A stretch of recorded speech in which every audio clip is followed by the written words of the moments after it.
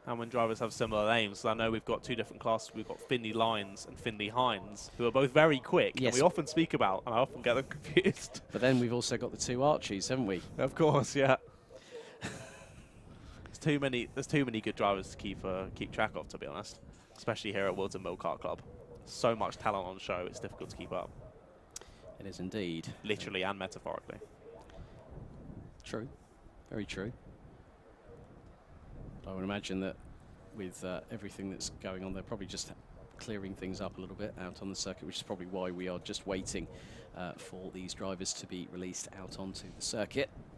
We got another one from Emma in the chat saying good luck to Harry Hurst Grover, the number 114, Junior Rotax. Ah, that's his mum. Hello, Emma. Hope you're keeping well. And we've got Ian Hartley as well. Good luck to Daniel Hartley, number 63. Only 8 months in a kart total for Daniel. So that's very impressive. And we've got Graham Mowat as well.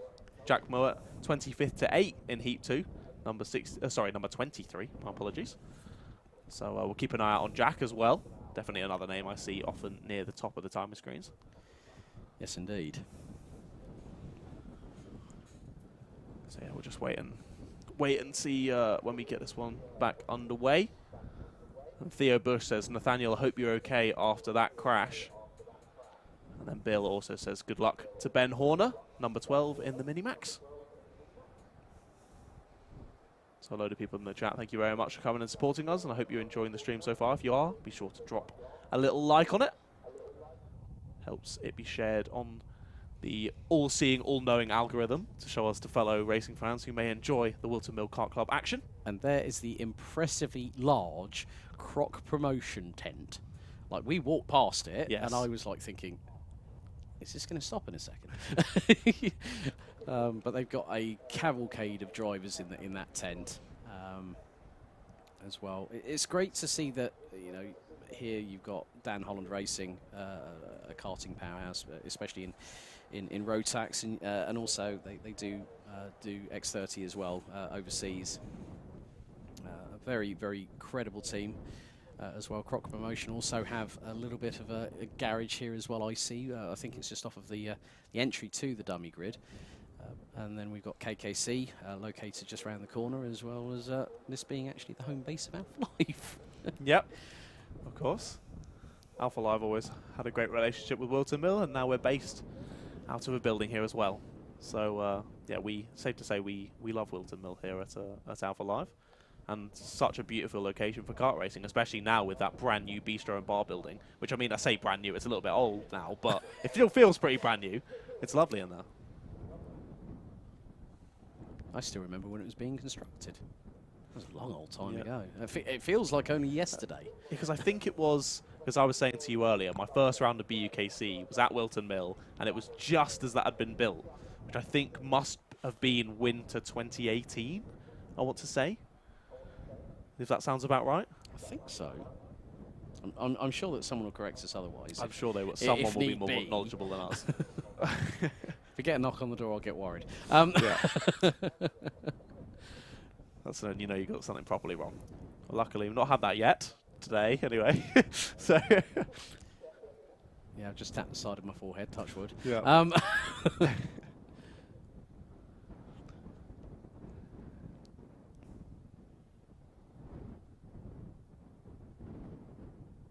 Wind's really picking up, isn't it? You can hear it really quite strongly through our microphones now, which, when you're in a car, doesn't really change too much. But in a kart, it's so light anyway that it really can make a difference.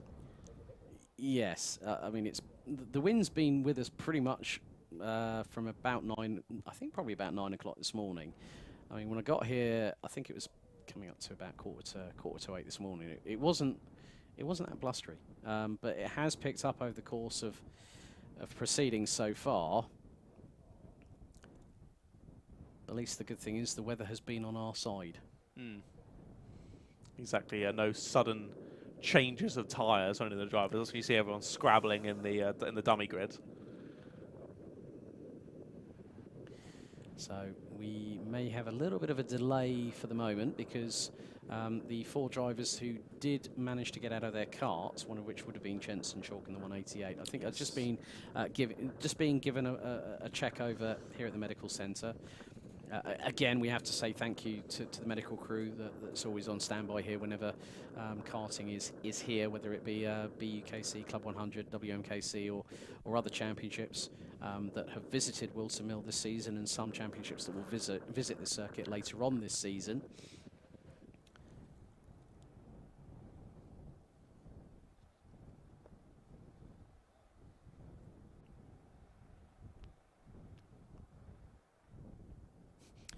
Well, what we're going to do is we're now going to go on a hot lap here to take you through what it is here at Whilton Mill on going around this particular circuit. Welcome to Whilton Mill, a beautiful circuit situated in the countryside of Northamptonshire. Let's take a lap around the circuit. We start the lap off with Oblivion and Crook, the fastest part of the circuit where it's pretty much flat out if you're brave enough. You come in and you clip the first apex, clipping the second and not running out too wide onto that rough tarmac area. We then head uphill into the heavy braking zone of Christmas Corner, a very tricky corner on this one where it is very easy to compromise your exit speed as you fight for track position. You head round the kink and start sector 2 through Inkerman and the Ashby hairpin. Try to avoid that inside curve as it can massively unsettle the kart. Heavy braking in the downhill hairpin of Ashby, again not running out too wide. We head into the two left-handers now of Wilkins and Oisiers. Great for overtaking opportunities, but really easy to make any slight mistake. Downhill into the braking zone on this one, trying to watch that inside curb, slightly running out wide as you want a good exit onto the back straight. We start sector 3, and the boot, the trickiest part of the circuit now, as it's very high curbs, very bumpy through here as well. As you hit both those apexes, round the final corner, we head in towards pit bend, avoiding that inside curb, and finishing the lap here at Whilton Mill.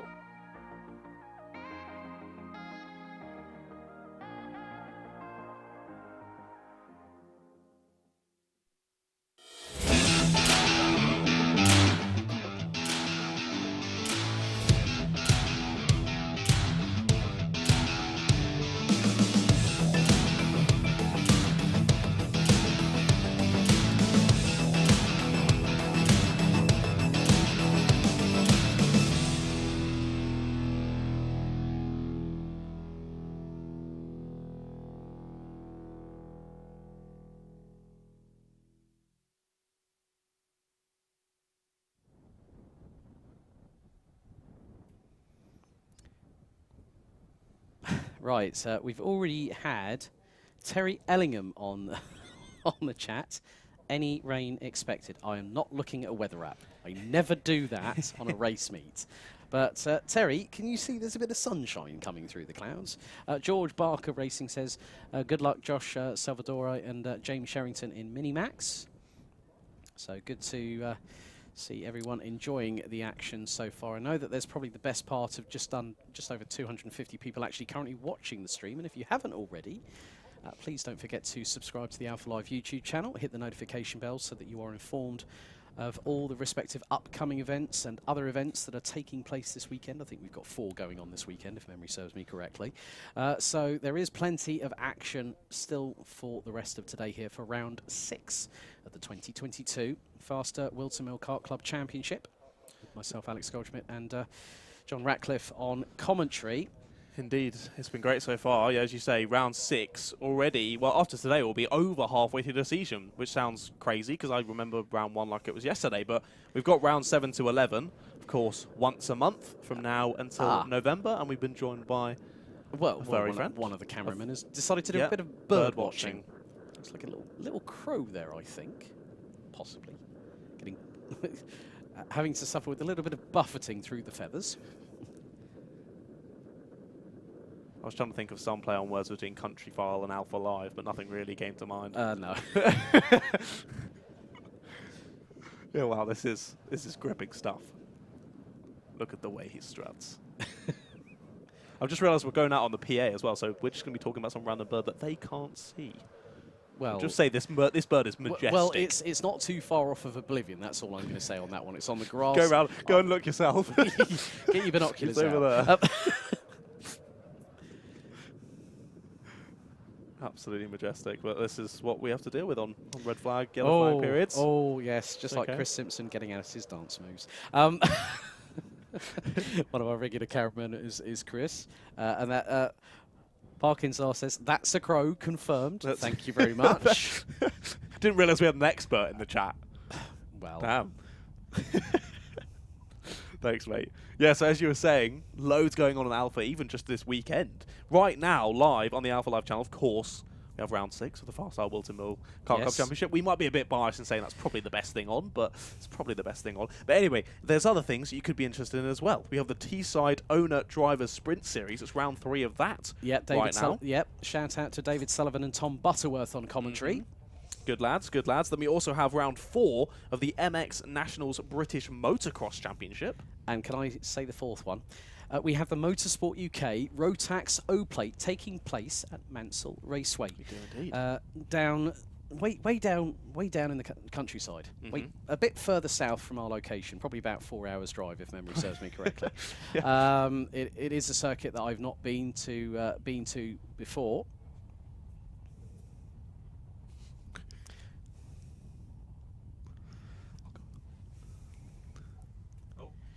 Right. Looks like we're good to go. Indeed. A little bit of a lengthy delay, but we're back out for Minimax Heat number 3. Oh, and good to see my good friend from the Netherlands is watching. Hello, Tommy van der Stroys and his dad, Martin, currently running in IAME Benelux at Karting Gate, the home of champions this weekend. So all the very best of luck. Some serious love for Dan Moore in the chat as well. Well, good to see. Oh. Right. 84 stopped out the pits. Looks like they're getting underway. No. Looked a little dejected. Might have to be pushed back into the pits here. We're getting the reversing beeps in our ear from our producer. Warning, this cart is being pushed back. Right, enough with the jokes because we're about to get underway for 7 minutes plus an additional lap for the third and final heat for Minimax here at round 6 of the FastR Whilton Mill Kart Club Championship for 2022.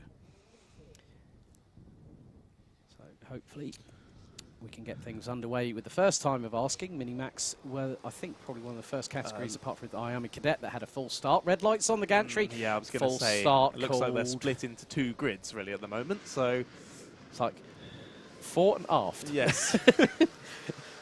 The front end and the back end didn't quite meet together, I'm afraid, ladies and gentlemen, so we're going to have to go round for another formation lap. The guys at the front clearly a bit too eager. They've had to wait for a while, so it's understandable. Yes. But yeah, a bit too eager to get it underway, so we'll go round again.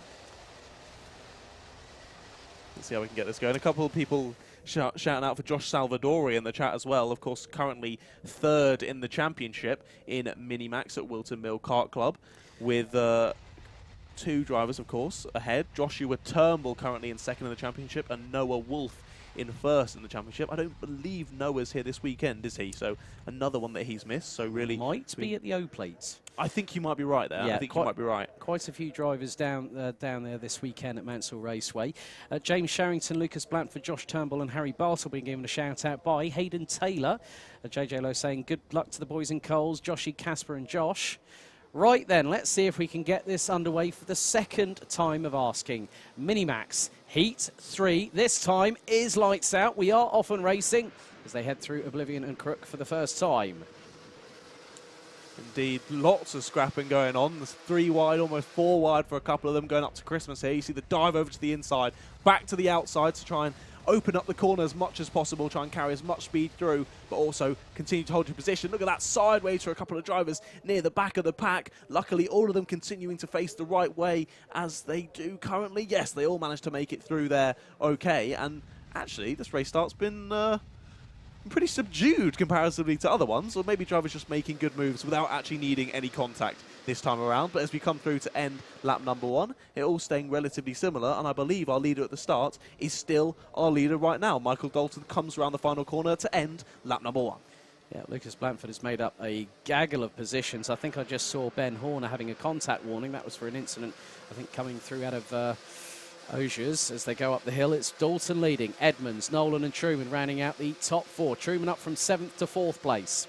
Daniel Hartley down from, what was that? That was 2nd place at the start and now is in 5th position ahead of James Sherrington, who's made up a couple of places. Joshua Smith is up 4 places to 7th ahead of Joshua Bagembe, who was actually sideways a little bit coming out of Christmas Corner on the very first lap as we're on to lap number 2. Contact warning this time for the 122 of Thomas Ingram Hill, as it's nearly side by side between Cameron Edmonds and Devon Nolan, and that has given Brandon Truman third place because those two were squabbling going through the top part of the boot. Josh Turnbull's up 6 places to 16th, but might make up a couple of more places by the end of the second lap. So I'm just waiting for the timing to briefly refresh. Oh, that was a bit clumsy there for Cameron Edmonds in the number 11 kart. And that was one wheel on the grass. The back end decided to snake a little bit. But luckily enough, he kept it pinned and kept it pointing the right way around the circuit. Indeed, yeah, just got squeezed out wide slightly there and loses out a couple of positions, does Cameron. Still loads more battling going on down in the mid-pack, though. And although there was a bit of that squabbling between second, third and fourth, that now ending during that lap seems to have allowed them to catch right back up to our leader, Michael Dalton. So those three now back in the pack again, and if they begin to scrap really at all, the entire rest of the field who are in the gaggle behind will probably start to catch up. Being led by Cameron Edmonds, who is being challenged, I think, by Joshua Smith, who might have made the move through Christmas Corner for 4th position, and that looks to be the case. So Brandon Truman, fastest lap of the race, 47.8 seconds. Drivers making their way up the order. Lucas Blanford already nearly up to the halfway point of the field, up to 16th position. He made up 3 places on the last lap to the number 59. As here is Devon Nolan, was looking up the inside of Brandon Truman, going through into the entrance into the boot, but the battle for the top 3, including Dalton, who has led every lap so far as we go out of lap number 4 and on to lap number 5. They head through Oblivion and Crook, through into Fine Lady. Looking at the gap between, well, Joshua Smith has just taken 3.5 tenths out of Devon Nolan. The gap was just nearly 1.6 seconds. It's now down to just under 1.3, but Truman looking for the move up through Ashby's as Dalton runs a little bit wide and loses 2 at the drop of a hat. Yeah, just getting squeezed out there, middle of the corner. Always going to happen. Another change for the lead. Up the inside goes to 54. That's Devon Nolan to the lead. Was challenging up near the front a few laps ago. Had a bit of a half-hearted move, dropped back down to 4th. Now back up into the lead. So a great few section of corners for him. And up into the lead he goes. Also, just to point out, that Josh Salvadori and Josh Turnbull, our 2nd and 3rd place drivers in the championship, somehow managed to find each other on track as well. Now in 9th and 10th position, with Josh Turnbull setting the fastest lap of the race, a 47.38. I believe that was last time around. It was indeed. So keep watching them down near the bottom of the top 10. However, all of them, of course, involved in a couple of massive gaggles of karts that we can see nearer the back of our shot.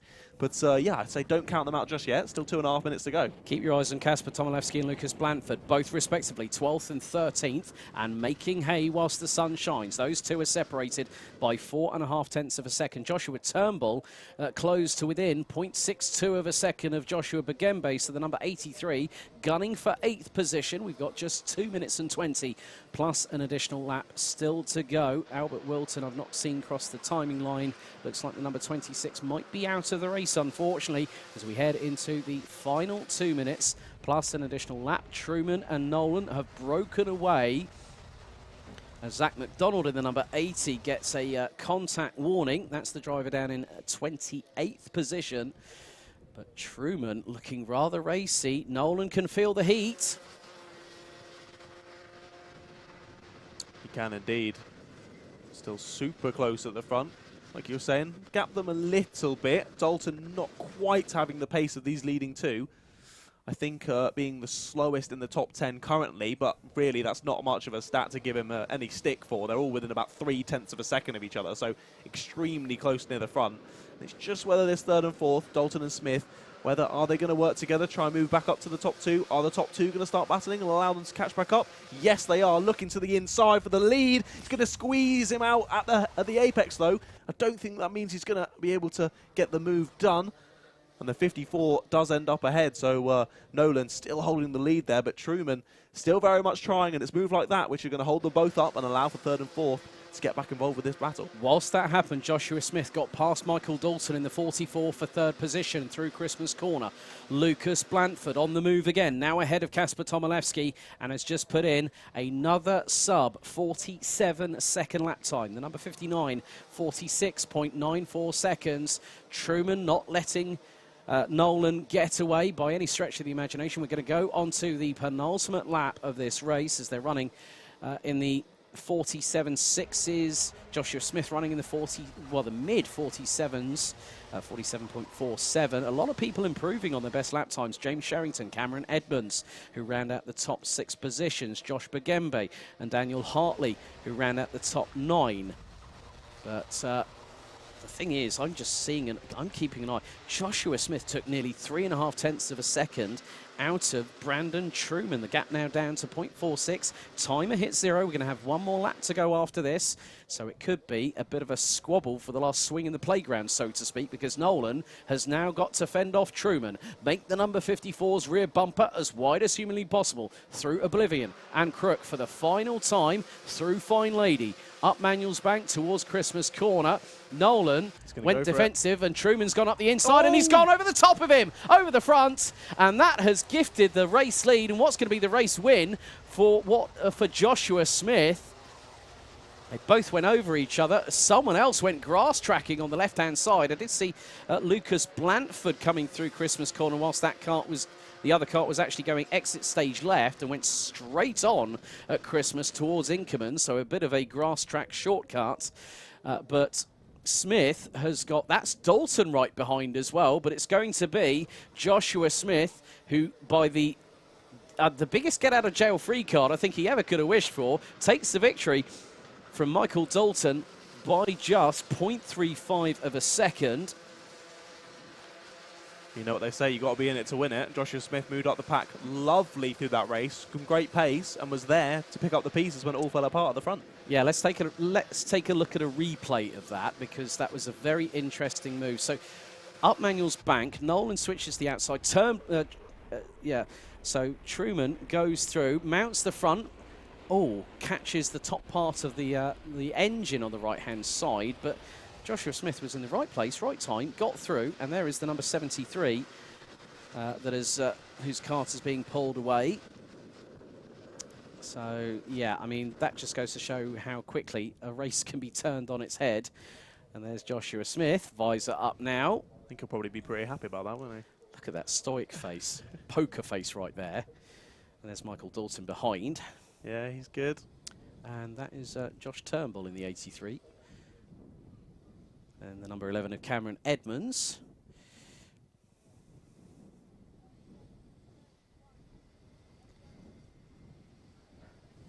So with that being said, we head from Minimax into our third heat for Junior Rotax.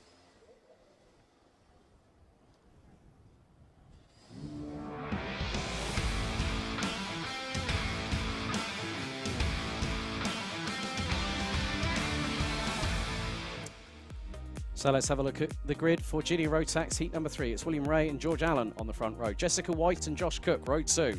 Archie Buttle and Alfie Thompson, row 3. Harry Hurst-Grover and James Tester, row 4, with Teddy Ingram and Ross Tyler completing the top 10. Zaki Hussain and Alfie Bray, row 6. Ryan McAuliffe and Reg Hayward, row 7. Alfie Richards and Pearson Bullock-Carter, row 8. Zane Khan and Mac McFarquhar on the next row. Completing the top 20, it's George Donald and Daniel Sabula, Jay Lawrence and Mitchell Mulvey, row 11. Holly Mile and Jack Spencer, row number 12. Romario and Ubi, and then William Pemble on row number 13. Jacob Jukes and Deacon Russell, row 14. Nicholas Ellis and Kanan Welsh, row number 15, with Mikey Theo running at the 31 strong.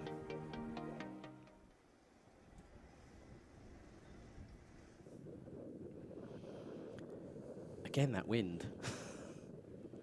It's so strong, isn't it, on the cameras, especially that kind of camera point, which is relatively high up comparatively to the rest of where the drivers will be standing. Yeah, indeed, on a container to get the best view of the action for all of you watching at home. Yeah, it looks like the internet isn't being the greatest for us, is it? No, it isn't. Mine loading? Mine has got the official result. Yeah, there you go. So that's on. Okay. So we'll play backup on that. Just to be on the safe side. But we're about to get things underway for Junior Rotax Heat number 3. Another 7 minutes on the clock plus an additional lap.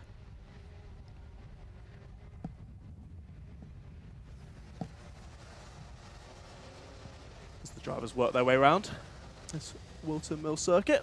You got it working again? Yes, indeed. There we go. Back on it. Right, so 31 drivers making their way around this fantastic circuit. Charlie Longman said, does anyone know if Super GT or Jack Collins are racing? I know Super GT isn't here today. They're at the good... Super GT, a.k.a. Steve Alvarez Brown, to quote his full name, they're actually Super GTs at the Festival of Speed this weekend. Event that I actually visited back in 2016, and I got about 5 or 6 WhatsApp messages asking me, am I there this weekend? No. It always clashes. It always clashes. It does. But hopefully one day I'll be able to get back there again. But nevertheless, we've got an exciting 7-minute plus an additional lap, 3rd Junior Rotax Heat to get underway. Out of pit bend into the tram lines. Red lights are out. We are underway. It's going to be a bit nip and tuck going through into Oblivion and Crook for the first time of asking through, as it's nearly 4 wide. And Harry Hurstgrover was, I think, nearly in the middle of all of that, but he's kept the number 114 pinned at the moment. Someone tried to go around the outside as it's nearly 3 abreast, nearly 4 abreast coming out of Christmas Corner on the run down to Inkermans. There are a couple of drivers. One's just gone over the curbs through Inkermans. I think might have been slowed down in some respect. Didn't really quite catch what that was, but... at the moment, it's William Ray that leads the way. There's some battles up and down the order coming through Osiers, down the back straightaway and heading into the boot. Contact warning for Jack Spencer, and that's within the first 40 seconds of the race. Whoops. However, at the moment, William Ray is leading from Jessica White and George Allen, and the top 3 separated by exactly half a second. A little bit further back, it's nearly a second back to Josh Cook, who rounds out the top 4. Archie Buttle rounds out the top 5. What a first lap from Mac McFarquhar, up 11 spots, 19th to 8th on that first lap. That's a pretty... That's an amazing lap. That was a bit of a Rocco Shenton, wasn't it? It was.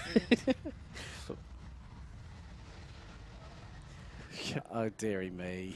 Yep. Yeah, we're not going to get... Yeah. To be fair, we just had it on our ear. And Mac McFarquhar, do we ever think of Shrek? Literally every time I say his name, I think of Shrek. So, yes. Oh, dearie me. Oh, dear. So, yeah. But sorry, Mac McFarquhar. But... oh, dearie me. Right, let's concentrate on the race. Come on, that's just mean. Right, okay. Now, keep your eyes. Jessica White is having to fight with George Allen for that second position. If anyone might remember her sister Catherine, who actually won a race here. Yes. From the back of the grid, she put it on wets and won the race. Allen's got a little bit rumbunctious there, trying to get through. That was through on Ashby's. But Jessica White will keep George Allen in the crosshairs to try and get back that second position. But of course, with the way that the points are accumulated, you know, it's mixed, it's random grids. It's none of this qualifying business like we have with a lot of championships over in Europe.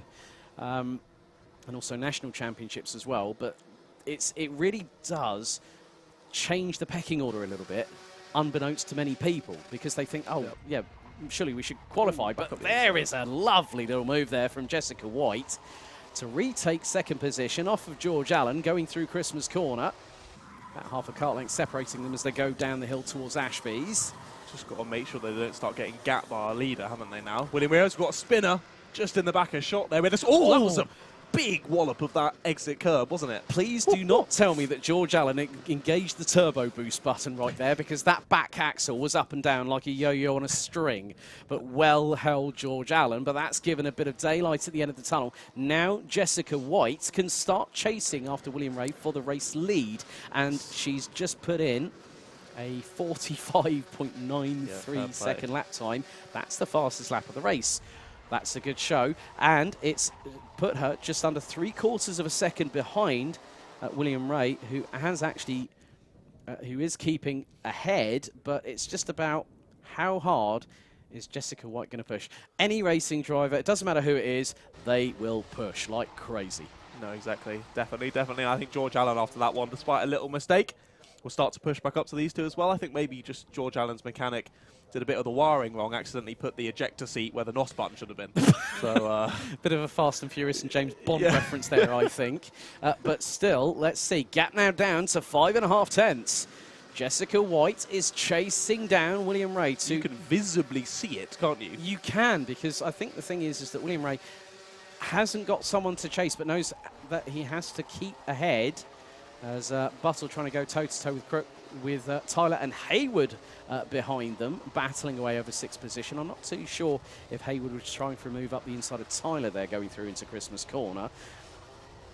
But they still have 2 minutes and 35 seconds to go, plus an additional lap. Daniel Sabula and Zaki Hussain round out the top 12 ahead of Harry Hurst-Grover.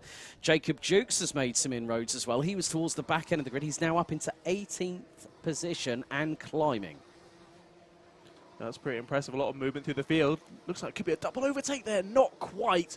Just getting cut off at the apex there. Might lose another one. That was the number 131 there. That's Zaki Hussain having another good race there. Takes 1 position at the final corner. Was nearly 2, but not quite. Has to file back in. And look at the gaggles of karts going up towards Christmas Corner there. Although the grid is a little bit more spaced out than some other races that we've seen, there's still some big gaggles of karts in there too. We see the 22 and the 15 having a little battle. That is Ross, Tyler, I believe it must have been the 14, and of Harry Hurst-Grover just behind them, having a nice battle. But everyone else up in that top 10, kind of everyone really separated by half a second to a second between each other's battles. Then we look a bit further back and we get battles like this. The 155 leading this one. Mitchell Mulvey in that one. And, Tyler's gone down, dropped behind Bullock Carter and Sabula, as Mac McFarquhar has just set a personal best and is currently sitting in P7 at the moment. Jessica White trying to close in on William Ray, but the gap has sort of stabilised here at about 5.5 tenths of a second. So maybe Jessica White is trying to make sure that she gets secured points. As up the inside, that is the 116 of George Donald up the inside of Harry Hurst-Grover. And there is Harry Hurst-Grover's teammate behind him. That is Jacob Jukes, the number 34. We've just had another change for position.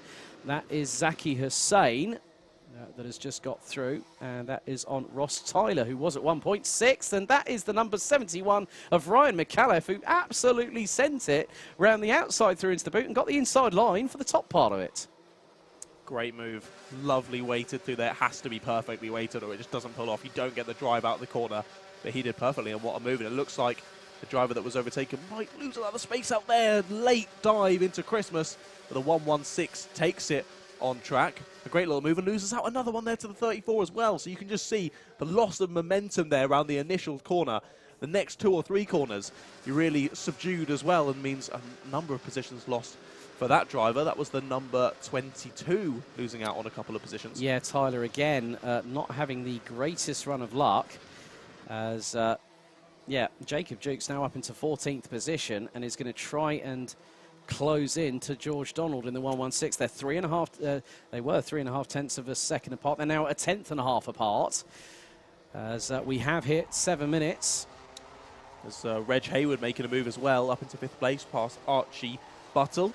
I was going to say, Reg, I was surprised in being down near the lower end of the top 10. Usually someone we see right up at the sharp end. But good to see him making a move up into 5th, only about 6 tenths off of 4th as well. If you can't go in 3 wide, that's an interesting part of the circuit to go 3 wide. A little bit of a tap on the rear there for the 54, goes wide. Just about holds the slide there. Sorry, the 34, not the 54. That's my apologies. Jacob Jukes. It is indeed. Yes, you're right. Jacob Jukes and Harry Hurst-Grover actually managed to get through. Jacob Jukes up at the back axle up into the air and sideways, but he managed to keep it.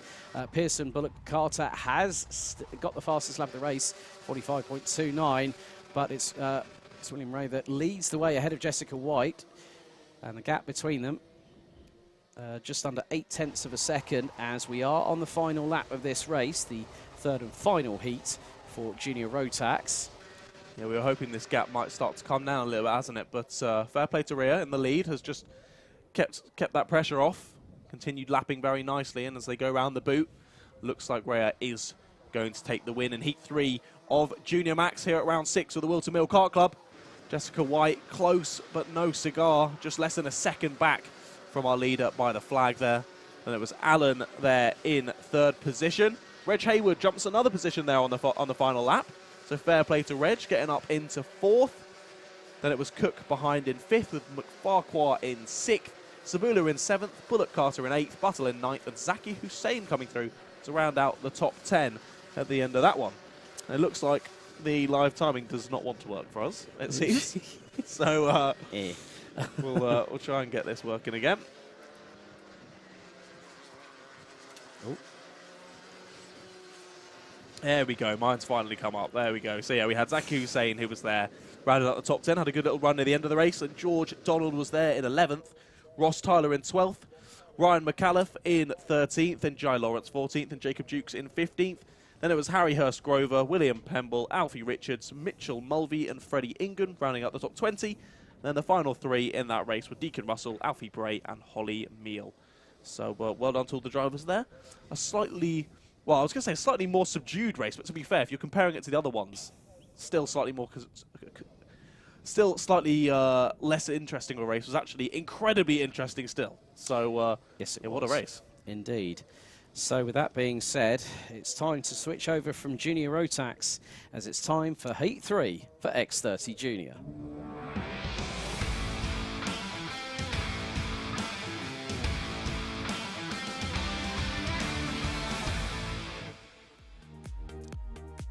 So let's have a look at your grid for Heat 3, X30 Junior. On the front row, it's Ryan Ilias with Charlie Locker, Henry Gregory and Luke Garlick, row 2, Ollie Stilp and Riley Bishop, row 3.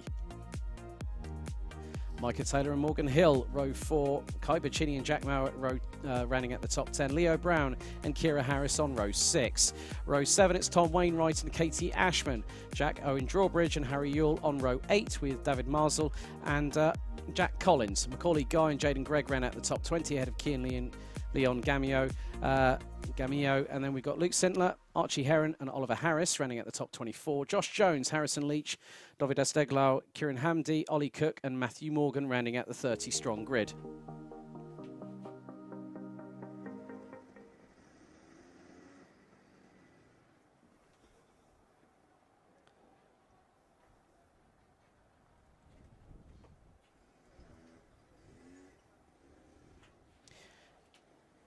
Yep, so another exciting race on the cards here, because they're about to release them and get them underway here for their 3rd heat. Now, for those wondering, are there any other Heat 4s apart from Honda Cadet? According to the timetable, we have 4 Junior Rotax races as well. So it is going to be a case of seeing how the drivers get through the order in terms of amassing as many points as possible, because points mean whether you go into the A final or the B final, John. Exactly. And then those points at the end of the final are almost double points from what you get in a heat that goes towards your championship. So, yeah, you want to make sure you're in the best stead for that starting position for the finals, because as we said previously, the heats, of course, being random grids, of course, over the 3 heats that you do over yesterday and today, it all kind of works out as you being in a similar position over average over the 3 for all drivers. But yeah, for those finals, it will be done on the points you get in the heats. So those grid positions do really matter for those extra points. But looks like, here we go. Let's see if they can do it first time. Okay, X30 Junior, heat number 3. Red lights are out. We are underway in racing as they head through Oblivion and Crook for the first time. Someone very completely sideways. Might have been Charlie Locker going all kinds of Scandinavian flick as everyone's snaking under braking. There's a bit of concertinaing through Christmas Corner. They are 3 abreast and someone's gone grass tracking already, and we're not even towards the halfway point of lap number 1, so someone's lost a bag full of places at the drop of a hat because they're going straight on at Christmas Corner, and there's more assists happening as there is nearly some interlocking wheels going through into Osiers coming down from the approach from Wilkins. But at the moment it looks like it is Henry Gregory in the 77 leading the way as they make their way through, coming down from the top part of the boot into pit bend. It was nearly 3 abreast coming out of there. That nearly gave me a heart attack. Oh my goodness, this is what I love about karting.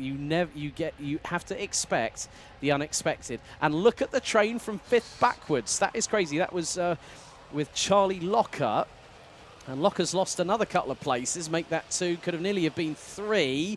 Locker's got someone to the inside coming out of Inkerman's and going into Ashby's. I think Locker's going to be between a rock and a hard place right now because that kart is siphoning positions. Yeah, when you're all this close on track and on pace, just losing out that little bit of momentum, getting passed by one car. If there's a train of, how many is this? 15 maybe behind you, most of them are going to try and follow them through as well. As there we have another move. The 60 goes through, round the outside. Who's that? Might get both of them. Going to get squeezed there on the exit. Look how close they are. How has no one gone off there at that corner? And they're going to come through across the line, and they're finally going to all be sorted out. So we've got Ollie Stilt leading Morgan Hill, leading Charlie Locker, leading Kian Liam Gameo, then Harry Gill, then Katie Ashman, then Luke Sintner, Archie Heron. It just continues. Into Christmas they go. More moves happening. I think that was Charlie Locker trying to, well, I think it might have been Charlie Locker trying to go around the outside. It's getting a bit close again. 2 wide, nearly 3 abreast going through Ashby's once more. This is getting to be rather up close and personal. And it's not personal out on track, it's just business. But the thing is that Henry Gregory's got a lead of about 9/10 of a second, but Riley Bishop is now eating into that lead. Gregory's put in the fastest lap of the race. No, it's not. No, it was Micah Taylor. Then it was Leo Brown. So at the moment, we've got a 3-way battle at the front of the field, and then all and sundry come hurtling through Oblivion and Crook, being led by the number 65 of Harry Yule, who's up into 10th place now. Yule might lose out of position. Oh, no! That was the number 59 and the 30 having a bit of an argument. Charlie Locker and Archie Heron. And Locker on the top of the front Nassau. That was Heron on the top of the front Nassau panel of Charlie Locker there. 2 into 1 at that part of Christmas does never go. No, and the drivers taking no time to start gesticulating while one was still on top of the other, still already blaming each other for the incident. It was like, hey, hang on, that was my spot. No, that was my spot. It was definitely not a after you sort of situation. Really, to be honest. No, we don't get that too much in karting, do we? Especially at this no, kind of level. No, we don't. We do have the nice sort of like, yeah, I was going for that place, like we had a bit earlier on, but Riley Bishop trying to... I'm going for first hand signals. Yes, indeed. That's the one. That's the kiddie. Kai Bicini's just put in the fastest lap of the race, 46.12 for the number 14. He's on it today. He's really pushing. He was all smiles when I spoke to him this morning. And now the top 3 covered by just under 1.65 seconds. Nearly a spin we saw on camera there. Sorry for my interesting noises. Don't worry, I've done that to many another commentator as well. It's either sorry to cut across you or ooh, that kind of thing. We've just seen Jack Collins go for a move there on camera, I'm afraid. Sorry to cut across you again. They're leading in the red cart. No need to apologise. No need to apologise. If you see something, then that's fine by me. At the moment, Luke Garlick is now up into 11th place, having moved up from 14th position. But, yeah, I mean, Jack Collins has got past Katie Ashman, as you rightly said there, but Kai Bicini is... Bicini's just done a 45.89. How's about that, folks? Hold the phones. Keep your eyes on Kai Bicini, because now that's 1.46 seconds between first and third place. Micah Taylor's nearly a second off them, or nearly 9/10. This is getting incredibly close. Macaulay Guy now up ahead of David Marsell in the number 41. Bicini again, 45.63, as we've just seen a move just happen going into the boot, and that was from behind the number 64, I believe. Might have been Sentinel, well, that is, well, you've got the carts there coming through. That's the numbers 21. It's Kira Harrison, Harrison Leach battling over 17th position as Harrison goes up the inside. Well, funnily enough, Leach on Harris there. All of the drivers going a bit faster that last time around. So now all of the top 10, except the leader, below the 46-second mark. Now, leader done a 46.01, so not very far off. But yeah, interesting there for Henry Gregory being slightly slower than everyone behind him, whether that's to do with not having the slipstream or maybe just not having that person ahead to chase, means that you're losing a couple of tenths a lap. But here we go, we look back to the front. There indeed is Henry Gregory. Check over the right-hand shoulder, see what kind of gap he has, and that gap definitely still reducing to the 32 of Riley Bishop right behind. Yep, top 3 covered by, what is it, just over a second. Bicini's lost a fraction of time. A little bit. Well, it was half a tenth. Half a tenth. Not much at all. However, that could be very a different proposition altogether as we're heading into the final 60 seconds of the race. The top 3 covered by just a fraction over a second. But Riley Bishop trying to put the frighteners on Henry Gregory in the number 77, who continues to lead. We're going to have this, and I think maybe another 2 laps, because the lead across the line with 51 seconds on the clock. Running at a, he's just put in a 46 dead. Boccini was actually the quickest out of the trio, but looking to score some solid points to help his good position in the final a little bit later on. Down from Inkermans into Ashby's. A little bit further, well, behind them, Taylor, Brown and Mowat are having an absolute ding-dong battle. They were covered by, what was that, 9/10 of a second last time around. I think that gap has truncated, and now here comes Bishop. He's got a good run coming into the boot. Might try and tee it up, going through Pit Bend to get the run into Oblivion and Crook. Boccini's not too far away from this battle. 3 seconds. We get this and another lap. Gap between the top 3, 7.5 tenths. Mowat's just put in a personal best. Leo Brown's got past Micah Taylor for 4th place. Time has hit 0. Through into Inkermans for the penultimate time. Lap number 10 out of 11. Bishop dancing all over the curbs with the right-hand side of the kart, just literally launching it. I hope his coccyx is going to be feeling all right after that one. Yeah, that's definitely an injury-prone spot, especially when you're going over bumps like that. But honestly, the fastest lap times in this race are just ridiculous how close they are. I was going to mention it last lap round. We had 4 drivers with identical fastest laps going around as we come through to start the fastest lap of the race. Sorry, the fastest lap, the last lap of the race. You see the board come out for the drivers to get this one underway. And yeah, if you do want to check those timings, it's just live.alphatiming.co.uk/WMKC. Yeah. Not much between the top 3 as they go through Inkermans for the final time. Again, Bishop mounts the curbs. Gregory goes defensive. Yep. Boccini is there.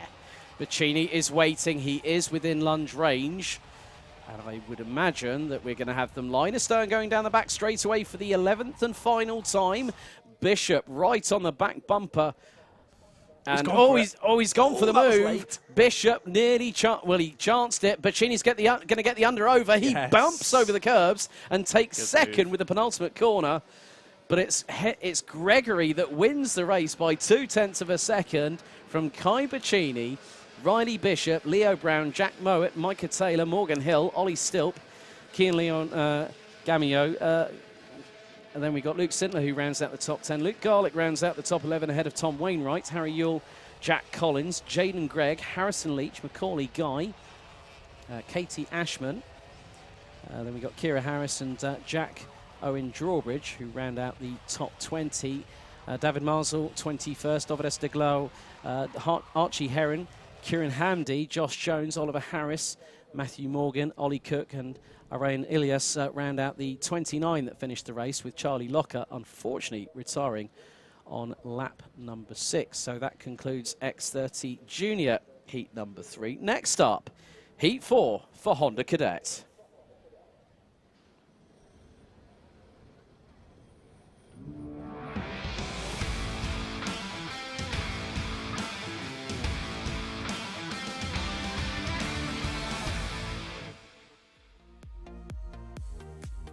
So let's take you through Heat 4 for Honda Cadet. It's Bella Fairclough and Mason Brooks on the front row of the grid. Alice Fairclough and Leo Anya, row 2. Jaden Mead and Finney Lines, row 3. Row 4, it's Oliver Warner and Kai Clark. Thomas Butcher and Teddy Cooper complete the top 10 with Oliver Majewski and Sebastian Jew, row 6. Row 7, it's Riley Till and Ellis Pullen-Memin, Jacob Batchelor, and then we've got Sergio Wirtz with Sebastiano Tuzeo and Andrew Dixon running at the top 18 positions. Harry Taylor and Charlie Wolfett due to complete the top 20 on the grid with Oliver Meek, Rocco Shenton, Noah Barham, and Cian Bernard rounding out the 12th row. Oliver Spencer, Luca Holmes-Black, Zach Starbuck and Jarrett Clark starting on the back of the grid.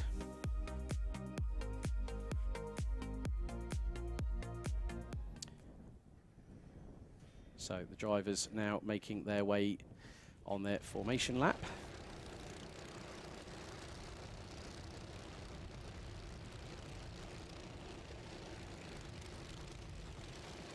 Indeed, a couple of drivers making a bit of contact there through Christmas.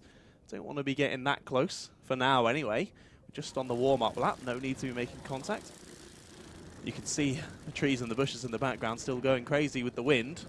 So that'll definitely be a factor into certain corners, heavy braking zones, the points where you're flat out, which in these types of karts is quite a bit of the circuit. But we'll see as they come round to grid up again. And we will be again for a standing start with these Honda Cadets. They're now 4th heat, not of the day, but 4th heat of the weekend, 3rd heat of today. And we'll see how it goes. Again, our only one to be a standing start. So they do look relatively pedestrian going through that first corner the first time around. Yes. But I can promise you they are going some decent speed. Just from, it's always that with motorsport. When you're off track, it looks so ridiculously slow. And then when you're in the car, it feels about 1,000 miles an hour. So, yes. Definitely yes. one to get used to, especially when you get up to these levels of karts. Even at these ages, these karts are still really quick. And from the outside, it can be difficult to have the right respect for these drivers. But once you then get in a kart, you go, oh, wow, these drivers are really doing a lot constantly for this full 7 minutes. So huge respect to them. 5-second board is out. And the red lights go out. We are off and underway for Honda Cadet Heat number 4 as they make their way through into Oblivion and Crook for the first time of asking. Looks like Mason Brooks has taken the initial lead as they're 2x2 a little bit further towards the back end of the field. As the Fairclough sisters trying to keep it pinned around the outside of Christmas Corner. Everyone's made it through towards towards Ashby's at the moment. There was a bit of contact there. And that's that's the 53 that's just gone off. Harry Taylor, who started in 18th position. But already the leader starting to pull a gap. Wow, that's a pretty impressive gap for one lap in these karts. Oh, we got 2 more off. 57, I think that's Sergio Wirtz. Yeah, Sergio Wirtz was one of the drivers there. That was coming through. Oh, and another driver off the end of the straight as well. In the middle of the straight even. And that is the number 68 kart, and that is Sebastian Dew, I'm afraid. Alice Fairclough has just had a contact warning from race control. It was Mason Brooks that was leading after lap 1. Double overtake for the number 40 there into Christmas Corner. What a good move for Oliver Majewski. Yeah, Majewski doing a great job there, getting past. I think Bella Fairclough is in that gaggle there behind the 3 Synergy karts that are leading the way, one of which is the 94 of Finley Lines, who's in 2nd position. It's being followed, I think, by Kai Clark in the number 67. Leading the way, it's Mason Brooks in the 84, but number 40 of Oliver Majewski has latched on to the back of Kai Clark. Clark now goes to the inside of Finley Lines, in towards Pit Bend, side by side. Majewski nearly makes it 3 wide and nearly splits the pair of them, going across the start-finish line. Majewski threading the eye of the needle there, slotting neatly in between. He's like the piggy in the middle at the moment right now and is going for 2nd position. Up Manuel's Bank, through into Christmas Corner, and neatly makes the move. Clark back on the counter-offensive. Finley Lines waiting, has got the ringside seat. They're all 3 of them in line astern, going through Inkermans, now into Ashby's before the run down to Wilkins. Some great racing we're seeing from the Honda Cadets today here at Wilton Mill, but Mason Brooks might start to run away with it a little bit here with 4.5 minutes to go plus an additional lap. Bella Fairclough doing a great job. She's only 1.85 seconds off of the leader, and she's currently holding station in 5th place. Looks like Leo Anya in the number 19 rounds out the top 6. So 4 karts from Synergy in the top 6 positions. And this scrap for 2nd is really heating up because now Majewski has got past Kai Clark for 2nd position. And has got Finley Lines, Bella Fairclough, and then there is also Leo Anya in the shot as they go through Christmas Corner, through this nice little chicane park, going through into Inkermans, down the hill into Ashby's. And again, some great racecraft here from these youngsters, wouldn't you say, John? It's very impressive. Yeah, I thought with Majewski, his pace was just looking blinding, and he got through these 2 so quickly. I thought he might be able to start pulling away and catch up to Brooks in the lead, but you realise with these karts, the slipstream is really paramount in these. So even with Majewski's outright pace, just these guys sitting behind is helping to push them all along. I think it's just about helping to close this gap because these 2 have also closed up to the back of the pack as well. We've got Lyons and Fairclough, as you say, just behind. Going to come across the line again to finish another lap, and we'll see if that gap updates at all once Majewski is counted across the line. Not quite happening yet, so I'll have to let you know. However, it does look like he's going to lose a spot. That is Clark going back down the inside. Manages to keep third, does Majewski. However, like I was saying, this battling's only going to hold them up. As look at that, Rocco Shenton in 7th sets the fastest lap of the race. Heat Rise and Bella Fairclough, she has really put the cat amongst the proverbial pigeons because she is keeping pace.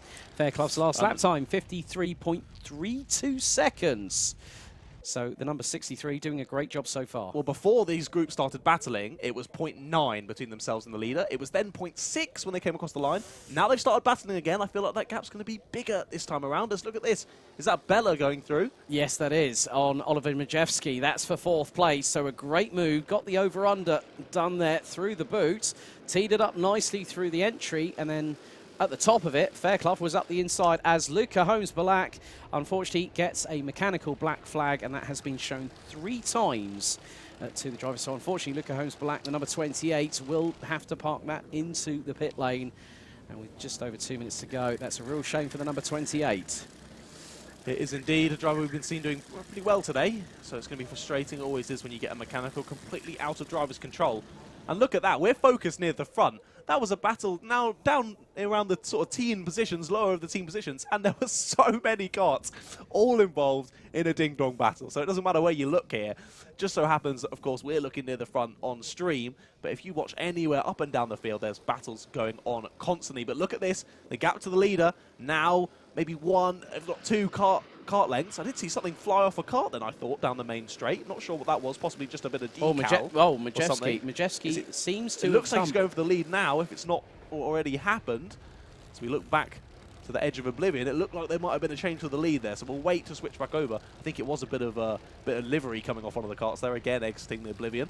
See another change of position there at the front of this little gaggle, which is for what, about 10th, is it, down here with these karts? Yeah, just keeping an eye on some of the numbers, some of the numbers coming through. One of which I think I've just spotted is the number 26. That's Jaden Mead. So it's the 82 leading this train. That's Kian Bernard. It is indeed. So they're doing well as we look back to the front now. The 3 Synergy still in a line, but tough to work out who's who.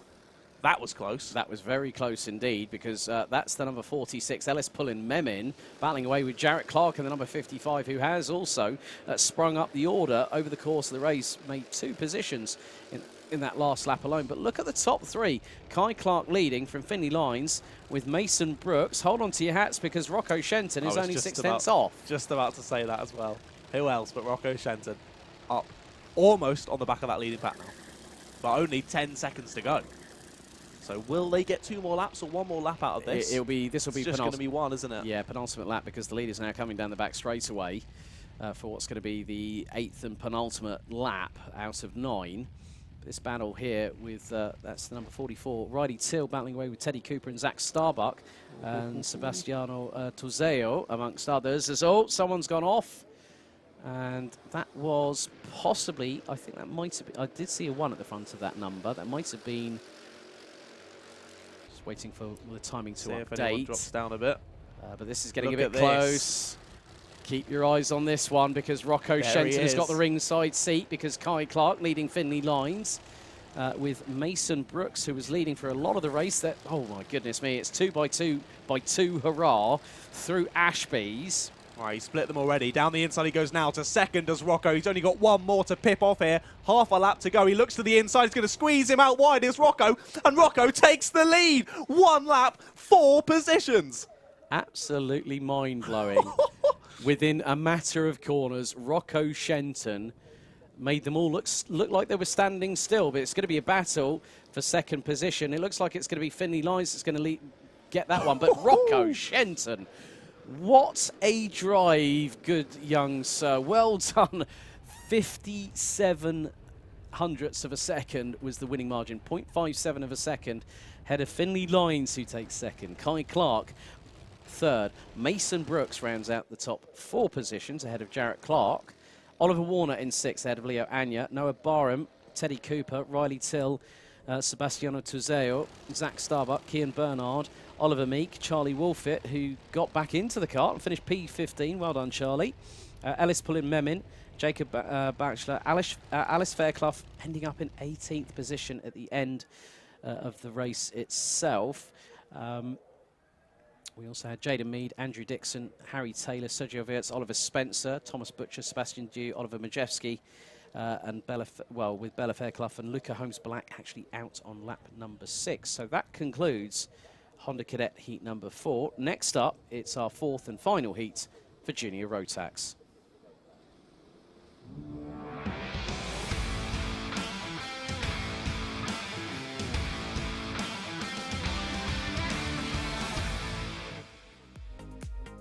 So let's have a look at the grid for Junior Rotax Heat number 4. So Romarian Ubi and Deacon Russell on the front row of the grid. Jacob Jukes and William Pamble, row 2. Alfie Richards and Zane Khan, row 3. Row 4, it's Oliver Kerr and Mikey Porter. Row 5 is Sam Barker and Holly Mile. Jai Lawrence and George Donald complete the top 12 positions. Jessica White and Alfie Thompson, row 7. William Antrobus and Ewan Thompson, Thomas on row 8 with James Tester and Oliver Sander, row 9. Completing the top 20, it's Spencer Brougham and Ryan McAuliffe with Jack Cooper and Zaki Hussain, row 11, Bobby Rozier and William Ray on row number 12. George Allen, Archie Buttle and Josh Cook round out the 27-strong grid.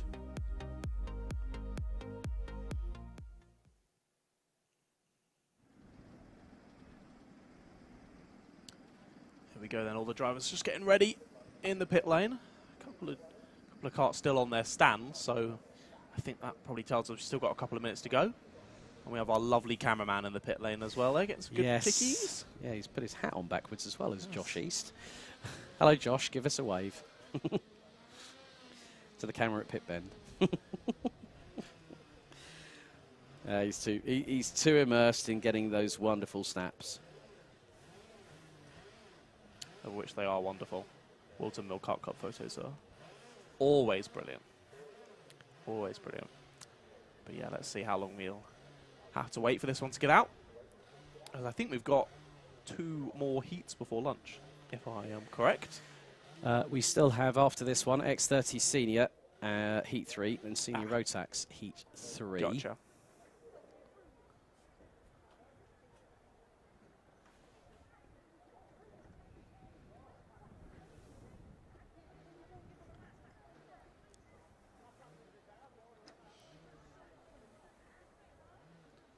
Lots of bustling. Getting some final bit of encouragement from mechanics and dads and whoever. Bit of encouragement, a few tips. Keep it on the black stuff. Don't bend it or break it. Yes. Seems to be the main sort of topic of discussion whenever we talk about mechanical sympathy, isn't it? Yeah, I think so. A lot of these karts aren't the cheapest means of entertainment. True. So I think that's understandable. Just keep it all in one piece and have as much fun as possible. Whilst also going for victory as well. Yeah, of course. Has to be done.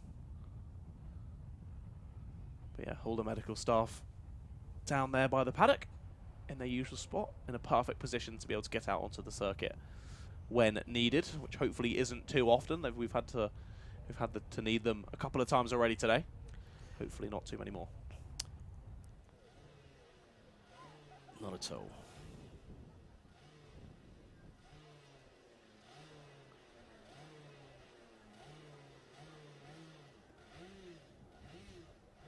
Oh, nearly away with trolley jack there. Well saved. Well saved. Decent catch. That would have been a bit more difficult if it was full of tyres and tools and bits and bobs, then that might have gone everywhere. That would have just been a calamity waiting to happen. It'd be like, oh, whoops, spillage. Clean up on R6. You know what? I thought exactly the same thing, but I would have used a different number. It's probably clean up on R3. Hey, there we go. Some of the other activities that can be, especially for the youngsters as well. It's really good to see. No, I think you should get in one of those, mate. I think you'd have a great time. I don't think I'd fit. And that's being brutally honest. But no, it's great. I think I'd have one leg out either side. Oh, dearie me. That would have been a sight. Get Josh East to take the pictures. Or maybe get a drone shot. He wouldn't need the camera on speed setting, I don't think. No. With those. You'd have this theme tune accompanying you. Da, da, da, da, da, da, da. I was thinking more the F1 theme tune. It looks like they're porpoising all the way down that straight. Dearie me. I can't keep away from that term wherever I go. It's Yeah. like, as soon as someone says, well, I call it the P word. I don't mention it. I just call it bouncing. Yeah. That's what they're basically doing, aren't they? Just hitting the floor and bouncing. It's gone from a word that hasn't been mentioned since the 80s to now everyone's favourite word in the vocabulary. Yeah. Especially when the late Colin Chapman brought that in with the Lotus cars in the late 70s. Indeed. Sadly, no Lotus involved in Formula 1 anymore. No, that particular team, now known as Alpine. God, yeah. Your memory's better than mine. I always forget the linkage. They're always so long. I went from this team to this team to this team to this team to this team. I still remember when, what was it? Fernando Alonso went to McLaren for a season with Lewis Hamilton, then went back to Renault. Yeah. Which later became Lotus, which then went back to Renault. Back to Renault. And now it's gone to Alpine. Yeah. So confusing. But yeah, Fernando Alonso, one of the drivers who owns a style of car, I guess you would say. Is that the right word to use? We see his beautiful liveries out there a lot of the time. They've got the sort of day glow, haven't they? The yellow, orange and blue, obviously reminiscent of his helmet designs. Yes. On the karts. Yeah. Colours related to the Asturias flag, as he's actually originally from the Asturias region in Spain. Say on now. Someone's brought in cookies. Oh, go on, John. Help yourself. Thank you very much. Thank you. I will Amazing. save that for later. Yes. Thank you. Thank you very much indeed. Again, another perk of being in the comms box. We get bought free food. That's unbelievable. Yeah. That's always a good thing. It's always a good thing. Mate, I'll make you jealous with what I've been getting when I've been over in Europe. I'll talk to you about that off air. Okay. Don't want to make the listeners too jealous. Oh, no. Let's just say I've got a good family friend in karting. Well, lots of families that I know within karting, not just here in the UK, but also overseas. The amount of people I've met over the years is quite astounding. And then I keep on finding the amount of phone numbers in my phone book in my smartphone, like, keeps on increasing every year. But here we go. It's going to be Junior Rotax. Heat number 4. Lights are not out. We are not racing. No. It's a full start. Now you can see that one was coming a mile off. Again, another one that seemed like it was split into 2 grids.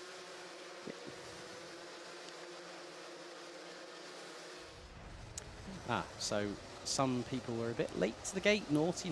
They're meant to be there on time, aren't they? Well, the thing is, I'm not saying anything about that because I could throw myself under the bus and probably several people might trample over me at the same time. But the thing is that it is actually, normally in most timetables, that it's actually the responsibility of the drivers and the teams or mechanics to make sure that kart is there off the trolley jack, in the dummy grid, ready to go. Yeah, no, that's nothing on the drivers, is it? That's just a whole team organisation. But I will say, I'm pretty sure this fact is correct, that every time we've had a stoppage before a race start, it's been a false start so far today. So let's see. Second time of asking here in Junior Max. Can they get it underway? Lights go out. No, they don't. Not again. Oh, and someone's gone off. That was the 47, I think that was. It was indeed. I think you're correct. But yeah, same as you, I can't see a 47 on the timing. We had a 49 and a 48 right by each other, but no 47. Zain Khan, I think it was. There we go. Zain Khan, who's at the sharper end of the grid. Oh, yeah. Yeah, we were looking a bit further down. It seemed like he was near the back. That's the thing. You start scanning from bottom to top sometimes. It's like it's normally, hang on, that was on the outside of row 4. Whoops. But let's see if we can get this one going. Yes, third time's the charm. At least we hope so anyway. Driver's still getting a bit of last-minute tyre warming in as they're the number 222. I think that's Oliver Kerr. It is indeed. I believe he's on an Alonso car that we were mentioning earlier. Yeah. Same configuration as Kart Republic chassis, actually. That's the thing when you've got all these drivers now getting their own kart brands. Right, okay, let's see if we go this time. Lights out. Yes, we are underway. Into Oblivion and Crook. Jacob Dukes in second position in the number 34. There's a bit of side-by-side action pretty much most of the way down the grid as Jacob Dukes around the outside at Christmas corner. What a blinder from the number 34 on the very first lap, not even 10 seconds in, and Jacob Dukes just puts in a perler. What a move there around the outside, managing to make it stick. And yeah, the leader has just left, really, left the rest of the pack for dust. Lots of battling continuing behind. A little bit of bumping and barging down through that section of the circuit, but continuing on and about to end lap number 1. Oliver Kerr, who I mentioned at the start, has had a decent first lap there. I think up into third now, he is indeed. So as we come across the line to start a new lap, it is indeed still Jacob Dukes out in the lead. And by quite some way, did a 2-second almost faster lap time than the rest of the grid on that time around. 1.3 seconds ahead of Romarian Ubi as it's getting a bit feisty out there. The number 54, Porter up the inside of Richards through Christmas corner. That would have been for 5th position on the road, but 2nd, 3rd and 4th. Looks like Oliver Kerr was looking up the inside of Ubi for 2nd position going through Ashby's, and I think maybe Sam Baker might have made it through.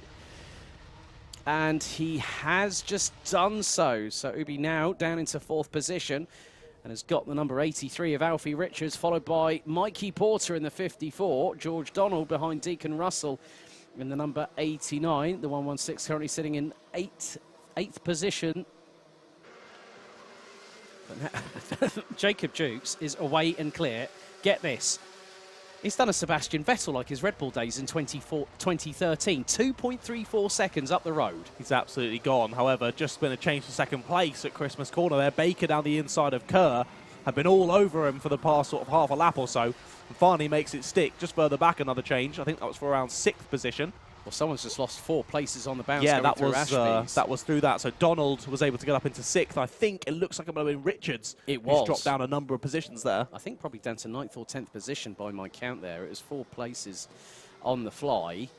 But with 4 minutes and 40 still to go, lap number 3 in the books, Jacob Dukes, 46.15 seconds. Fastest lap of the race. Baker in 2nd position, being chased down by Oliver Kerr in the number 222. Mikey Porter still holding station in 4th place. A little bit of a battle happening here. I think that was Richards and Sander, and the side walls were smoking, and Sander puts it through on Richards going through into Winkerman's. I'm not sure about that from Sander. There was a bit of leaning going on to Christmas as well, but we'll leave that up to the stewards to decide. He ends up making the place anyway on exit through Christmas. Despite a bit of rubbing side pod to side pod there between the 2 drivers. Let's look back ahead. We've got the 222. Kerr now under a lot of pressure from Mikey Porter. Another name that we recognise well from this series. It's all kicking off a little bit behind because Ubi's got Donald. Antrobus now up into 7th past Jai Lawrence. Oliver Sander ahead of Alfie Richards, and that's 9th and 10th place. And it's getting a bit close for comfort there. Antrobus past Donald through Christmas corner for P6. And there's a change a little bit further up. I think that might have been Porter past Kerr. Porter goes grass tracking, gets it all kinds of crossed up, and manages to keep it through Wilkins. Well held. Indeed, well held. That was a move. Look at that.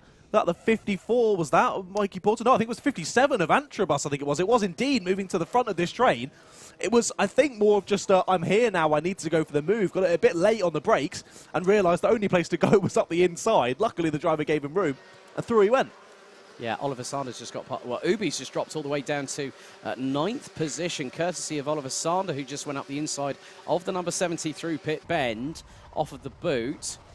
It's all getting a bit closer now between respective karts. I mean, I think I've just seen Ryan McAuliffe's kart might be parked on the top part of the hill, just on the inside of Christmas corner. So the number 71 out of the race after just 2 laps. We're on to lap number 6. Jacob Dukes controlling proceedings. Doesn't have the fastest lap anymore. Sam Baker has 45.91. Top 2, I think, are the only 2 drivers that have made it into the sub 46 second bracket. It's a nearly side by side. And that is Thomas, I believe. That's the number 11 there. I think that was you and Thomas battling away for position going through pit bend and is right on the back bumper of somebody in front. Can't really make out the number, but Thomas has gone for the move and made it through on Christmas corner. Yeah, that was a good little dive bomb, wasn't it? And we're going to see another one here down through the right hand. I think that's Kerr losing another place, so that's Porter finally back up and through. Didn't quite work out the last time, took a bit too much speed on the apex, allowed himself to go out wide and over the grass, but this time perfectly weighted, makes it stick, and up into third place goes Mikey Porter. Yeah, and Oliver Kerr stays ahead of William Antrobus in the number 57, who lost 2 positions there. Just seen that Jessica White's just got a contact warning. She's currently sitting in 15th position, as Jacob Jukes now is 3 seconds up the road, 45.55 from the number 34, leading by just over 3 seconds. Antrobus up the inside of Kerr through Christmas corner, now takes 4th place. Yeah, you can see that was going to happen. Antrobus, their pace has just been fantastic through this race, just siphoning through the order well and stealing another spot there up into 4th. Now just looking to hunt down Mikey Porter. Those two on relatively similar pace though, with a 45.84 for Kerr and then a 45.82 for Antrobus. So yeah, within about 0.02 of a second of each other on their fastest lap. But don't count out these two behind, having a nice little battle as well there. That's the 39th of Sander, looking to get past the 116 of Donald. George Donald just managing to hold onto it now. And these 5 seemingly getting relatively closer to each other. So we could see a larger battle near the end of this one. Only 30 seconds to go, so likely we'll be including this one 2 more laps. Possibly another extra one. They're going to be quite close by the end of the lap. But Duke still well out in the lead, still commanding this relatively comfortably. Yeah, he's just about to go into the boot. It's Jacob Jukes, so could be very nip and tuck. I think we're going to have this plus, well, another couple of laps as well, because Jacob Jukes about to cross the line here. And he's just done so. And that was with a couple of seconds, well, about 6 seconds left. And there he is, just going through shots at the back end of the camera angle there, going through Fine Lady. And he's 3 seconds up the road. William Antrobus has got the fastest lap of the race now, 45.51. So we're now on to lap number 10 out of 11. Does make sense. He's absolutely hunting down Porters. There we go. Goes for the move there. Easy peasy lemon squeezy. He's done it. Up into 3rd place goes Antrobus. And he made that look easy. And William Rea with a warning. That's not great for him. Currently down in 13th. Doesn't say exactly what for. He's also had a contact warning as well. But Jacob Jukes, the number 34 running on the X-Kart chassis, crosses the line to start the last lap of the race. It's been a pretty commanding performance. The minute he did that outside overtake, I think it was around the outside of Porter going through Christmas corner on the very first lap. Within 15 seconds, he got to the front, bolted. And that was it. Job done. Through Ashby's goes the number 34 for the final time. Sam Baker in 2nd. William Antrobus has moved his way up into 3rd position, as we're probably about less than half a lap to go through Ogiers and through the chicane one more time and into the boot. 2 more corners remain. Jacob Jukes, the number 34 in Junior Rotax, picks up a heat victory here in Junior Rotax in heat number 4. What's the gap going to be between him and Sam Baker? 3.42 seconds at the checkered flag. William Antrobus takes 3rd ahead of Mikey Porter. Oliver Kerr, who rounds out the top 5. Oliver Sander rounds out the top 6 ahead of Jai Lawrence. Spencer Brom, Romarian Ubi still managed to finish 9th. Jessica White, 10th position at the end of that race. Well done to Jessica in the number 37. Jack Cooper in 11th, ahead of William Ray. George Allen, William Pemble. Zaki Hussain completes the top 15 with Alfie Thompson. Bobby Rozier, Holly Mile, Archie Buttle and Josh Cook running at the top 20. Alfie Richards in 21st. James Tester in 22nd. George Donald, well, dropped down the field to around about 23rd position at the end of it all, ahead of Ewan Thomas. Well, Ewan Thomas classified with 9 laps completed. And there is the number 89 Kart. That's Deacon Russell, who retired, unfortunately, on lap number 3. Zane Khan retiring on lap 6 and Ryan McAuliffe on lap number 2. So that concludes the heats action for Junior Rotax. 2 more heats to go before we go to the finals for round 6. Next up, it's Heat 3, X30 Senior.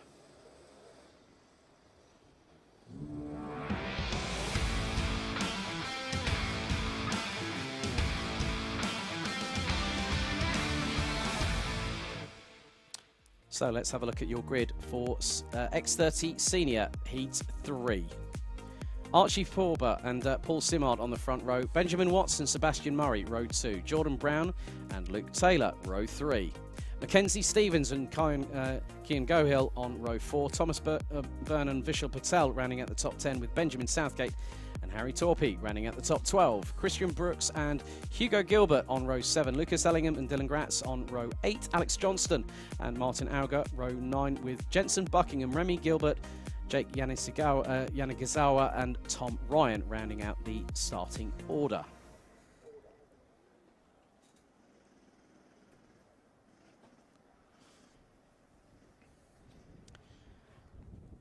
You know what, the day's flown by so far, hasn't it? Super quick with these quick heat style rounds that we get for Whilton Mill Kart Club. It goes so quickly. Yeah, I think it's been more a case of they've picked up the pace and we've gone along for the ride, you and I. Yeah, I think so.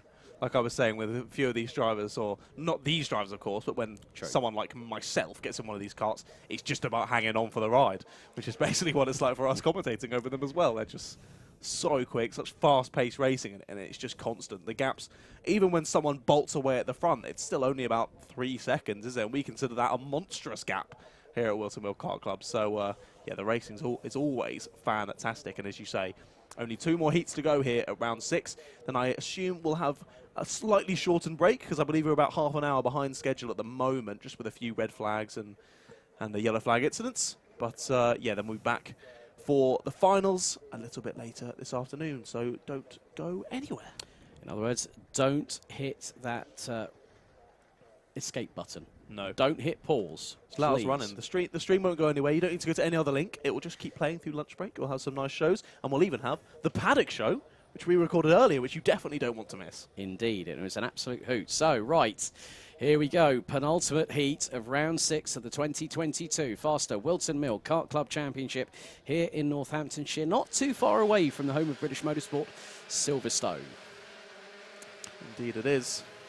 It's a lot of stomping ground down here, isn't it, for British Motorsport? It's a great place to be. Yep. Also, Silverstone, the home of things such as motorsport games, if memory serves me correctly as well. That's very true. Also, Kafigi Performance. I have to give a shout out to my good buddy Simon Fitchett, who works alongside Formula Medicine in Italy for a lot of mental agility, which I actually had the fortune of going over to his facility and actually getting tested on how brain activity works. And it's quite interesting about because I failed.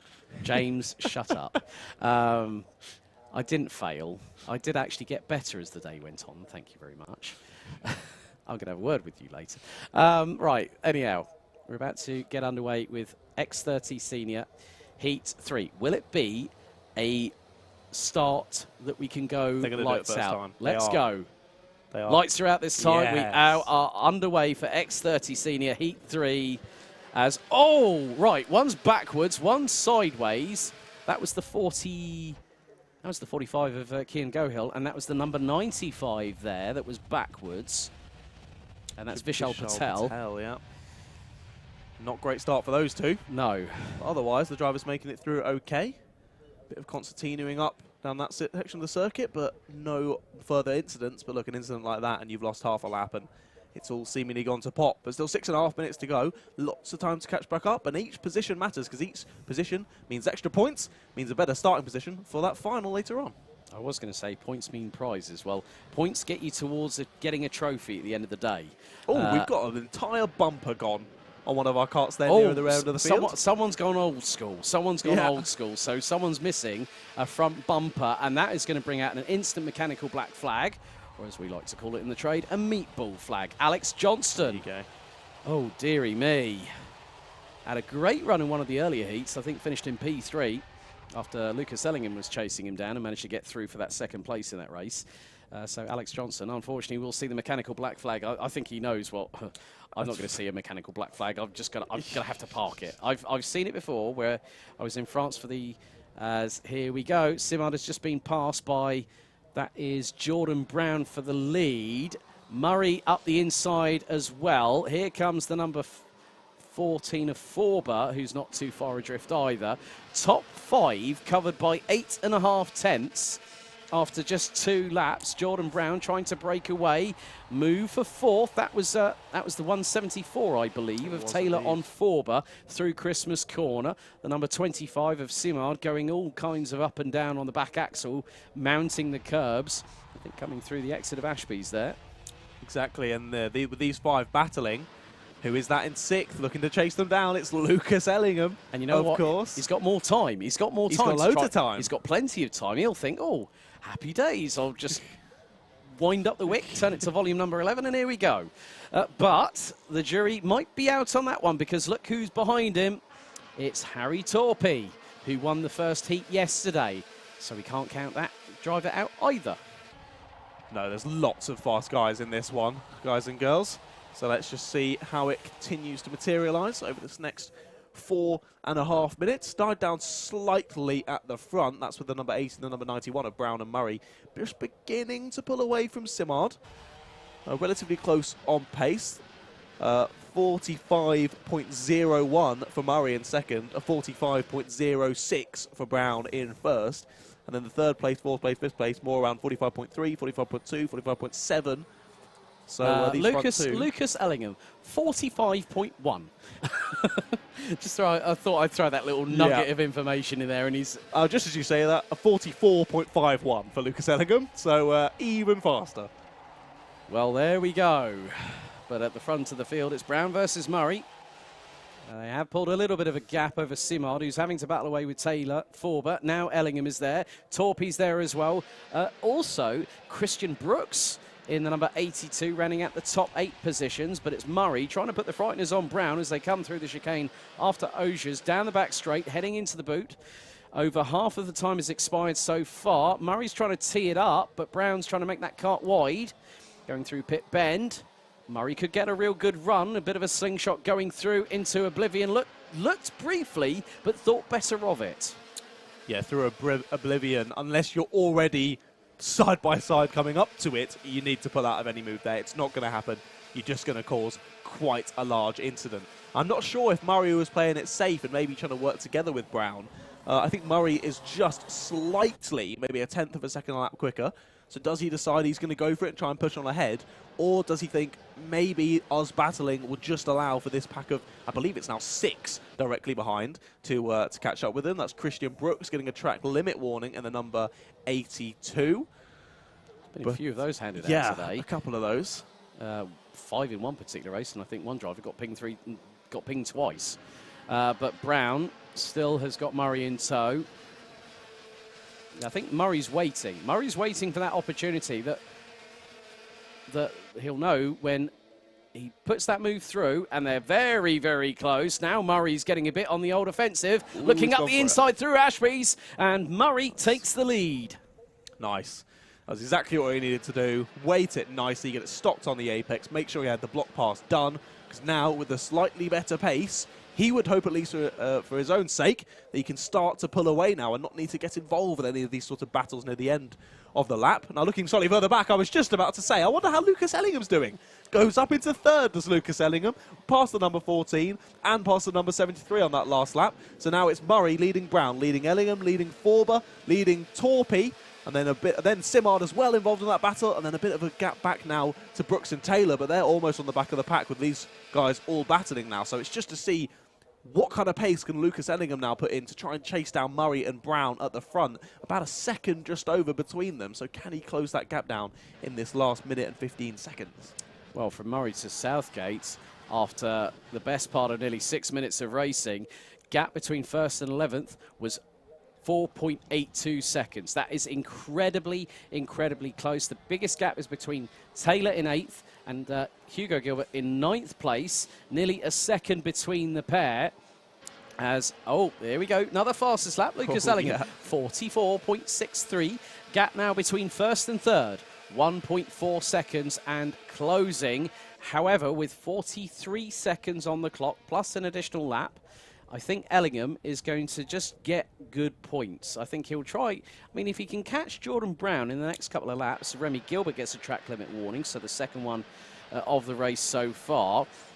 Ellingham, if he puts in another quick lap, I mean, he was only less than 8 tenths behind Jordan Brown. I'm sure that he will have closed that gap down now, and that gap has been significantly decimated. I think that gap could nearly be halved as they come across the line to complete lap 9. Oh, he took 2.6 tenths of a second out of Brown on that particular lap. We're now going on to the penultimate lap, so lap 10 out of 11. I think Ellingham is teeing up Brown for P2.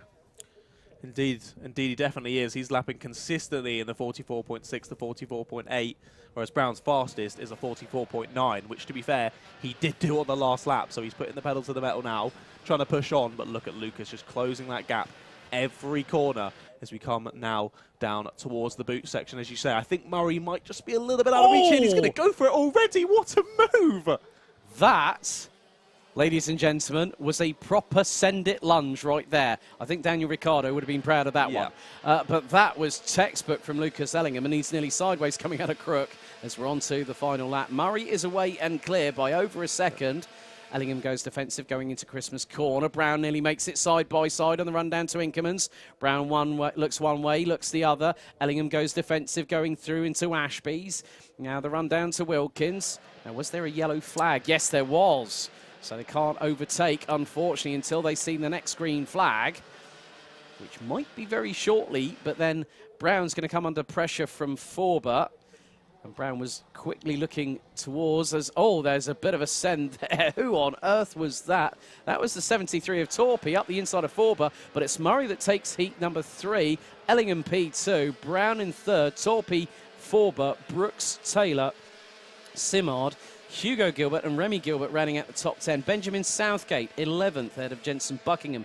Dylan Gratz in 13th, ahead of Mackenzie Stevens, with Martin Auger running at the top 15. Vishal Patel, 16th, ahead of Tom Ryan, with Kian Gohill on lap number 11. Alex Johnston and, unfortunately, that was Jake Yanagisawa that I think was walking away from the kart there, retiring on lap 9.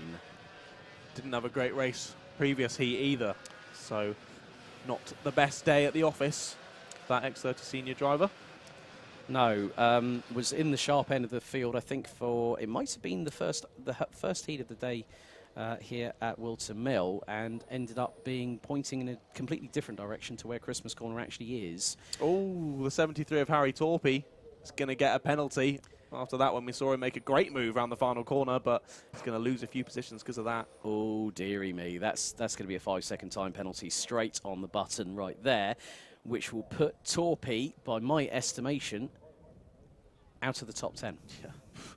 Just ridiculous how close they are. Yeah, penalties like that matter hugely in kart racing like this. Indeed it does. It can make the difference between being 3rd and maybe 20th. I've seen in some races how close it's been.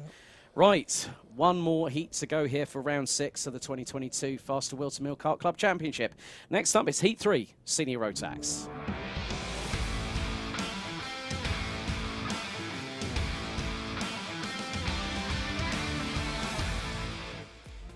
So let's have a look at the grid for Senior Rotax Heat number 3. It's Tommy Edmonds and Sam Spinell on the front row, William Young and Benjamin Ballou, row 2, Jamie Perrelly and Jamie Mead on row 3.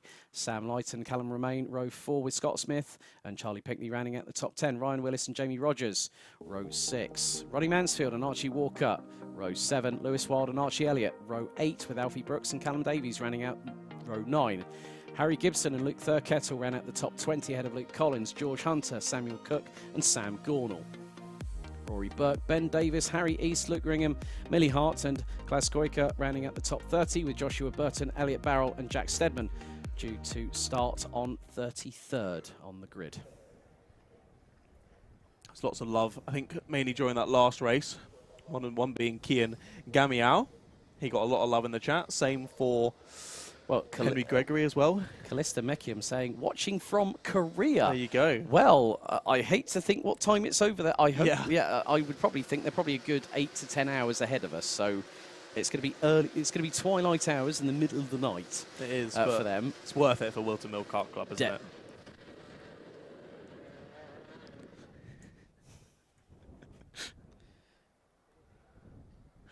Oh yeah, yeah. We've just been told about a certain comment in the YouTube chat, which, yeah, I did spot earlier and decided not to read it out. Oh, trying to bait us with a certain name there that sounds like you're saying something else. So it sounds like Bart Simpson phoning up Moe's Tavern all over again. Yeah, so cheers to that, Finn Dart Reviews. Our producer was not too happy with you in my ear, but all good banter. But yes. We're too smart for you, mate. We're too smart for you. Try better next time. Yes. Yeah, I might hear the bat phone ring in a minute. Right, okay, Senior Rotax, heat number 3. Let's get racing, ladies and gentlemen. Red lights on the gantry. Lights are out. We are off and racing. A bit of a slow start from Sam Spinell, who now finds himself in 3rd position. Oh, nearly a little bit of a wiggle on there. That was from the car that was alongside. It might have been the number 40, I think. But Spinell still sitting in 3rd. Oh, one kart's gone up into the air. That was full-on Travis Pastrana, Gymkhana style right there. Managed to land it. But obviously the Cog 6 is not going to be feeling too good. That was Jamie. That was Jamie Perrelly actually alongside Sam Spinell in the number 40, where they nearly came together coming through into Fine Lady. But just under 6.5 minutes to go. Things are starting to get into a little bit of a rhythm here. Will Young in the number 22 rounding out the top 5 as they come through pit bend. Oh, someone's gone rally crossing. Oh, dearie me. Taking the scenic route through set to 3. Scenic route. Yeah, I'm just going to go through Sunday afternoon drive in the country. Right, Edmonds is leading the way, ahead of Spinell by just over 0.8 of a second. Benjamin Ballou rounds out the top 3. Will Young actually in 4th place, ahead of Scott Smith, as it's getting a bit close. And that was on 38. That was on Will Young, and the number that was Jamie Perrelly. Well, Scott Smith and Jamie Perrelly getting through on Will Young, who's about to lose another place. That could be Sam Light going through. Although there is Sam Light, and he nearly touched sidewalls. What is it with these senior Rotax drivers? As soon as you get towards the bottom part of the top 10, they're all wanting to go rally crossing. I'm sorry, this is not Nitro RX. These karts are not electrically powered. We've got internal combustion engines there. Come on! Oh, bit of a tank slapper there. That was for the 60. That was for the 67 of Ronnie Mansfield. Completely sideways. Might have had a little bit of an assist with that one. But they are still getting through at the moment. Several drivers have lost a lot of places. Well, Charlie Pinckney down in 27th, ahead of Archie Walker. Jamie Rogers gets a contact warning. Keep yourself on the black stuff, please, Mr. Brooks. That's Alfie Brooks. Oh, my goodness, again, that was close. This is getting like desperation, isn't it? That was Samuel Cook and Ronnie Mansfield having a bit of a battle. They're going to continue dearie me. Harry Gibson got well, he nearly got tank slapper there, because everyone was like literally trying to put him into a pit maneuver. Going to the top part of the boot. Sam Spinell at the moment is catching Tommy Edmonds. Took nearly a 10th out of him. Scott Smith, fastest lap of the race. He's just made a move as well as Scott Smith. He's powering through the field. Another position taken by Scott. That was on the 37 of Benjamin Ballou. So up into 3rd goes Mr. Smith. Samuel Cook gets a contact warning from race control. 4 minutes and 10 seconds. Still to go in this 3rd and very highly charged senior Rotax heat here at Whilton Mill. Sam Spinell now closing in on Tommy Edmonds. Battle for the lead. Very much on with just under 4 minutes to go. Gap was 0.54. It's now been over halved by Sam Spinell, who just took 0.3 out of him. 45.78 for Sam Spinell. And then Scott Smith puts in a 45.71. Incredible pace for the drivers in 2nd and 3rd position. The problem for Edmonds is that he's the one that is being hunted down. Spinell's got a motivational target in front of him to get past.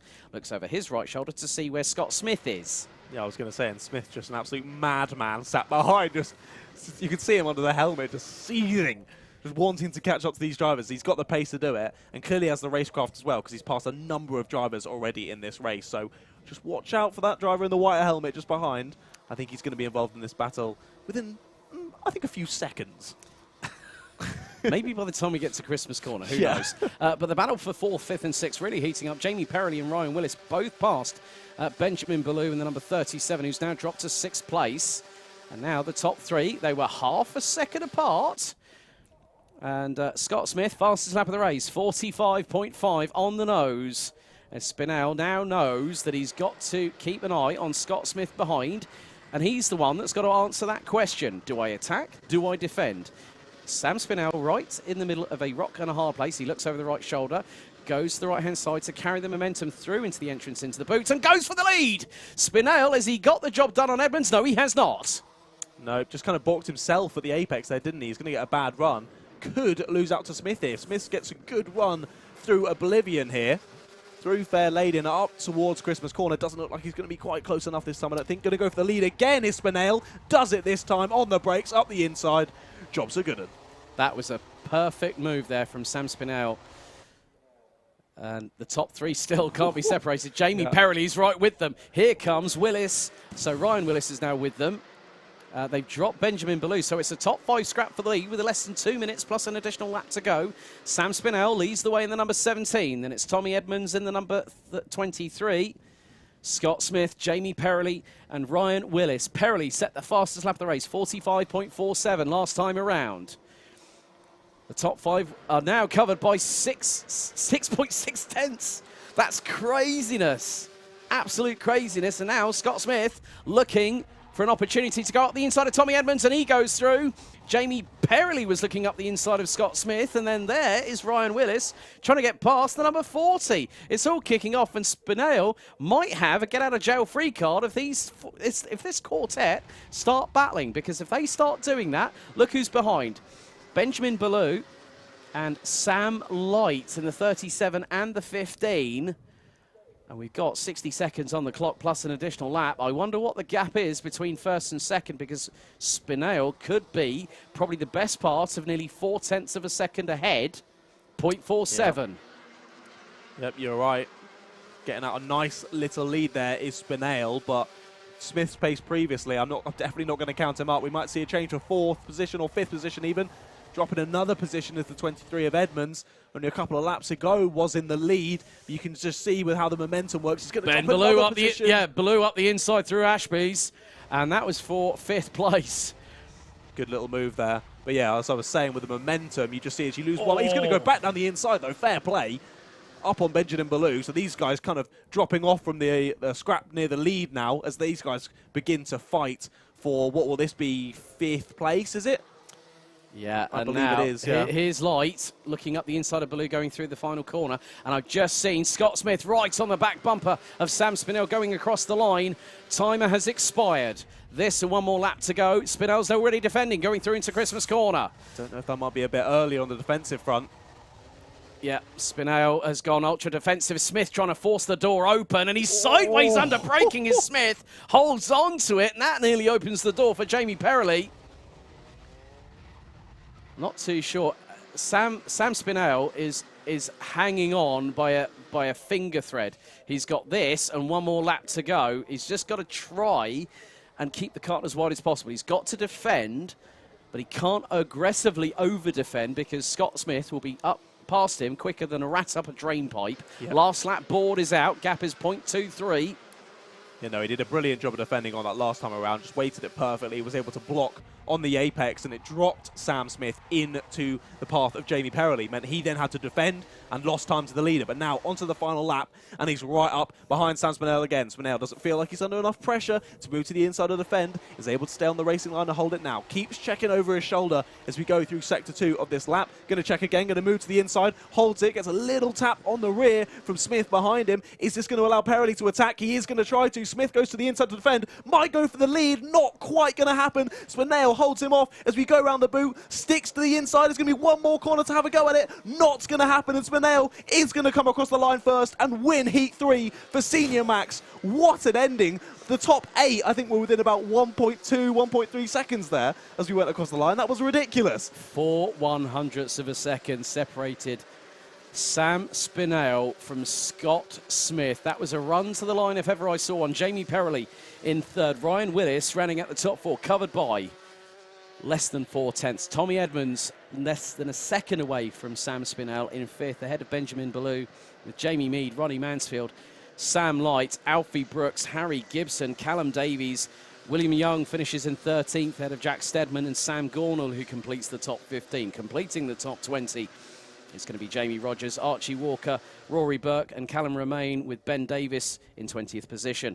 Samuel Cook in 21st, ahead of Lewis Wilde, George Hunter, Joshua Burton, Luke Ringham, Luke Collins and Millie Hart being the last of the 27 classified finishers. Unfortunately, Charlie Pinkney we lost on lap 5, Luke Thurkettle on lap 2, with Archie Elliott on the very first lap. So that concludes the heat action here for round 6 of the 2022 FastR Whilton Mill Kart Club Championship, being brought to you here on Alpha Live. And I think we need a little bit of a respite now, because there's a little bit of a break. Then we'll be straight back at it with the finals very, very soon. And don't forget, stick around, because the paddock show that we filmed this morning will be playing during this lunch break, so you don't want to miss that.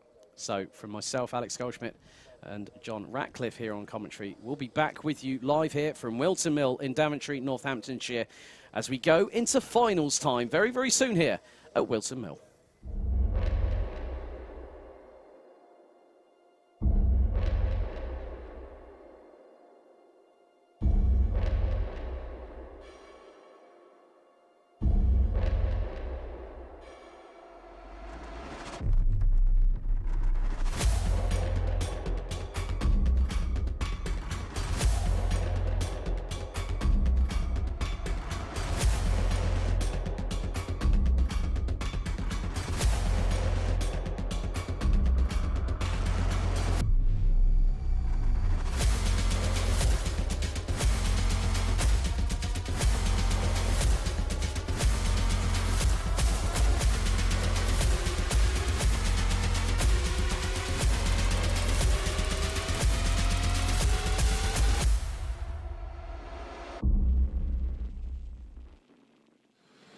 Hi everyone, welcome to Whilton Mill. It's round 6 of the 2022 FastR Whilton Mill Kart Club Championship.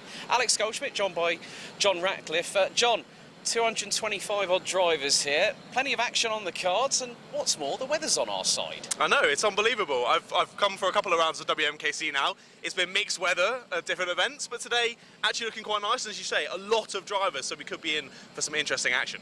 Yes, indeed, quite a few. They're about to get underway with the practice side of things, so we're going to go for a little bit of a wander here at Whilton Mill. Now, this track, lots of elevation changes, lots of technical parts of the circuit. It's really going to challenge the drivers as we've seen over the past 5 rounds, John, and I don't think it's going to be any different here today.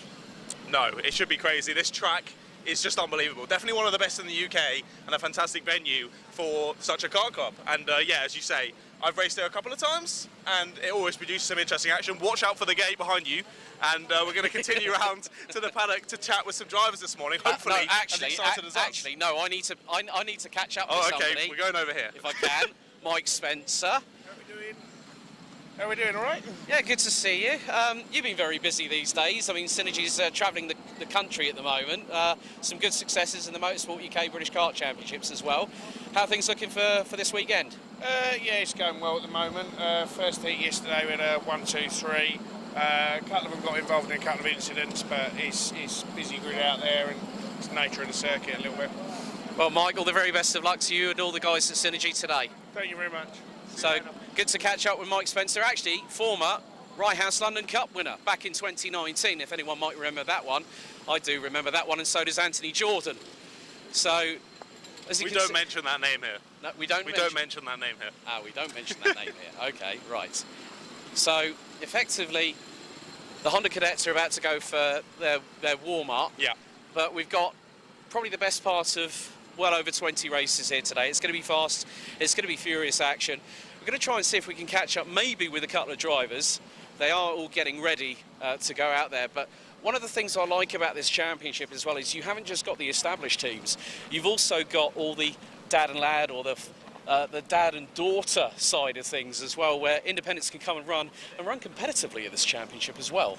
Yeah, they really do. You don't just see those big teams at the top. You can see a lot of upsets, and especially when we have different drivers going to different events on different weekends, we can see different drivers up and down the order really showing themselves. I remember a couple of rounds ago we had a few drivers at BKC instead of being here, and it meant there were a few drivers that maybe we hadn't seen near the top were up near the top this time, and it was great to give them some time on the stream. But yeah, as you say, they're all getting ready to go out for practice. Now, this won't be their first time out on track for this weekend anyway. They should have had some races and practice yesterday as well, but for today, you need to get back in the car, get back in the seat, get feeling themselves, and as you can say, they're getting the engines ready, about to go out. Yeah, definitely. I mean, I think Jarrett Clark, if memory serves me correctly, actually won the first Honda Cadet heat. There's 4 of them in total. There's a lot of competitive drivers. There's drivers that I've actually remember back from when they were either in Bambinos or Honda Cadets. I mean, we're just coming past Croc Promotion, who've got a big old awning here. I mean, the awnings never fail to amaze me. We always dive in this awning every time. Do we? So do you want to take the lead on this? Yeah, let's go for it. Right, well, let's follow John and see a driver. Try and, if there's any drivers that want to have a chat with me. Nothing is spotting here. There might be a driver's briefing. I can see someone in a race suit down here. Let's lead the way then. Continue down here, through the awning. He's spotted me already. Oh, he's trying to run away now. He's seen me. He really doesn't want to have a chat. I feel bad. I feel bad leaping on him. So let's continue down. Chat to this driver, the number 45. So, would you mind having a chat with me? Would that be all right? So, number 45. Who do we have here? Ollie Cook. Ollie Cook. How are you doing this weekend, sir? How's the kart feeling? Wasn't great yesterday, but slightly improved in the first heat, but wasn't great. Where did you come in the first heat? 28th, I think, from 30th. So. Okay. It's not so bad. What's on the game plan for today? Just to get quicker, to be honest. Yeah, but any idea of kind of position that you might be going for? Top 25 will be all right, I guess. Yeah. Yeah, I think that'd be a good idea. Well, good luck, mate. Good luck today. So yeah, let's continue around, chat with a few other drivers. Look, so many karts in here. With a few more scuffs than others, maybe. Yeah, I mean that's always part and parcel of karting. They do say rubbing. There's a new sticker kit going on for the final, lads. You see, you've already dropped yourself in it before we've even gotten started on the actual commentary for today. Yeah, that's a definite big whoops. Yeah, I mean, Honda Cadets making their way for their respective practice sessions. So let's see who else we can grab a hold of. There's a lad that wants to have a chat back here, I think, mate. Ah, right. Okay. Come on. Right. Okay. So, just tell us what number you are and what your name and what class you're racing in today. I'm Macaulay Guy. I'm number 38, racing an X30 Junior. X30 Junior, always brimful with action. I mean, how's it been yesterday in the first heat? Not very good. We started 8th. We had a brilliant initial start, up to 5th through the first few corners, but we kind of got pushed wide at the downhill hairpin, so we got onto the grass and we just lost. We fell right to the back. So what's the plan of action for today then, Macaulay? Starting 13th, so hopefully getting a top 10, and 19th, so maybe a top 10, but hopefully a top 15. Well, all the very best of luck for today, all right? Thank you. So really good to catch up with the drivers as well. We're going to try and take a little bit of a further walk down the paddock, as there's a bit of a round of applause for Macaulay Guy there, running an X30 Junior. It's really nice to see that, you know, mechanics and dads or parents are just egging them on, aren't they? Yeah, they just want them to do really well. That's what we want to see. We want to see, watch out for a car behind you. Yep. We want to see everyone just do well today and enjoy themselves and no injuries, just great racing out on track, and that's what everyone's here for, isn't it? And now the rumble signals that the Honda Cadets are finally out on the circuit. That low, distinctive rumble of the Honda Cadets. Yeah, it's always a very, very nice engine noise. I mean, we have you know, the different powertrains where it comes to you know, the Honda Cadets. You've then got the X30s. You've then got the Rotax classes as well. So Minimax, Junior Rotax, Senior Rotax represented here this weekend. There's Coles Racing. So quite a few, I think. Right. Let's grab an interview with your good self. Right, tell us your name, your number, and what class you're running in. I'm James Sherrington. I'm number 40 and I'm in Minimax. Yesterday went quite well. I finished 3rd for starting from 12th. Yeah. So I'm looking for something quite good today. A lot of stern competition. I mean, Minimax is always filled with action as always, but how are you finding it with the competition out there so far? It's always quite difficult in Minimax at the moment. There's lots of big names out there who are very competitive, but I'm getting fast enough, I'd say, to compete at the front round Whilton Mill. So I'm hoping probably to be in the top 6 today for final. Okay, well, all the very best of luck for today. Thank you. Again, it's really great to, you know, we've spoken with other drivers. A nice customary Jenny there. It's always, at least the good thing is here at Wilton and other tracks around the United Kingdom and also in continental Europe, they do actually have a curfew time for that. So Good. I'm sure that will be packed up very, very soon, as soon as they've used all the juice in that one. I was going to say, it's going to be costing them a bit. I'm on the leg at the moment, really. Don't talk to anybody about fuel prices at the moment, myself included. It's the unmentionable topic right now. No one wants to speak about it. It's a sore subject, and we'll leave it at that. But again, you know, just really good to see the paddock, a hive of activity. There is one tent that I am trying to locate, and I can't see it at the moment, is the X-Kart tent, because there's one particular driver who I want to catch up with. We'll continue walking around. We'll see if we can. See if we can spot it. It's probably going to be round there because you've got hiding somewhere. Yeah. We'll take a trip back as well. Don't worry. Definitely. We'll make sure. But yeah, lots of carts getting wheeled out, as you say. I remember last time we got luckier this time than we did last time, because last time when we tried to do the paddock walk, everyone went to the driver's briefing. So that really I remember that, but, because someone tried to go into the X-Kart awning and found that the main sort of entrance to the tent was zipped up and no one was in there, not a dicky bird. So we're going to try and catch up with them. I don't think it was you. I think it was somebody else. But okay, for once it's not me making the blunder. But I mean, no, I can't spot them. So I reckon they might be over that way. Continue walking around. Yeah, let's have a bit more of a wander as we see all the normal sights of a karting paddock. Yes. Yeah. Lots of rocks underfoot. Typical of a karting paddock. Oh, I can see a couple of nice karts over here. Yes, and I think there might be a driver who you might want to interview as well, or a couple maybe. You can have a chat to a few. Got a couple of Lando Norris karts over here as well. Yeah. Number 5 and the number 87. See if anyone wants to have a chat with us before their race. Get the stretchers, hello. You're getting the stretchers in, mate. Lovely. You want to have a quick chat? I do, yeah. So number 95 is you? Yeah. What's your name, sir? What are you racing in? Callum Davis, Senior Rotax.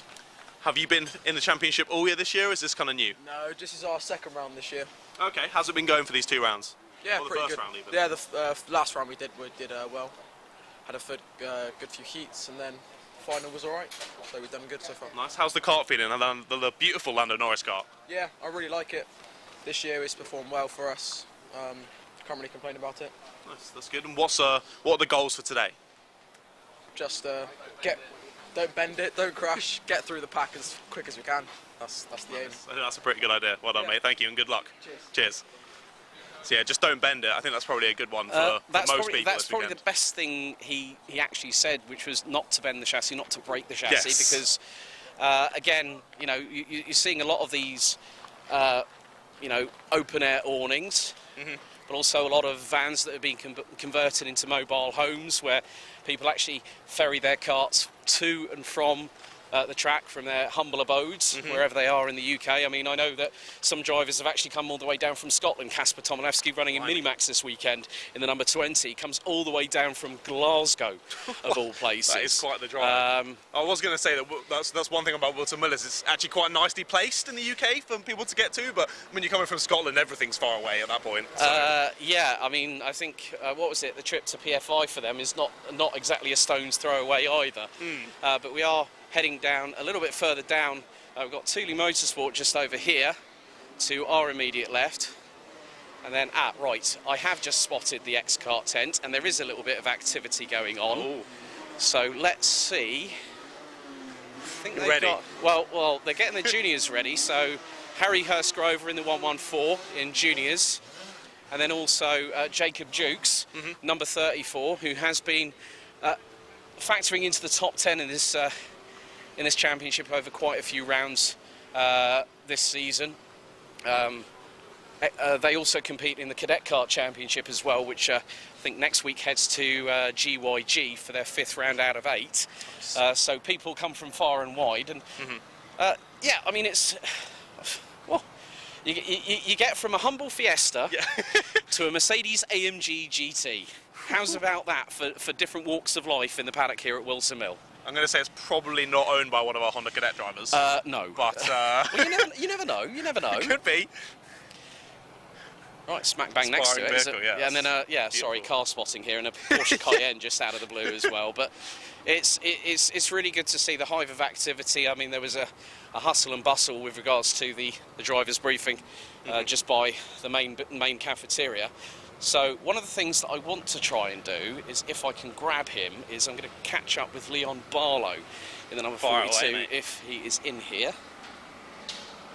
Right, he's probably gone out for practice. Must have done. But we missed it. Ah, right. Come on. Right, we're going to get somebody else, though, from X-Kart. I've already interviewed this man once this year, Jacob Jukes. No, you're not the backup plan. I was going to try and collar you anyway, but it's been a pretty busy year for you. Cadet Kart Championship, also Whilton Mill Kart Championship as well. I know that you picked up a victory in Lyd a few weeks ago. You're heading to GYG for the next round, but how's things been this season so far here at WMKC for you? Yeah, it's been alright. I think at the start of the year we struggled with a little bit of bad luck, as you always do, you know, just getting caught up in the carnage. Last round we had a good round going from P28 to P8 in the final.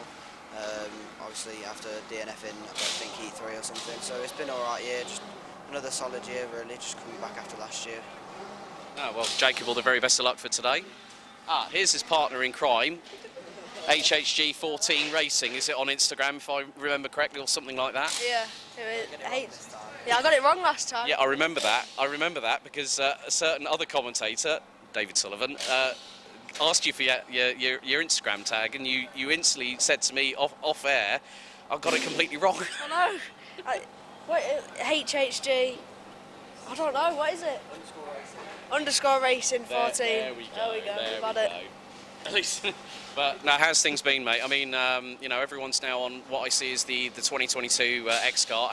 How's it been with getting to grips with the new chassis and getting up to speed? Well, the new chassis is really good. It's helping a lot with the back end, because the 21 car, it used to snap a lot at the back end, but the new 21, it helps a lot with the understeer.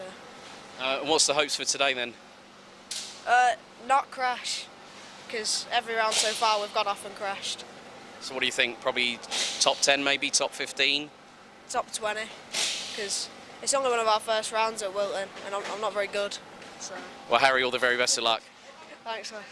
So good to catch up with both Harry Hurstgrover and Jacob Jukes. I don't know if we have time. Time is not on our side here in these paddock walks, but I do believe we have a bit more time, so... Yes, I am checking my watch, okay. Just to be on the safe side. Just making sure. Yeah. But again, like, just seeing the way that teams are organised, like, say, the MCL chassis over there, you know, just lined up, ready, hoping that everything's going to go smoothly.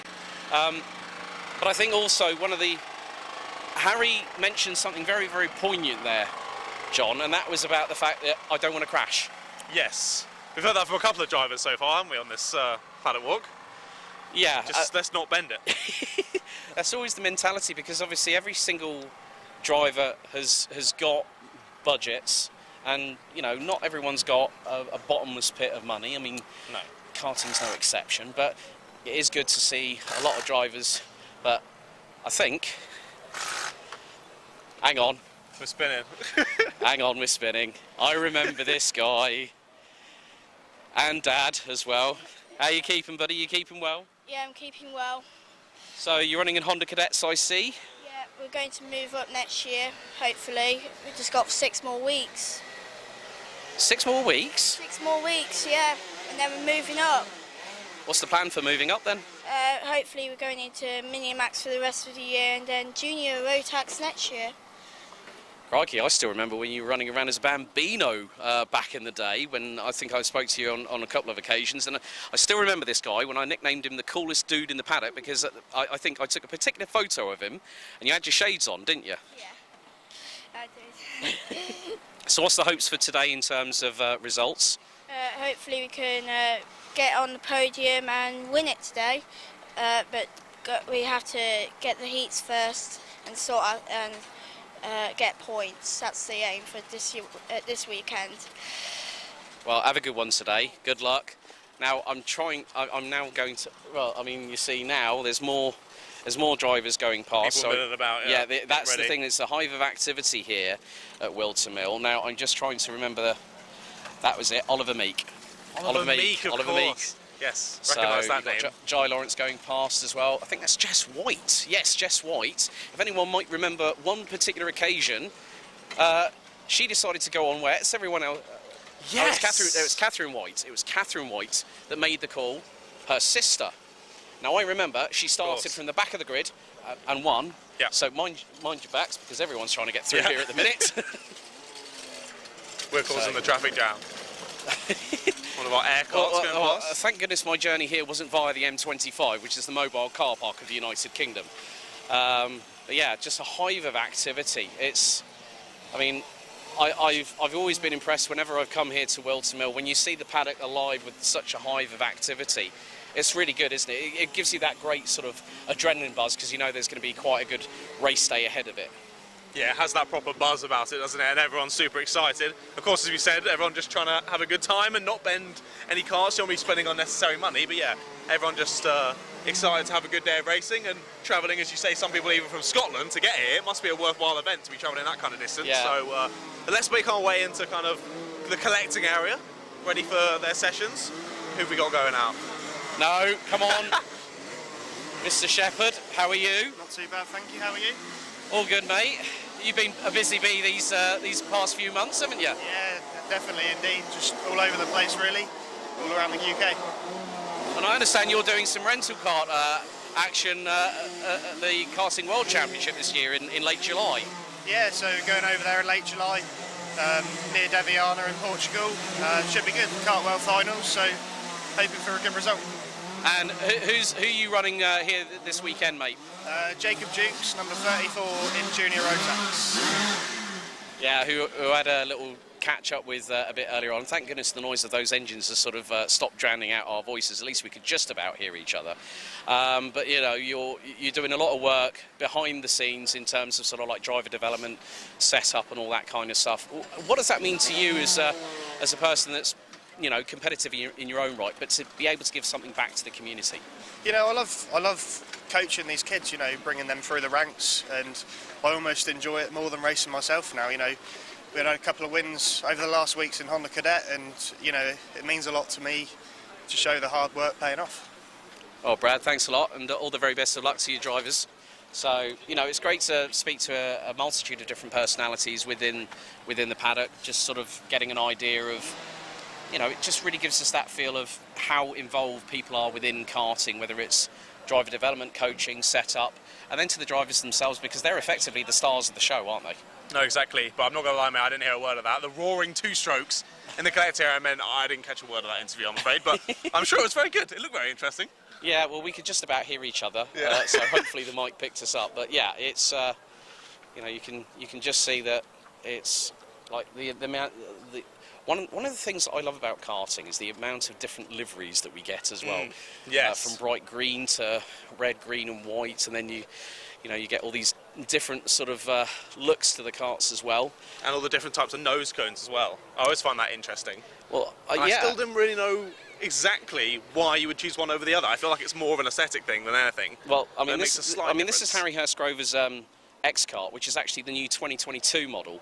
And unlike a lot of karts now, I remember first of all when the Nassau panel, they came out with that sort of like what one of my friends actually called the hot dog aperture. Hot dog, yeah. But then you've got a lot of them where they're bringing in these sort of scoops here, so you can see the number 57 there. Because it really does look like it's a hot dog bun ready to have a hot dog in it. With mustard and ketchup. And onions, just maybe. Ketchup. Just ketchup? Just ketchup. Okay, no okay. No, that's fair enough. But, I mean, also, looking just over to our immediate left-hand side, just the amount of drivers just sitting there primed. I mean, they're always getting advice, and then the pre-grid has to be cleared. It really just goes to show how many... I mean, this is my first time here at a WMKC event, and it has not surprised me at all with the amount of people that are here. You know, when things like have really sort of started opening up, a lot more people are able to travel a lot more as well and go all over the place. But just to see that amount of karts in the dummy grid waiting to go out for their practice session, it's a wonderful sight, isn't it? It's lovely. It's absolutely lovely. Yeah, like you were saying, so many people assisting with the drivers, but at the end of the day, the buck does pass to the drivers, and they're the ones that have got to put in the results, which for some of the younger ones could be quite a daunting prospect to have that kind of pressure and that amount of people around you in a team to get it done. But it really provides the building blocks to a good racing career. So I think it's best for a lot of these younger drivers. But I think we're going to make our way out of the dummy grid area. I'll just see if I can quick catch up with Mikey Teo there. How's things going at the moment? Yeah, got some pace at the moment, performing really well, really looking forward for this weekend. Yeah, everything seems to be going quite well. And what's the hope in terms of sort of like the positioning for the final? Because obviously getting through the heats, you know, you had one heat yesterday, got another couple today. How's the outlook in terms of an optimistic sense for you? Well, we're starting from the back, so you know it's not going to be easy. So it's all about nipping places one by one and try and aim as a high position as possible. So aiming about top 15, top 10 if possible. But you know that's going to be very, very difficult. But you know we'll push through and hopefully we get a good result. Okay, Mikey, all the very best of luck. Yeah, thank you. So yeah, I mean it's right. You're coming on camera, young man. Now this is the man behind Kart, Matty Street. Matty, morning. A few drivers here. You've got Sam Spinell, you've got Leon Barlow and Lucas Blanford in Mini-Max, then you've got Harry Hurst-Grover and Jacob Dukes in Junior Rotax. I had a quick chat with both the junior drivers, especially with Harry, and he said like the 2022 kart's been a real improvement on last year's chassis. Yeah, definitely. Like you say, the 21 version of the X-Kart was the first one in the UK. So we sort of took that away, learned what its weaknesses were and improved that for 22, and we've got a fairly decent package now. And also that's come with quite a bit of silverware this season as well, hasn't it? Yeah, definitely. Last weekend was really good for us. Hopefully do the same again this weekend. Well, Matty, all the very best of luck to you and the team. Cheers, man. See you later. So I think really we're coming up to. We've got a couple more minutes. We've got about. Yeah, I think. Shall we? I had a little chat with Alfie Richard. I think we can go and have a little chat with him as well. Go for it. Definitely a name that I recognise in this championship. Alfie, how are you doing today, mate? How are you feeling? All right. Yeah, feeling good. Feeling optimistic. Yeah. Yeah. What we think for today? How's the weekend been going so far? Well, practice wasn't too good, but we were on bad tyres and rims, so. We did well in Heat 1 though, so hopefully I can do well in 2 and 3. That's good. Are there new tyres on the kart now? Yeah, no. No new tyres, so still battling out on the old ones. Yeah. Think you can get a good result on those today? Hopefully. Yeah, hopefully. I wish you the best of luck, mate. Thank you for speaking with me. Cheers, good luck. Right, I think, well, we've still got we've got a couple of minutes, but really I think just on that sort of note, I think 225 drivers, well over 20 races today, including the finals later on this afternoon. Yeah. I think the word unpredictability springs to mind, doesn't it? Yeah, I think so. And a lot of the drivers, as we've said multiple times, just don't bin it. I think a lot of drivers just going out there trying not to bin it and just seeing as well as they can do, really. Oh, so well, we might have one last opportunity to speak to one particular driver. So, Freddie Ingram, how are you doing? You all right? Yeah, I'm all right. How was things in the first heat yesterday? It went well. I made about 6 positions first corner. I just kept my position trying to go forward, and I finished about 11th or 12th. And what's the hopes for later on today? Maybe a top 5, maybe a podium. Who knows? Just whatever happens.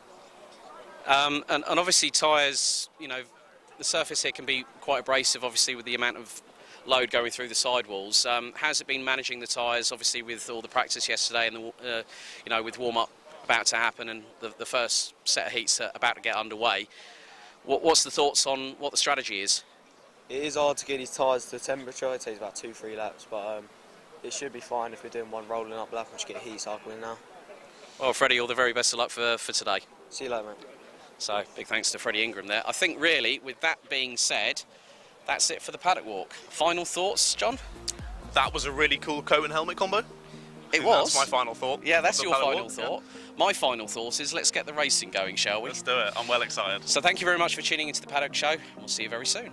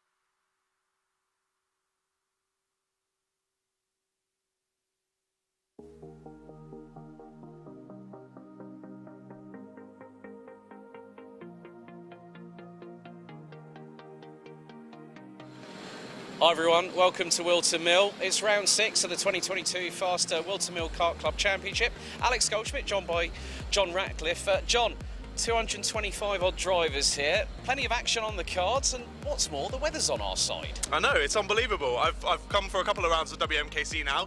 It's been mixed weather at different events, but today actually looking quite nice, as you say, a lot of drivers, so we could be in for some interesting action. Yes, indeed, quite a few. They're about to get underway with the practice side of things, so we're going to go for a little bit of a wander here at Whilton Mill. Now, this track, lots of elevation changes, lots of technical parts of the circuit. It's really going to challenge the drivers as we've seen over the past 5 rounds, John, and I don't think it's going to be any different here today. No, it should be crazy. This track is just unbelievable. Definitely one of the best in the UK and a fantastic venue for such a kart club. And yeah, as you say, I've raced there a couple of times and it always produces some interesting action. Watch out for the gate behind you, and we're going to continue around to the paddock to chat with some drivers this morning. Hopefully, no, actually, no. I need to catch up with somebody. Okay, we're going over here if I can. Mike Spencer. How are we doing? All right? Yeah, good to see you. You've been very busy these days. I mean, Synergy's travelling the country at the moment. Some good successes in the Motorsport UK British Kart Championships as well. How are things looking for this weekend? Yeah, it's going well at the moment. First heat yesterday we had 1, 2, 3. A couple of them got involved in a couple of incidents, but it's busy grid out there and it's the nature of the circuit a little bit. Well, Mike, all the very best of luck to you and all the guys at Synergy today. Thank you very much. So, good to catch up with Mike Spencer, actually former Rye House London Cup winner back in 2019, if anyone might remember that one. I do remember that one, and so does Anthony Jordan. So, as you we can don't see, mention that name here. No, we don't mention that name here. Ah, we don't mention that name here. Okay, right. So, effectively, the Honda Cadets are about to go for their warm-up. Yeah. But we've got probably the best part of well over 20 races here today. It's going to be fast, it's going to be furious action. We're going to try and see if we can catch up maybe with a couple of drivers. They are all getting ready to go out there, but one of the things I like about this championship as well is you haven't just got the established teams, you've also got all the dad and lad, or the dad and daughter side of things as well, where independents can come and run competitively in this championship as well. Yeah, they really do. You don't just see those big teams at the top. You can see a lot of upsets, and especially when we have different drivers going to different events on different weekends. We can see different drivers up and down the order really showing themselves. I remember a couple of rounds ago we had a few drivers at BKC instead of being here, and it meant there were a few drivers that maybe we hadn't seen nearer the top were up near the top this time, and it was great to give them some time on the stream. But yeah, as you say, they were getting ready to go out for practice. Now this won't be their first time out on track for this weekend anyway. They should have had some races and practice yesterday as well, but for today need to get back in the car, get back in the seat, get feeling themselves, and as you can see, they're getting the engines ready, about to go out. Yeah, definitely. I mean, I think Jarrett Clark, if memory serves me correctly, actually won the first Honda Cadet Heat. There's 4 of them in total.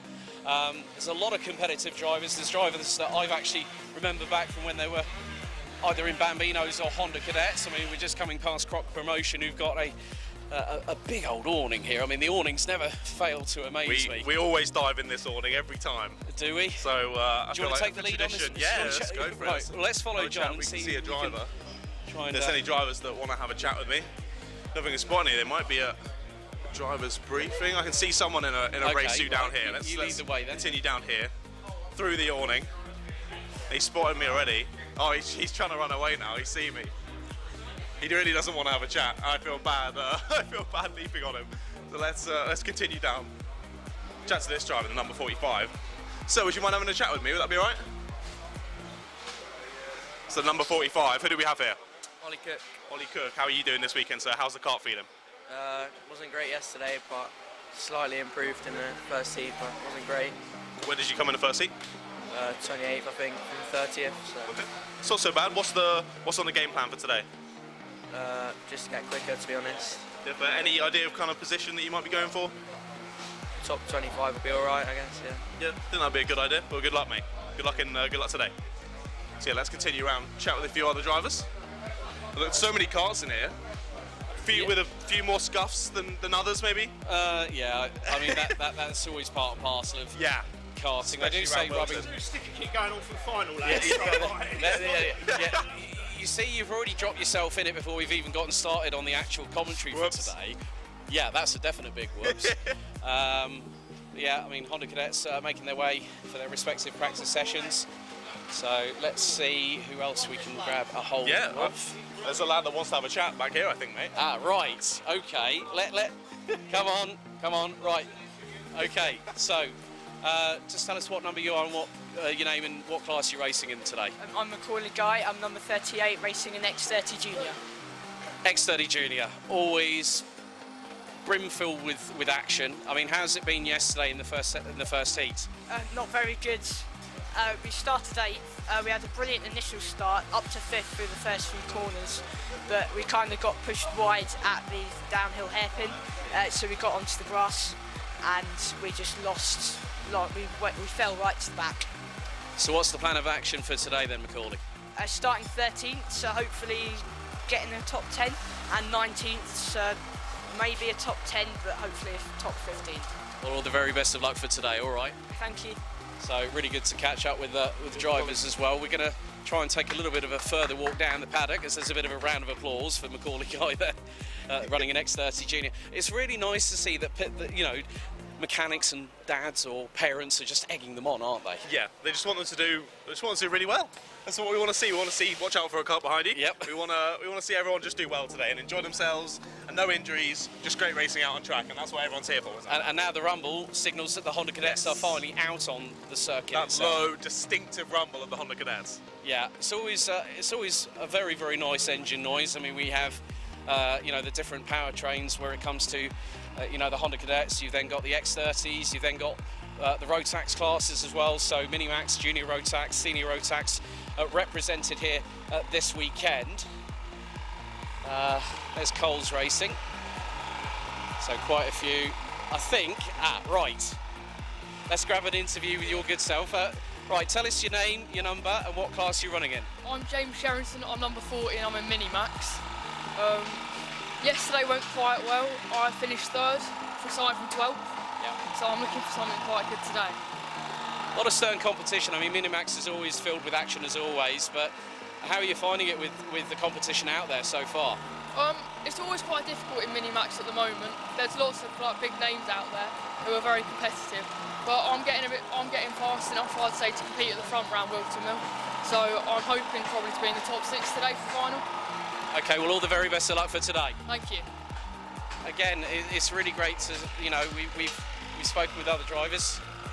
A nice customary Jenny there. It's always, at least the good thing is here at Whilton and other tracks around the United Kingdom and also in continental Europe, they do actually have a curfew time for that. So good. I'm sure that will be packed up very, very soon as they've used all the juice in that one. I was going to say it's going to be costing them a bit. An arm and a leg at the moment, really. Don't talk to anybody about fuel prices at the moment, myself included. It's the unmentionable topic right now. No one wants to speak about it. It's a sore subject, and we'll leave it at that.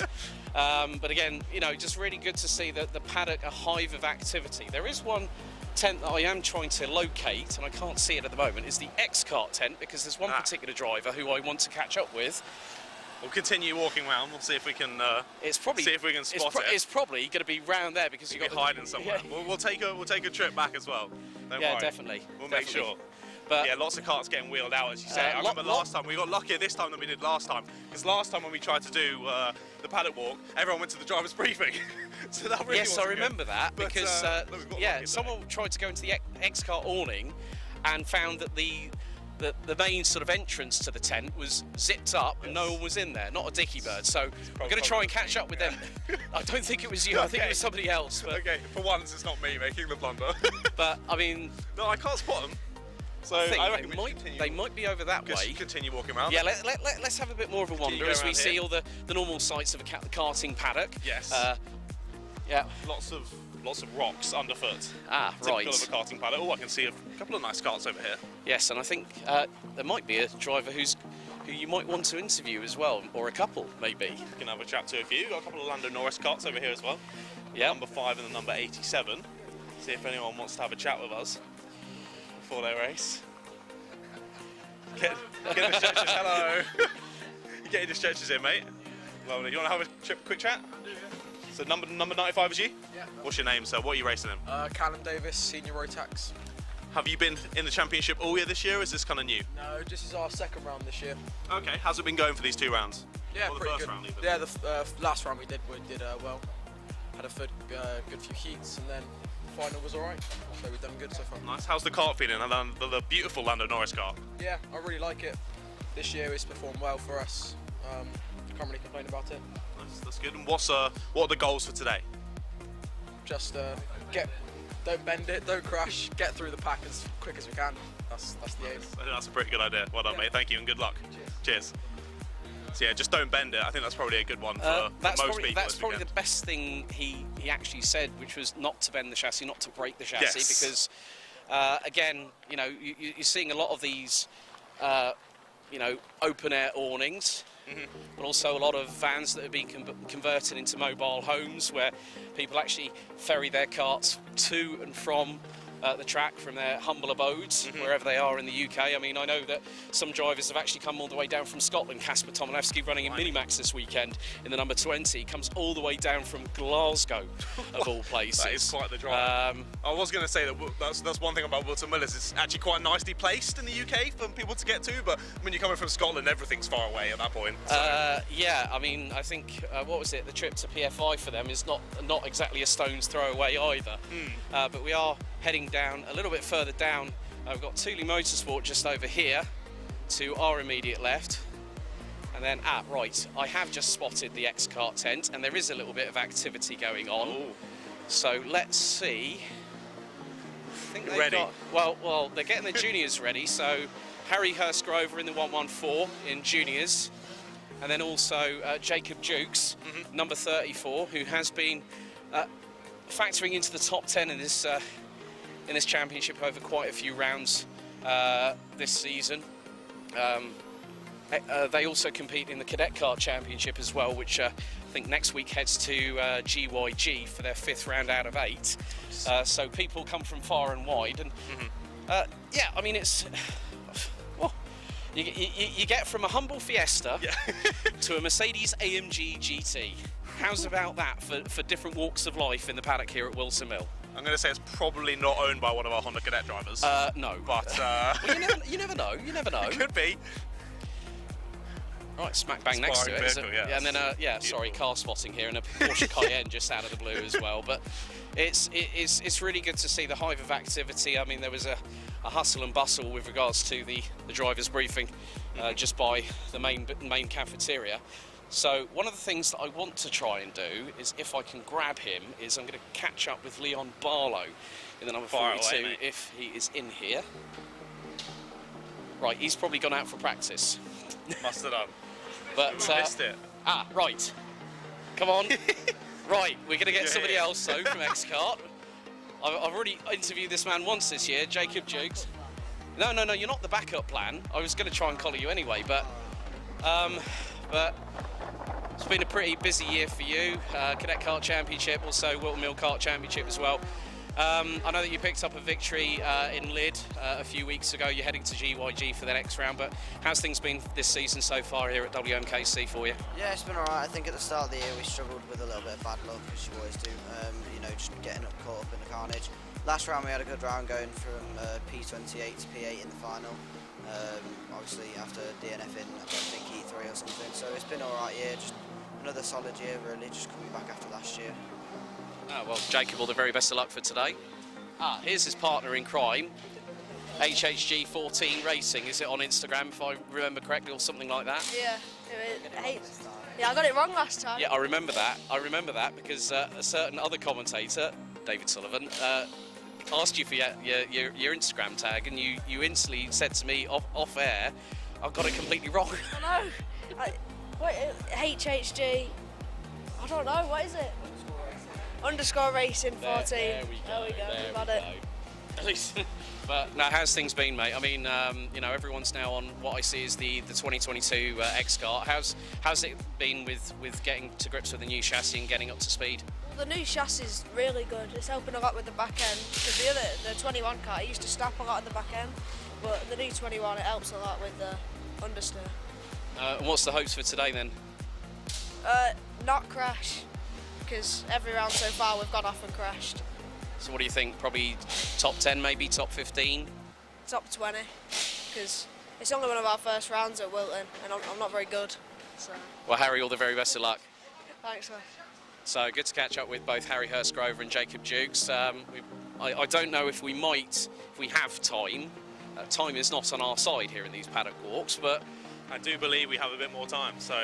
Yes, I am checking my watch, okay. Just to be on the safe side. Just making sure. Yeah.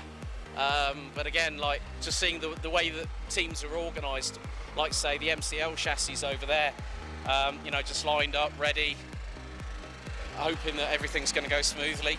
But I think also Harry mentioned something very, very poignant there, John, and that was about the fact that I don't want to crash. Yes. We've heard that from a couple of drivers so far, haven't we, on this paddock walk? Yeah. Just let's not bend it. That's always the mentality, because obviously every single driver has got budgets, and you know, not everyone's got a bottomless pit of money. I mean, no, karting's no exception, but it is good to see a lot of drivers. But I think, hang on, we're spinning. Hang on, we're spinning. I remember this guy. And Dad as well. How you keeping, buddy? You keeping well? Yeah, I'm keeping well. So you're running in Honda Cadets, I see? Yeah, we're going to move up next year, hopefully. We've just got 6 more weeks. 6 more weeks? 6 more weeks, yeah. And then we're moving up. What's the plan for moving up then? Hopefully we're going into Mini Max for the rest of the year, and then Junior Rotax next year. Crikey, I still remember when you were running around as Bambino back in the day, when I think I spoke to you on a couple of occasions, and I still remember this guy when I nicknamed him the coolest dude in the paddock, because I think I took a particular photo of him, and you had your shades on, didn't you? Yeah, I did. So what's the hopes for today in terms of results? Hopefully we can get on the podium and win it today, but we have to get the heats first and sort out and get points. That's the aim for this weekend. Well, have a good one today. Good luck. Now I'm now going to. Well, I mean, you see now there's more There's more drivers going past. People milling about, yeah, that's the ready. thing. It's a hive of activity here at Whilton Mill. Now, I'm just trying to remember that was it, Oliver Meek. Oliver Meek, of course. Yes, recognise that name. Jai Lawrence going past as well. I think that's Jess White. Yes, Jess White. If anyone might remember one particular occasion, she decided to go on wets. Everyone else. Yes. It was Catherine White. It was Catherine White that made the call. Her sister. Now I remember she started from the back of the grid and won. Yeah. So mind your backs because everyone's trying to get through here at the minute. We're causing the traffic jam. One of our air carts going past. Thank goodness my journey here wasn't via the M25, which is the most.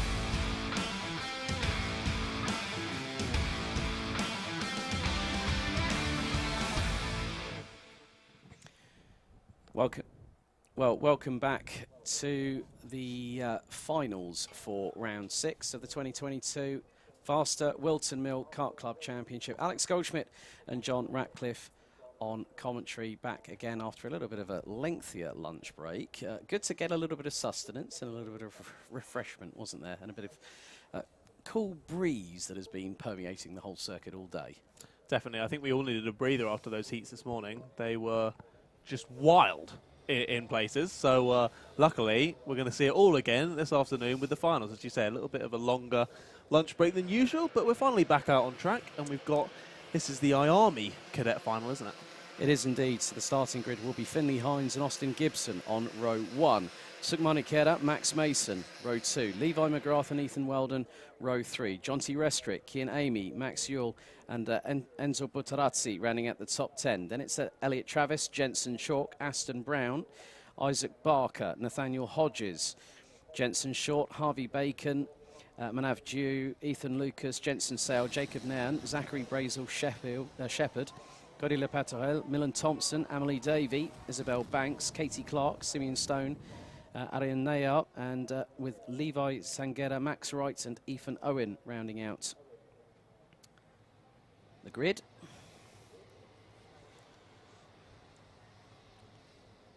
So this time it will be a little bit longer on this particular occasion. Sunshine beating down on the track, 10 minutes on the clock. Full start is instantly called. Race director not happy with that one there. Nope. Continuing as we were in the morning, it seems. As you were, business as usual. A couple of attempts. You got 3 of them, so why not make the most of it? Yeah, at least the temperature in the air has actually risen a little bit. There's a bit more sunshine. You know, we had a lot of cloud cover towards the lunch break anyway, and people were wondering, oh, is there going to be a chance of change of weather? No, thank goodness. Nope, nothing for the drivers to deal with, luckily. None of them looking to be caught out there on slicks when it starts raining. That's you really know about that. Zero grip at all. Ice rink. Yeah, exactly. So, yes, cool. Nice little bit of an accent there, Anytime. John. Just try and spice it up for you guys on the stream. Hope you're liking it. There you go. My Surrey accent can get pretty boring. Yeah, requests. Apparently, I'm being told to get requests for accents. So if you want to request an accent that I definitely can't do, feel free to stick that in the YouTube chat. Well, we'll leave that for now because we're going to try for a second start here. This time, red lights are out, we're off and underway in the IAME Cadet Final here at Whilton Mill.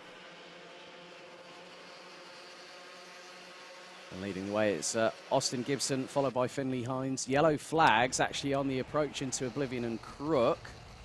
And there is a kart that's actually quite a way back from the rest of the field. So 9.5 minutes. They're all trying to filter into some kind of semblance of an order, but the top 6 are trying to mount a breakaway. So Gibson is leading proceedings. We did have a driver pulled off just after Christmas corner as well, but made it well away from the track. So I think that won't need to be even in the yellows up at that point. And I think if the driver's jumping straight up and out, looks like we could have a change from 4th though through the final corner. I believe we did. That was the 44. No, we didn't. Sorry, it was Levi McGrath looking to overtake Sukmani Kira, but Sukmani holding onto it this time as they barrel on up towards Christmas corner. Still in the lead is the 52 of Austin Gibson. Finley Hines following just behind, and Max Mason just behind as well. Finley Hines and Max Mason been having a good morning this morning as well, but Gibson holding them off for now. Yeah, Finley Hines was in the wheel tracks of Austin Gibson going up Manuel's Bank up towards Christmas Corner. The number 57 keeping the number 52 within eye shot. And then we've got Max Mason and the number 71 trying to chase them down. The top three last time around after the completion of the opening lap were just over 0.3 of a second apart. Sukmani Kira was a second off of the leader, but now has a little bit of distance between, with Levi McGrath, who's actually now ahead of Sukmani Kira for 4th place. So there has been a change there. But Max Mason looks to be in a little bit of no man's land at the moment. But Sukmani Kira trying to get onto level pegging terms with Levi McGrath in that battle for 4th position, but Gibson and Hines leading the way. Drivers making moves up the order. Jensen Short up from 18th to 16th. Cody Lepatahel up to 18th ahead of Manaf Dieu, with Nathaniel Hodges has dropped 4 places in the previous lap, all the way down to 20th ahead of Jensen Sale. Elliot Travis, however, top novice so far, the number 37, currently running in a solid 8th position. It's great running so far from Travis. We'll continue to watch how they do through the race. Hines still all over the rear end of Gibson, as so was the back of this pack as well. Restrick was right over the rear end of Kira going through the boot there.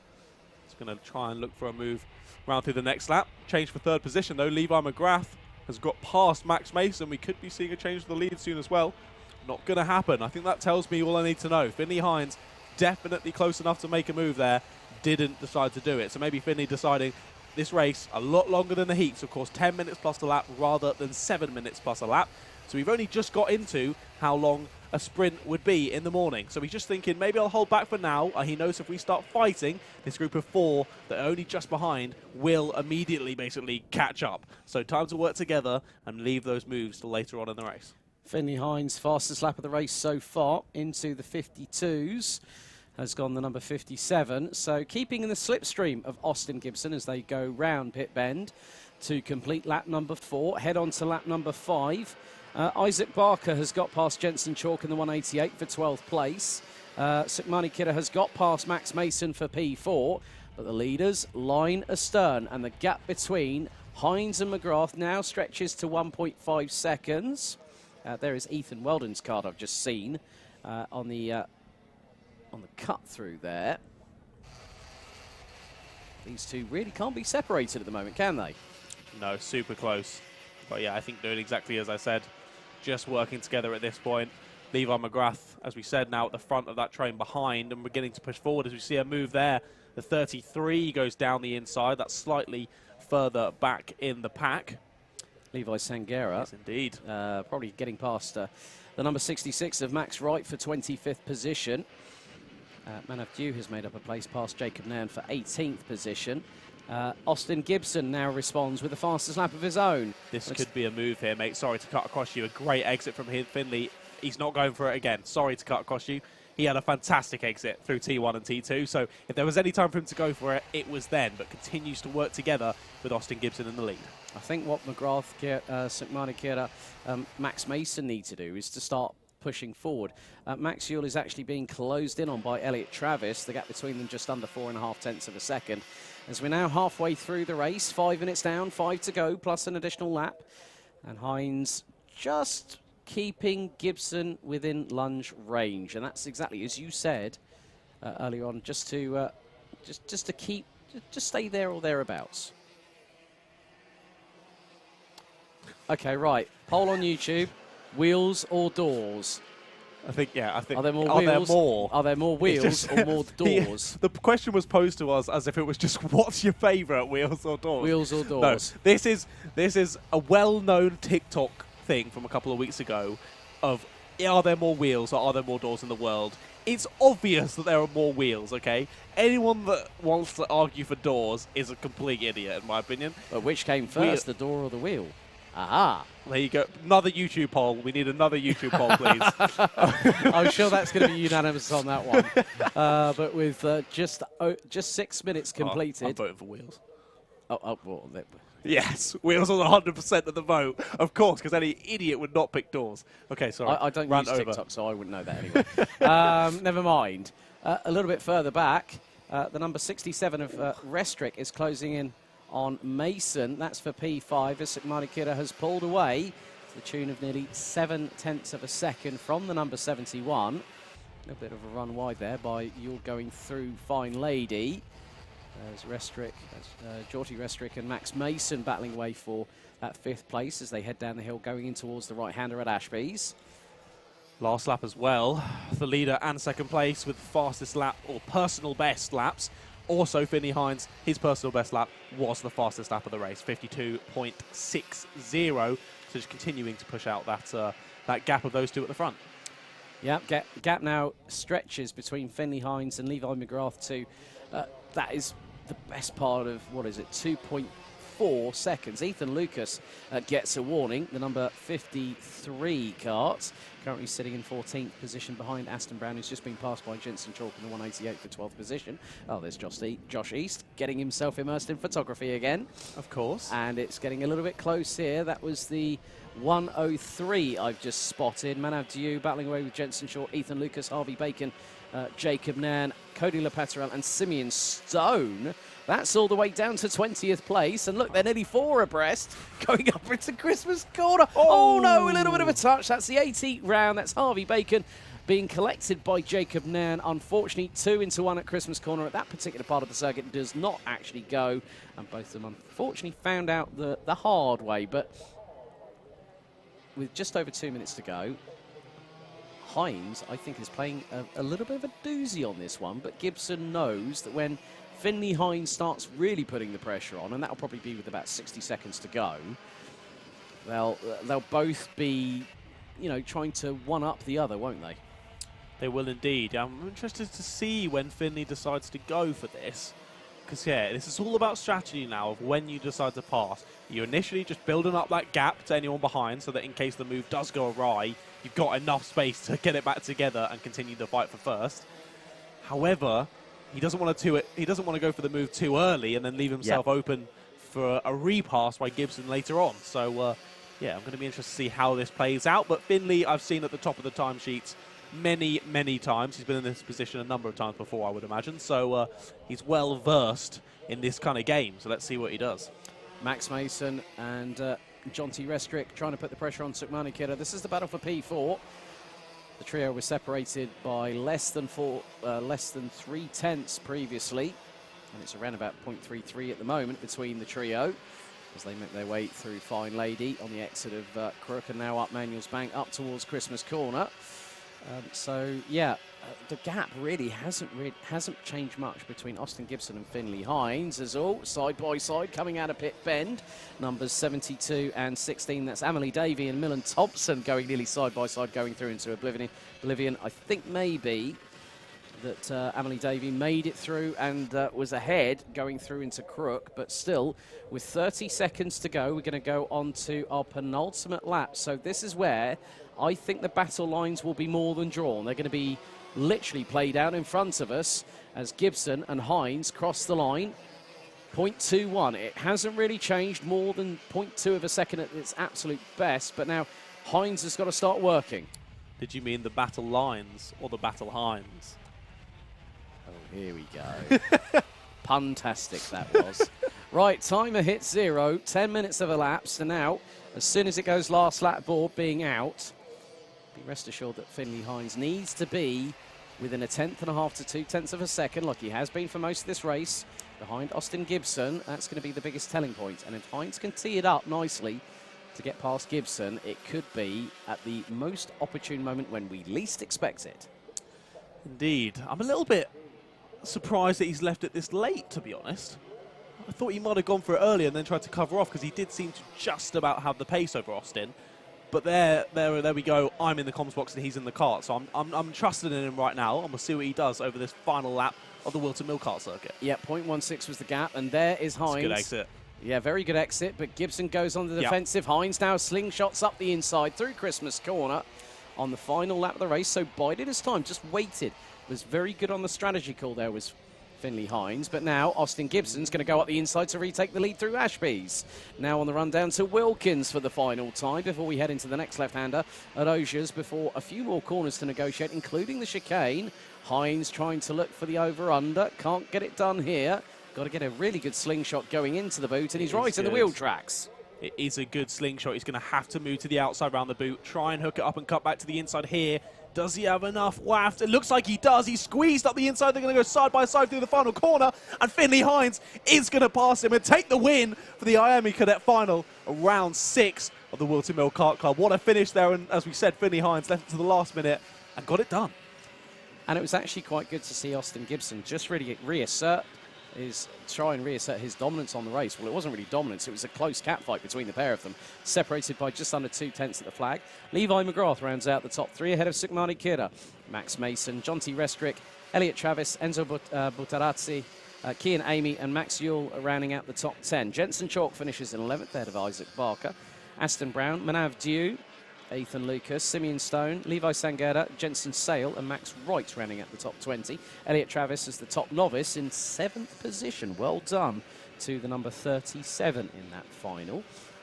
Millen Thompson in 21st ahead of Harvey Bacon, Emily Davey, Aryan Nayar, Zachary Brazel Shepherd, Jacob Noun, Isabel Banks, Nathaniel Hodges with Katie Clark taking the 29th place. Cody Lepaterel finishing a lap down off the leaders, and unfortunately Ethan Weldon out on the very first lap of the race.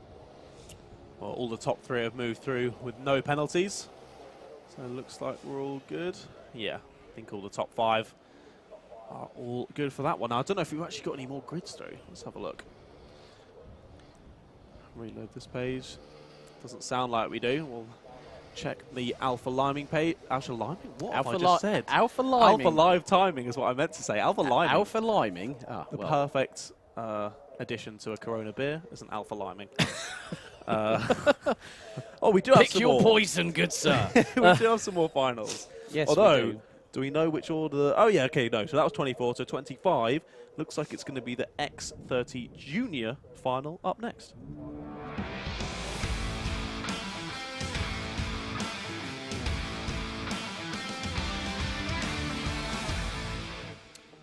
So let's have a look at the, well, we've just, there we go, Hey. X30 Junior Final. Here's the grid. It's Luke Sintler and Kai Bacchini on the front row, Jack Mowat and Micah Taylor on row 2, Luke Garlick and Riley Bishop row 3.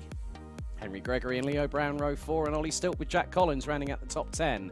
Harrison Leach and Archie Heron rounding out the top 12 positions on the grid. Harry Yule and Tom Wainwright row 7. Kian Leon Gamiao and Jaden Gregg row 8, with Josh Jones and Jack Owen Drawbridge row 9. Row 10 completing the top 20. It's Katie Ashman and Macaulay Guy. Kira Harris and David Marsell rounding out the top 11 rows, with Morgan Hill and Oliver Harris row 12. Kieran Hamdi, Ryan Ilias, Charlie Locker, Matthew Morgan, Davidas Deglau and Ollie Cook rounding out the 30-strong grid. So there they go, no waiting around for this one. Straight out of the pits, and the sky's looking a lot bluer than they were earlier. Yes, we did have a little bit of fearsome dark cloud, and I was trying not, I was like looking at it and saying, don't say anything, don't say anything. Thank goodness I didn't. Exactly, if you had said it, then it would have happened. You are God. No, I'm not. Alex Goldschmidt. Don't start butchering my surname, for goodness sake.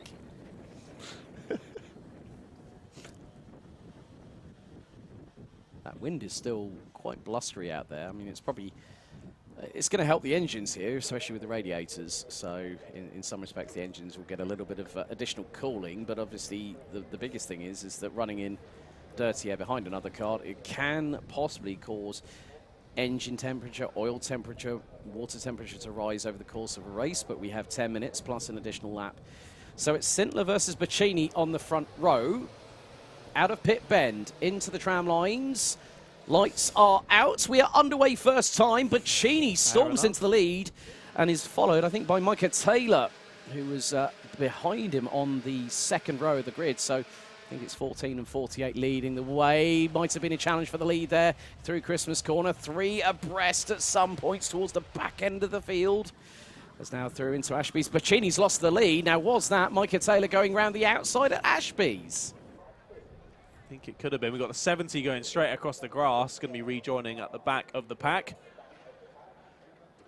Yep, number 70. Oh, I can't spot one either. Well, it might have been a 70. We'll keep an eye on that one. but they're coming through to complete the very first lap. So leading after lap 1, it is Micah Taylor, Kai Bacchini in second, Luke Sintler in third, Jack Mowat, Riley Bishop, Henry Gregory, Leo Brown, Ollie Stilp, Jack Collins and Archie Heron rounding out the top 10 positions. Gamio now up 3 places up to 13th from 16th on the road. As we've now gone past the first minute. Looks like a move for 4th place through Ashby's. Could have been Riley Bishop on the inside of Jack Mowat, and Bishop has picked up a warning. Indeed, so was Micah Taylor, your leader. So clearly some incidents on the first lap. Stewards just saying, watch out, lads. No more of that, please. Yep. Calm down. Exactly. I haven't seen them use the calm down board. We see that a lot in WMKC. Oh yes, I've heard about that one. Lots of the calm down board. And also the push cart as well, if memory serves me correctly. Ollie Cook in the number 45 also gets a warning. So 3 different drivers within the first 2 minutes have picked up a warning from race control. But Taylor's lead over Bacchini, who's just put in the fastest lap of the race. It was about a second. It's now nearly 9/10. So Bacchini trying to put the pedal to the metal, so to speak. Jaden Gregg has moved up 2 places past Josh Jones and Harry Yule, who's dropped down to 16th position. There's a great little scrap here coming down the back straightaway. That's Riley Bishop in the 23, and they are very much, well, that's Mowat just up ahead. That's Mowat just behind. Brown in 6th, Stilp in 7th, Gregory, Heron, Collins.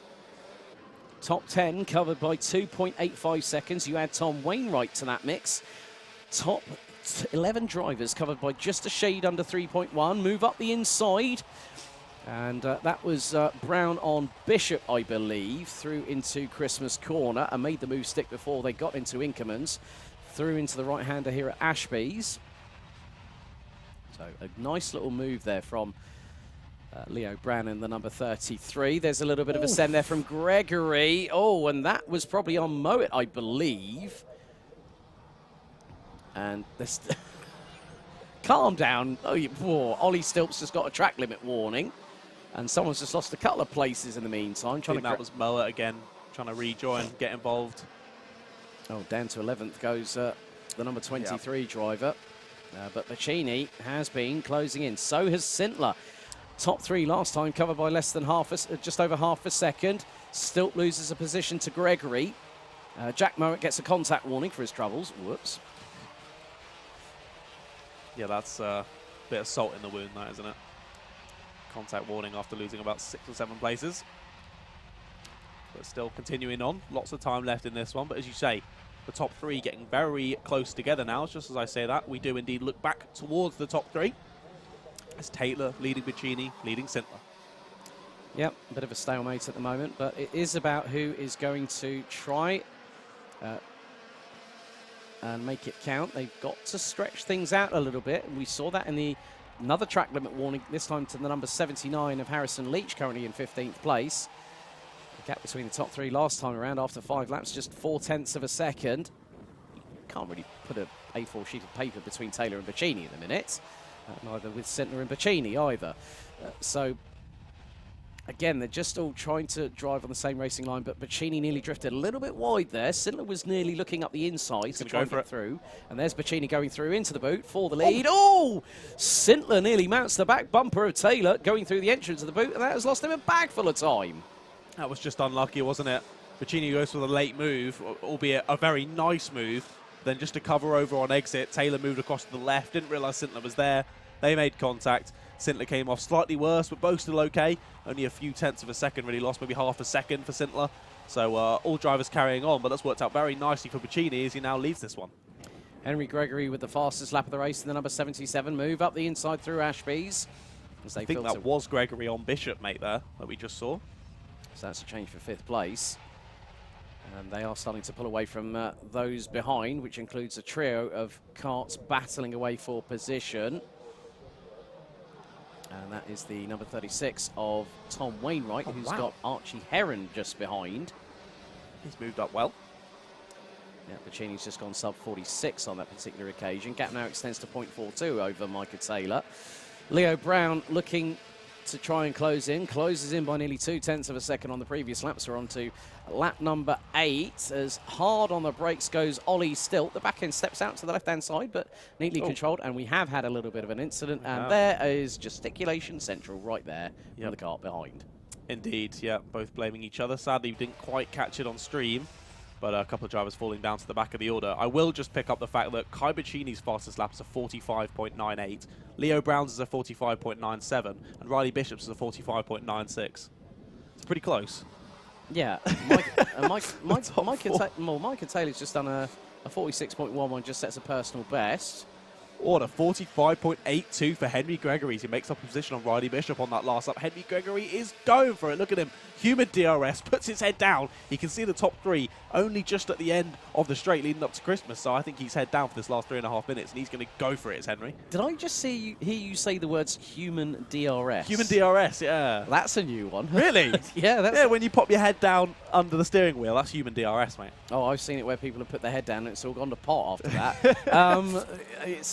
And that's in a karting sense as well, because I've seen it where a driver's put their head down and they've missed their braking point. Yeah. And it's caused all hell and bedlam behind, in front or behind. A good battle here between these 2 sets of battles that we've got actually on our screens at the moment as they fling the karts over the apex and the curbing through oblivion. But Bacchini starting to pull away now from Micah Taylor, was a 1/10.5 quicker on the previous lap. So Bacchini is away and trying to break the toe early.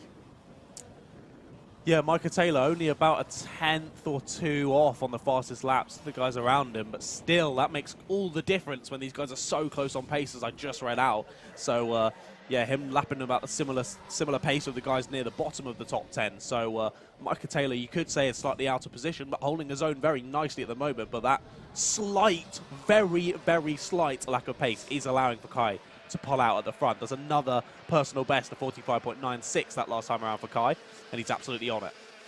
Yep, Leo Brown closed in by another 0.2 and could look for the move on Micah Taylor very, very shortly. I would say probably in the next few corners.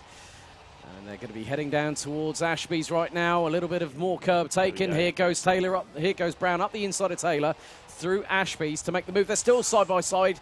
Brown was nearly on the grass, but still keeps it pinned through Wilkins and stays ahead of Micah Taylor to keep second. Yeah, he had to block pass on the apex there, didn't he? And did that nicely. It was a good fight back from Micah there.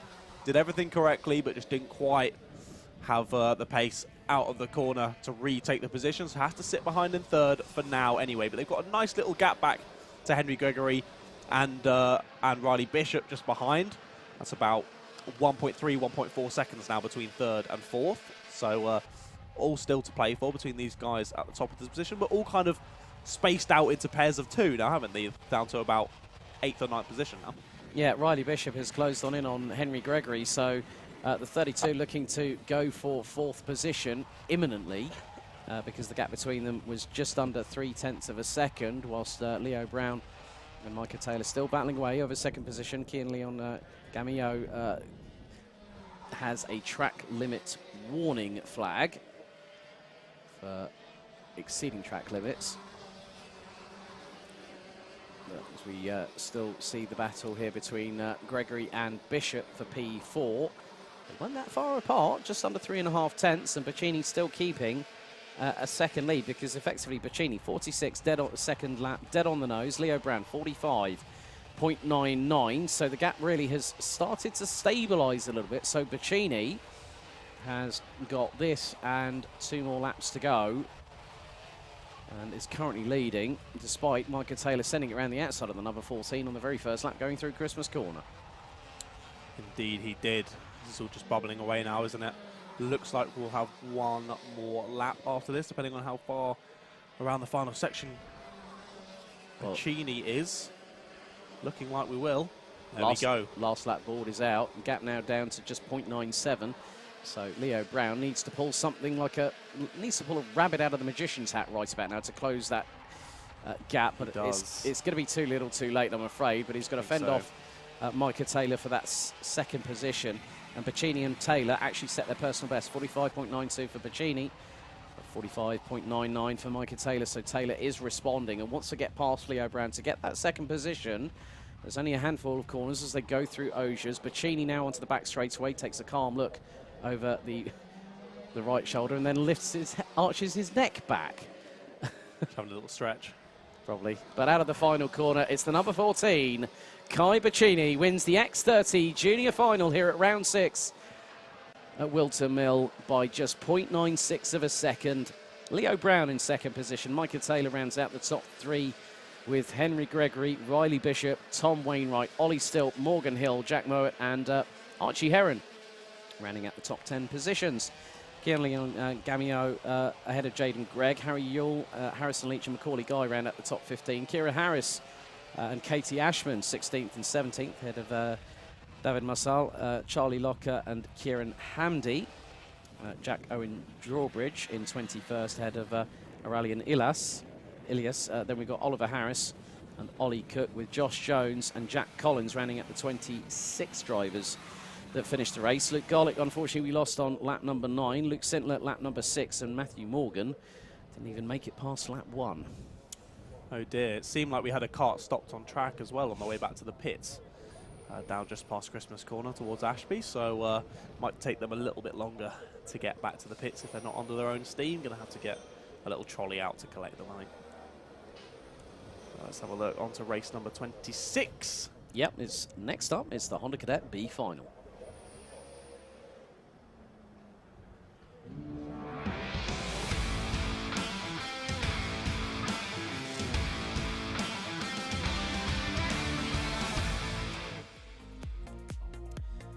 Right then, let's have a look at the grid for the Honda Cadet B Final. It's going to be Harry Taylor, Sebastian Dew, Sebastian Clark, Ella Dixon and Thomas Butcher. That's the shortest grid I've had to speak through all day. Yeah. Oh. 5 carts. Winner, winner. There we go. They've got to try and get up into the A Final. So they are waiting to go out. I believe it is the top 2 that will go through to the A Final.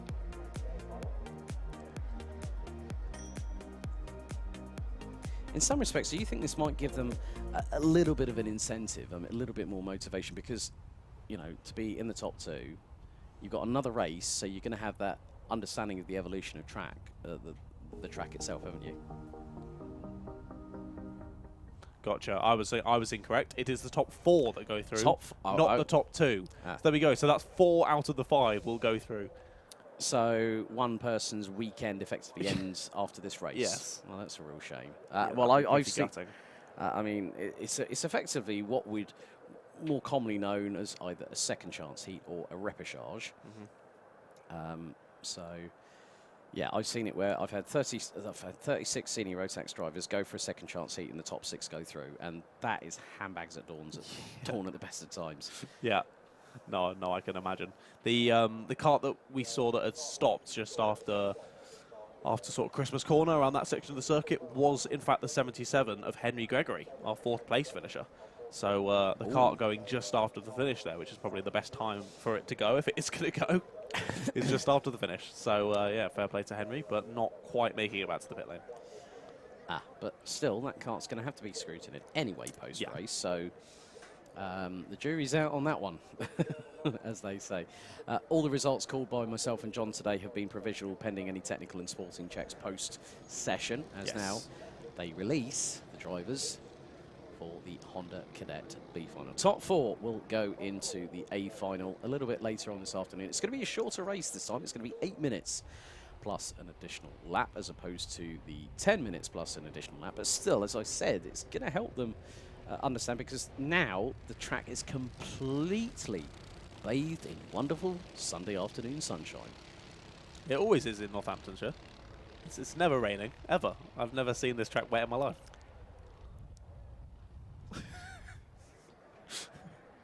I might be lying a little bit. A porky pie or two, I think, maybe. I think I've done this track more in the wet than I have in the dry, to be honest, and that's always been in BUKC. I've had my fair share of doing it in both, so yeah. I remember one particular race where it was arrive and drive, and the heavens quite literally opened before the heavy class, and that was interesting, to say the very, very least. But it was a good race, nevertheless. Slicks in the wet is always great fun. It's like skating on thin ice. Hopefully, shouldn't take them too long to get the grid started. Get underway for this one with only 5 drivers out there. But I'm interested to see how this plays out. Yep, so 8 minutes on the clock plus an additional lap. This is the man, or lady. It's a lady, of course, Ella Dixon, with a Roblox sticker on the back of the helmet. I remember seeing that helmet. And there we go. The lights go out, and we're underway for this B final. Looks relatively pedestrian off the start when it's only 5 drivers, but quickly up to speed through Oblivion and on the way up to Christmas Corner. Doesn't look like there's going to be any moves into Christmas just yet. All the drivers filing into orders. Just as I say that, goes for a cheeky move. That's the 96 of Ella Dixon down into 5th. I think it was Thomas Butcher going up through into 4th. Yes, that was the case. The number 54 Kart, as they make their way through Ashby's for the first time of asking.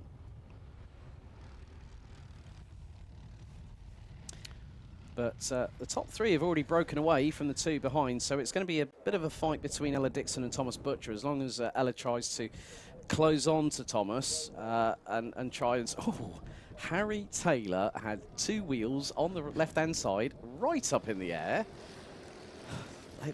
These kids are fearless, aren't they?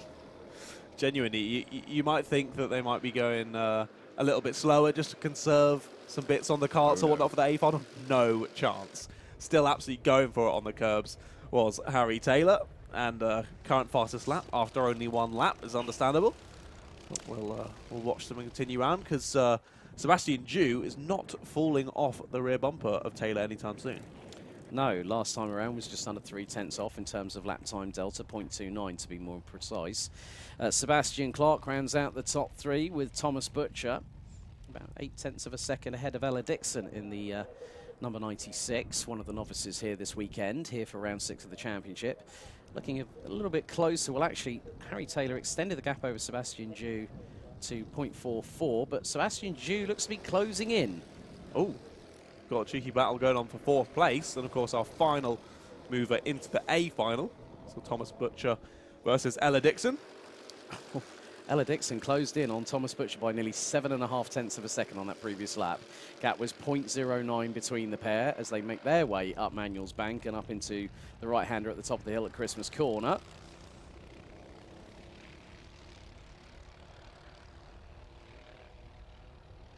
Listen to that roar of the Honda Cadet engine. The rumble. Yeah, I guess it is more of a rumble than a roar, I'll give you that. But Harry Taylor has got a slightly extended gap with 5 minutes and 40 still to go on the clock as they're about to complete lap number 3 imminently. Goes up to 0.52 of a second, so nearly a 10th gained by Harry Taylor. Leaders now about to cross the line, and the top 3 covered by 1.52 seconds. So it is exactly half a second between Harry Taylor and Sebastian Dew for the lead in the Honda Cadet B final. As I nearly thought that Thomas Butcher was going to go very, very wide through Fine Lady, having attacked the curbs going through Oblivion and Crook there.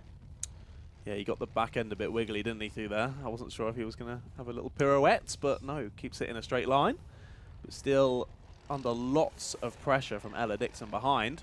She's doing a fantastic job keeping Thomas Butcher very, very honest indeed. And to be still battling away after, 3.5 minutes. And again, Taylor just absolutely mullering that curb on the inside on the approach into the boot. It just helps him out, just carry that momentum through. But Taylor and Dew have both dropped Clark, so Clark will be running solo, and that gap is extended between 2nd and 3rd to 2.29 seconds with 4.25 minutes on the clock remaining. Indeed. Closing down the gap, it seems, at the front. Let's continue watching this, down to 0.3 of a second. Sebastian Dew actually set the fastest lap of the race, 53.93 seconds, took nearly 2/10 out of Harry Taylor. And now going through into Osiers, it's half a car length between the pair. So Dew could tee up Taylor for a lovely little move. Hopefully not a cheeky little move, but hopefully a nice little move. We have seen quite a few cheeky moves today, haven't we, on the track? Quite a few. Whilton Mill is well known for its cheeky moves. Indeed. And Jude gets a really good run coming out of pit bend into oblivion once again. On to lap number 6 with 3 minutes and 20 on the clock to go. Taylor runs a little bit wide. Jude just following in the wheel tracks, just trying to keep the slipstream option there. And the gap between them last time around was 0.13 of a second. Now down into Inkermans they go. Great run by Sebastian Dew. Down towards Ashby's. Could look for the move. Decides not to do it right now. But will. But obviously the top 4, that will relate to their grid position in the A final a little bit later on. So if Dew can get one past Taylor at the last moment, as Ella Dixon again closing in on Thomas Butcher.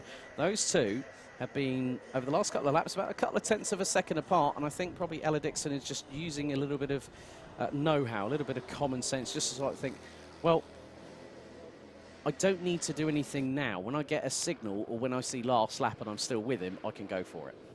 Indeed, that last time around, Sebastian Dew, fastest lap of the race again, a 53.92, but a personal best for Harry Taylor of 53.97. So pretty close on pace between these front two. Thomas Butcher and Ella Dixon set exactly the same lap time, 55.01 on that previous lap.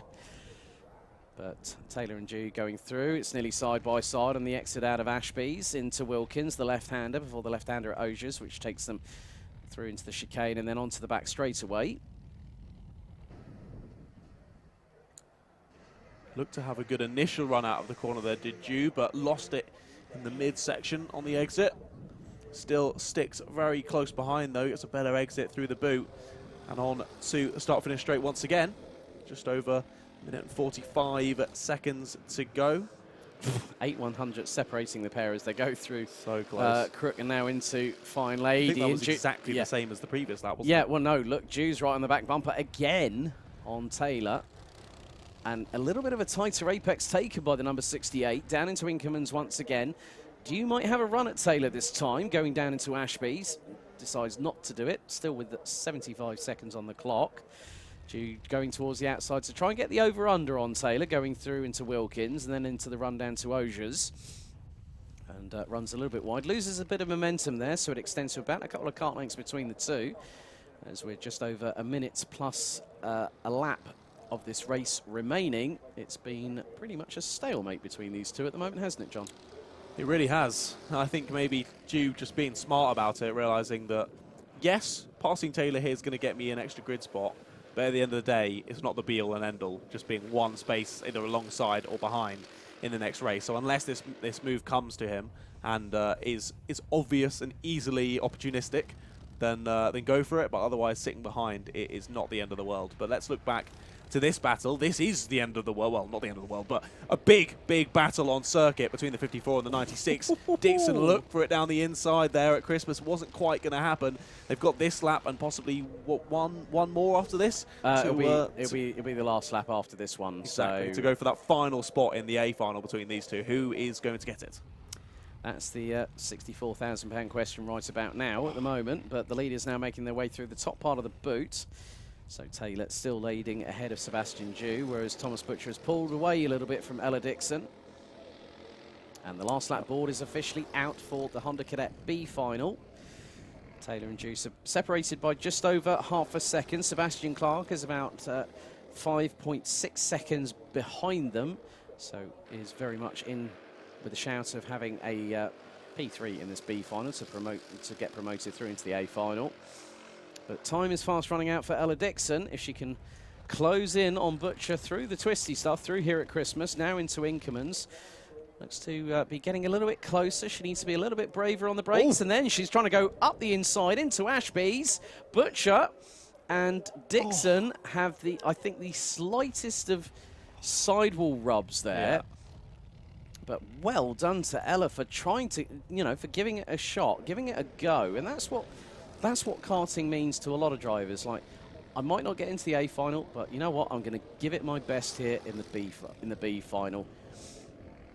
But the checkered flag is out. Harry Taylor takes the victory by 0.19 seconds ahead of Sebastian Dew. Sebastian Clark rounds out the top three, and provisionally Thomas Butcher is promoted to the A final. Well done to Ella Dixon for giving it her all and still trying to get P4 at the end of that race. Yeah, she was pestering Thomas Butcher throughout that whole race. Nearly went for it. Quite the opportunistic move on that final lap, but just didn't quite pay off. Was closed off at the apex, lost all the momentum, and had to sit back. But a great little B final there. And the top 4 from that moving on to the A final slightly later today. But what race do we have next, sir? Okay, well, it's race 27. It's the final for Minimax.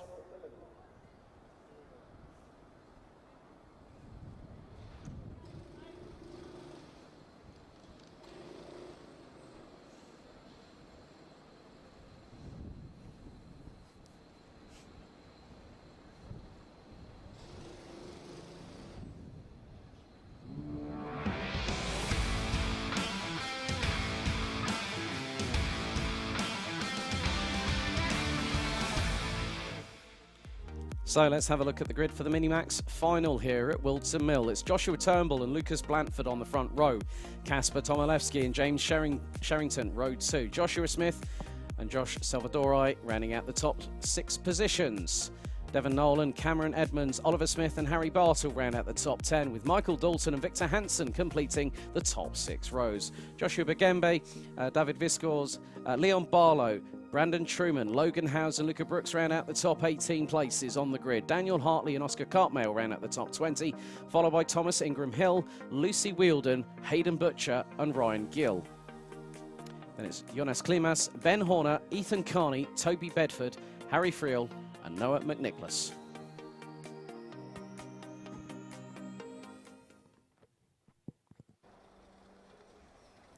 So there we have the Minimax competitors on the grid ahead of their final. Another 10 minutes plus additional lap final here at Whilton Mill. It's been a fantastic race day, hasn't it, John? It has. It has been really good. And I was going to say, we go from the slightly dark and dreary footage that was filmed by Mr. Anthony Jordan in January for the Whilton Mill Kart Club, and now we switch back to current pictures where it's absolutely beautifully bright and sunny. So I think I prefer it a lot more here than in that old stock footage. Very eloquently put there. Very eloquently put, but really good to see. I see Leon Barlow's dad Mick actually on his phone again. No, caught him out again. Yeah, well, the thing is, he's been caught on camera now, and now he's been now he's had a shout out as well, so he can't grumble at that one, can he? But yeah, some really good competitors. I mean, you know, the likes of Lucas Blanford, Kasper Tomilewski have really impressed over the course of the day. I mean, there's so much talent here on this grid. I just see the number 56 there. That's Logan Howes with his dad James just behind him. Still remember when Logan used to compete in IAME Bambino a few years ago. You said that a lot today, mate. I still remember when X-Driver was racing in X-Championship. That's the you can't be showing your age, mate. Mate, you're only 21. Again. There will be 21 times 2 plus 3 come September this year. When you give your age, you just give a maths equation and work it out. Right, Mick Barlow, do not start WhatsApping me, thank you very much indeed, when I'm on broadcast. Cheeky beggar. But it is going to be a really, really good race. I mean, we've got 10 minutes plus an additional lap ahead of us. Minimax has been actually quite good in terms of the racecraft that we've seen over the course of the day. The heats have been absolutely brilliant. You know, like you were saying, so much talent in this grid, and I can't wait to get this one underway. So many drivers, and a couple of people slightly further down than maybe I would expect, having a bit of calamities near the end of some races, dropping some points and meaning that they're slightly further down the order than maybe they should.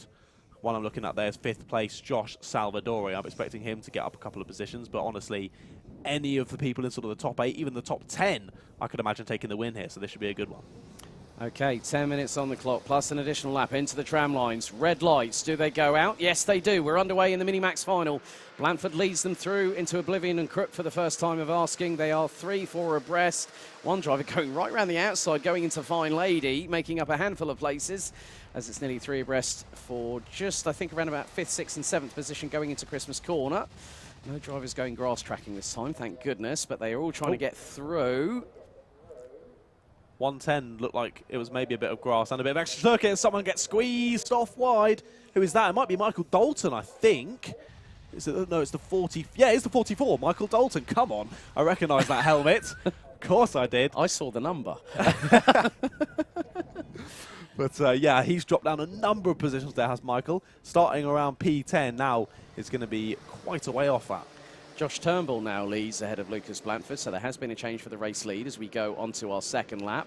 Kasper Tomilewski rounding out the top three. Then it is James Sherrington, Joshua Smith, Harry Bartle, Josh Salvadori, Devon Nolan, Oliver Smith and Cameron Edmonds completing the top 10 as they make their way through into Inkermans for the short shoot down the hill into the right-hander here at Ashby's. Line astern between the top three. It's getting very, very close indeed. The number 110, Josh Salvador, running a little bit wide, having pressure from behind, courtesy of Devon Nolan.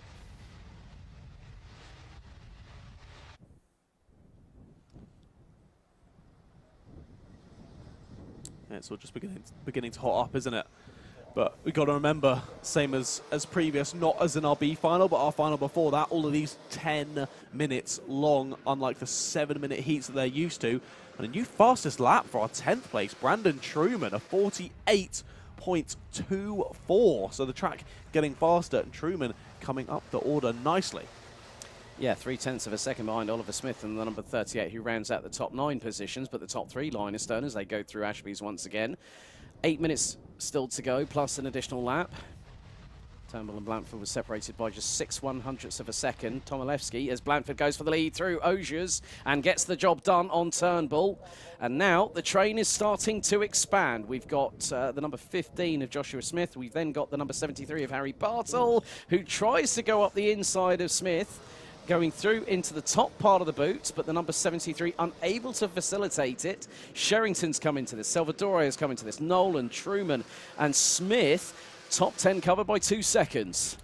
Oh, it's all getting pretty close, isn't it? Josh Smith showed a bit of side pod on exit there to be like, no, mate, to Bartle, you're not coming through on me, at least not that easily. Get back behind. But yeah, as you say, oh, that was a send. Just as I say that, Bartle says, no, you're right, mate. I am actually going to send it again. Up into 4th place he goes. Smith now down to 5th. Is he going to get eaten up again by a couple more karts? He is indeed. That looked like there could have been contact on the apex there. Not quite caught it on the camera. Will we see them emerge from that section of corners? I have not. So we're going to have to wait and see when they come around again as to what order they ended up in after that little kerfuffle. Here they come. It looks to be the 54 of Nolan, I think that was. Yeah, followed by Salvador, right? It was, so it's all changed. Smith's down to 9th position, Sherrington's 8th, and Truman now in 7th position. And then it's the number 11 of Cameron Edmonds that now rounds out the top 10. A few drivers making moves up the order. David Viscor's now up to 13th place, 2 places gained by the number 47, so ahead of the likes of Logan Howes in 14th and Thomas Ingram Hill in the 122, who rounds out the top 15. But Blanford still leads the way with 6¼ minutes to go. Look at the pace of Bartle. He only half a lap ago cleared Smith to take 4th place, and he's nearly on the back of this top 3 already. Initially breaking away because of the battling, Bartle now immediately almost a couple of kart lengths more, and he'll be making this a 4-way battle for the lead. Yeah. And well, it was 0.9, it's now 0.74. So things are heating up between the top 4. They have broken away quite significantly from Devon Nolan. Devon Nolan now 1.6 seconds behind Harry Bartle. But now Bartle's losing. Yeah, Bartle's trying to close on in. He has closed a little bit of that gap down. So it is, well, Nolan's trying to close that gap down from 5th position. Salvador now in 6th place and is about 1.3 seconds off of the number 54. So things can still concertina a little bit as Turnbull trying to get a window of opportunity that could open the door for Tomilewski in 3rd place in the number 20, but Bartle's all over the back bumper in the number 20 from Glasgow as Turnbull gets a contact warning. There's another touch there, and that means that Blanford drifts wide, and Blanford has to sort of go back onto some form of the racing line, and Tomilewski loses out to Bartle in the process and drops to P4. Yeah, well, that cut across on exit there onto the back straight was a bit of a heart-in-mouth moment there. Really squeezed them onto the curb, but all 4 of them made it through facing the right direction, so that's all that matters. But as you say now, Turnbull up into the lead, changed to 2nd, it looks like as well. Down the inside goes Bartle. So in the space of half a lap, Bartle going from 4th place to 2nd, now has his eyes on Turnbull in front for that race win. But still, we're only just less than half of the race to go. So still all to play for. Wide on exit of the final corner is Blanford. He's pushing hard, trying to get back up into the lead position he lost not too long ago. But here they come. Out of Oblivion and Fine Lady, up towards Christmas Corner, all staying line astern for now anyway. 0.6 cover the top 4 where they cross the line after 7 laps. We're on to lap number 8. Bartle now putting the pressure, looking up the inside. Through Ashby's goes Harry Bartle to take the lead away from Joshua Turnbull. Lucas Blanford having to go defensive on Kasper Tomilewski. And there's a track limit warning coming the way of Lucas Blanford. Oliver Smith gets one as well.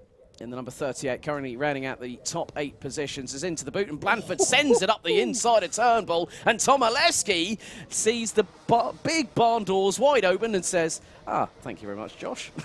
Yeah, that was a lovely, easy steal of position for Tomilewski there, just to dive past Turnbull.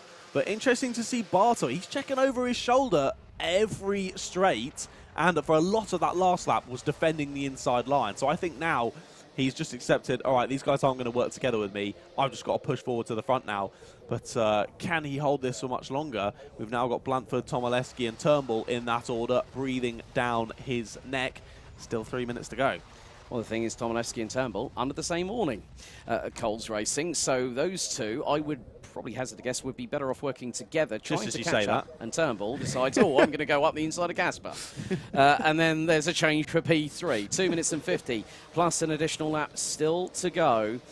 And Harry Bartle's just put in the fastest lap of the race, 47.02. Blanford, 7 1/1000ths slower on that particular occasion, but the top 2 now have broken away from the 2 behind. In the distance, I've just seen Devon Nolan, who is about 1.4 seconds behind Tomilewski, who rounds out the top 4 positions. And now it's going to be a full-on scrap between Bartle and Blanford. But if they do start battling a bit too soon, that could bring Turnbull and Tomilewski back into the fray again. Indeed it can, yeah, as you say, Nolan and Truman and a couple of others behind, just slowly putting in the laps, trying to catch these leaders. But unless they fight a lot more through these last couple of minutes, unlikely that they're going to be able to catch them. But we've seen some good battling already, so I'm not going to count it out just yet. But yeah, all this is going to matter on strategy. As you say, you would have expected Turnbull and Tomilewski to work together to try and catch back up to this top 2, but it doesn't seem like that's happening just yet. But let's see if they continue to work together. They are at the moment, anyway, through this lap. So let's see. If Bartle and Blanford start to battle, they could be right back involved. Logan Howes now up into P9, gets a contact warning. So does James Sherrington, who's right with the number 56 at the moment. They were less than a tenth apart, as Blanford now trying to put the pressure onto Bartle. 90 seconds still remain of this Minimax final. Did you see that there? Blanford in second place. We had Bartle in front, check behind him.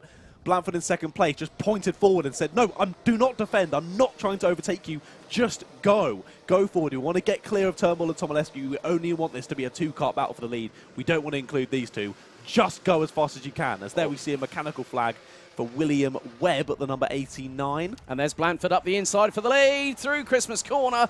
Bartle hangs on by a thimble.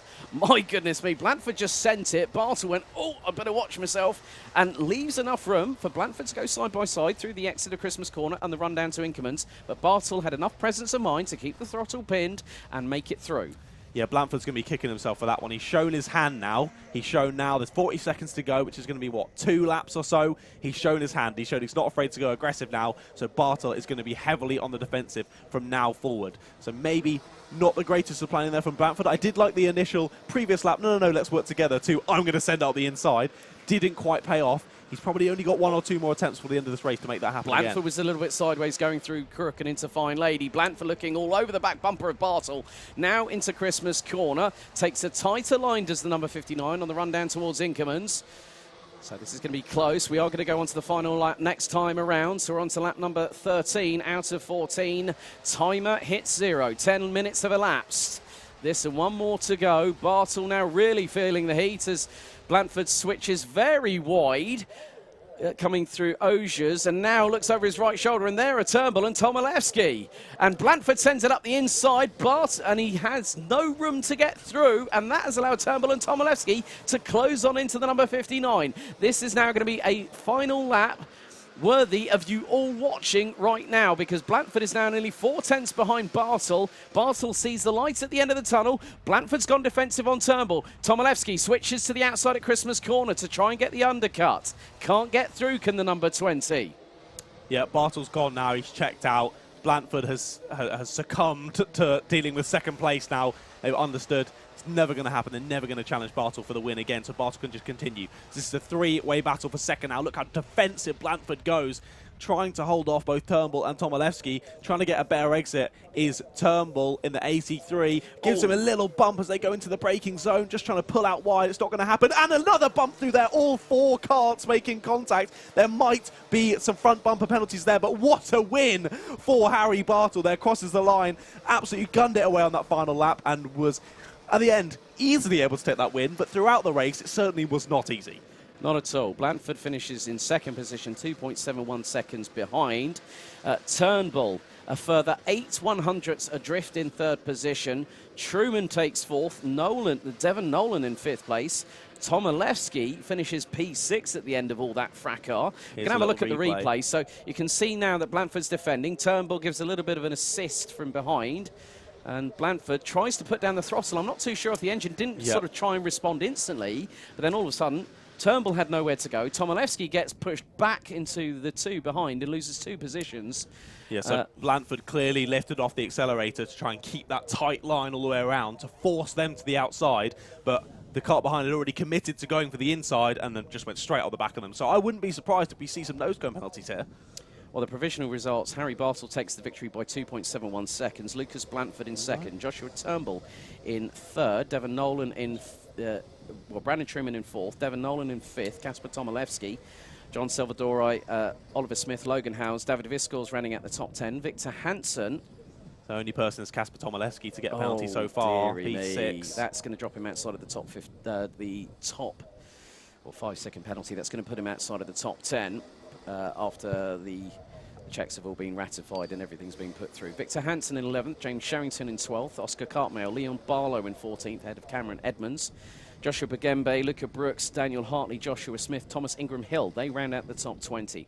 Michael Dalton in 21st, ahead of Jonas Klimas. Then we've got Zach McDonald, Toby Bedford, Hayden Butcher, Ryan Gill, Albert Whilton, Ethan Carney, Harry Friel, Noah McNicholas, Ben Horner being the last of the, well, it looks like everyone got to the checkered. Lucy Whilton finishing 12 laps in total. But then we've got our next race, which is the B final for Junior Rotax.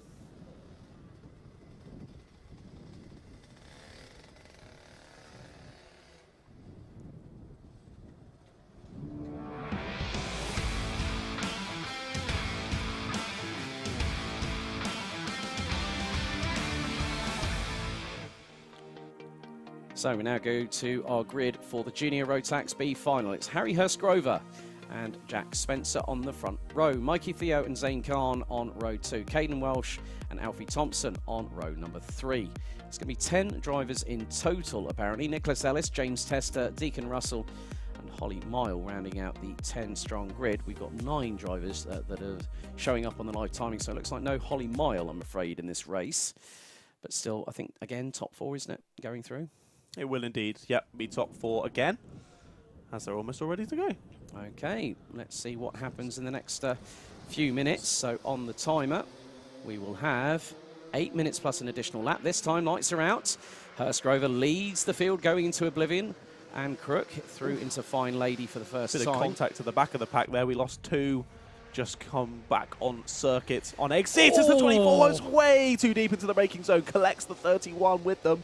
That was Mikey Theo in the number 24, all kind of sideways there, and the 31 got a little bit of a... Oh, we've got another spinner. That is the 47 kart, Zane Khan, and that's on the exit of Ashby's. So already, within the first 30 seconds, 3 kind of mini incidents there, but Harry Hurst-Grover is away at the moment.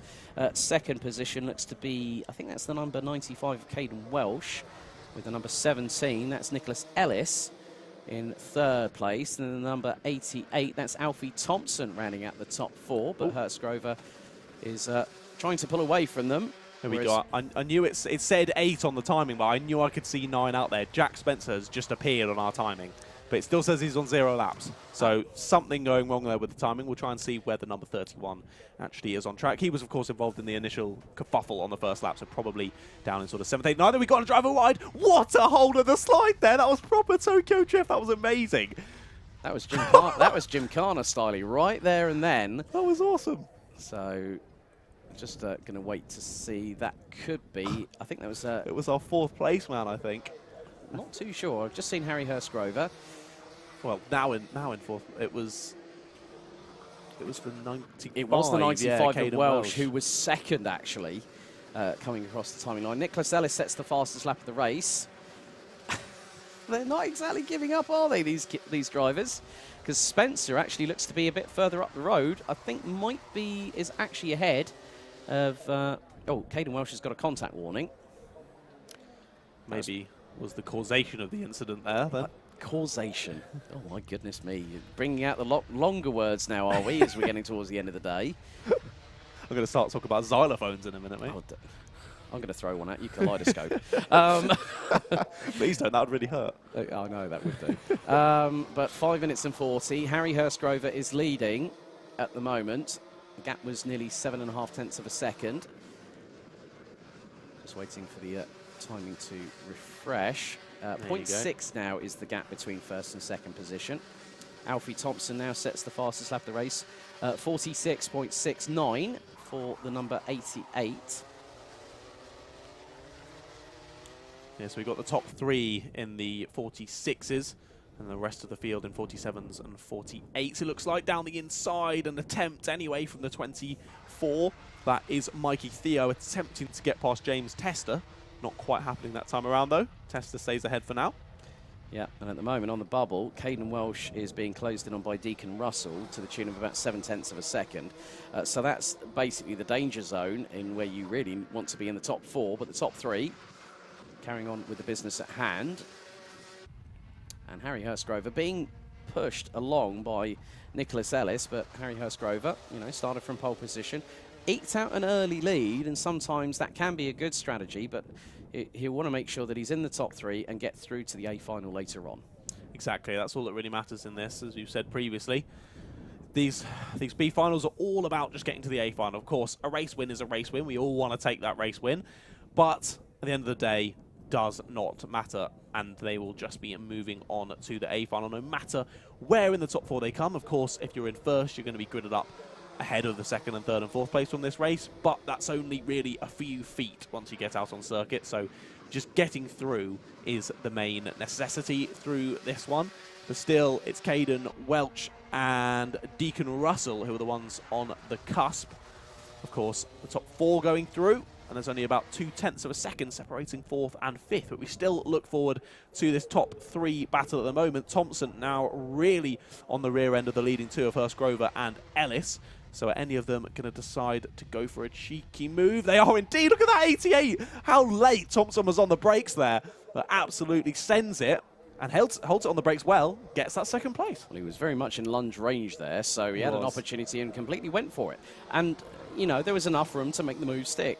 I mean, especially if you run a little bit wide coming out of Osiers, you are going to leave yourself prone to attack from someone from behind. And that's exactly what Alfie Thompson did, and did very, very well indeed. He did. A great move. And already pressing off towards the leader is Thompson. So we could be seeing a change to the lead here. Still 3 minutes to go in this B final. And still looking back to that battle for 4th, it's closed up even more. 7 hundredths of a second now between Caden Welsh and Deacon Russell. That's your battle for who is the final person to get up into the Junior Max A final later on today. And here it is. We see Caden Welch leading Deacon Russell, and he goes for the move. Deacon Russell already up into 4th place, makes it stick, blocks on the exit, job done. Yeah, gets through. Oh, a little bit of a touch between the pair there, as now Alfie Thompson has taken the lead away from Harry Hurstgrover. Top 3 covered by just 8 tenths of a second, as we are now on to our 8th lap. And Alfie Thompson sets the fastest lap of the race, 46.02 seconds around this circuit here at Whilton Mill, and already Russell is pulling away from Welsh. I was going to say, within half a lap, he takes the lead, then sets the fastest lap, then gains half a second advantage. That's pretty impressive That's, from Mr. Thompson. That's a pendulum swing and a half right there. That is pretty impressive. So fair play to Alfie there in the lead now, and hopefully we don't commentators curse him. He's looking all right for this race win. Oh, no. Mechanical black flag for Harry Hurstgrover, I'm afraid. So he's going to... And that's because the bumper is hanging off on the right rear. So he will see the mechanical black flag. Oh, yeah, you're totally right. Yeah, I caught that as he was just walking into... he was driving into the boot. So I'm not too sure if there might have... If there's been a little bit of a touch, because that could have caused the right rear, and from a safety perspective, you do not... Now that started flailing a little bit, so unfortunately, Harry Hurstgrover will not proceed to the Junior Rotax A Final. No, if that gets caught on a curb, that could be ripped straight off.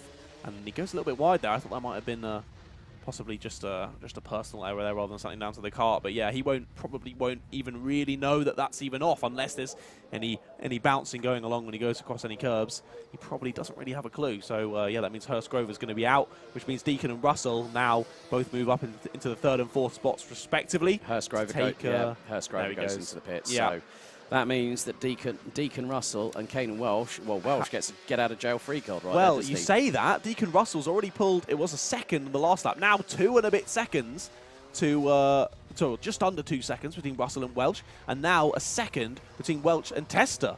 So what have we got? 3 more laps of this one. I think there's still a lot of time for a battle between Welch and Tester here for that 4th and final place into the A final. Yeah, the leader coming through. Osiers are now going through the chicane onto the back straightaway.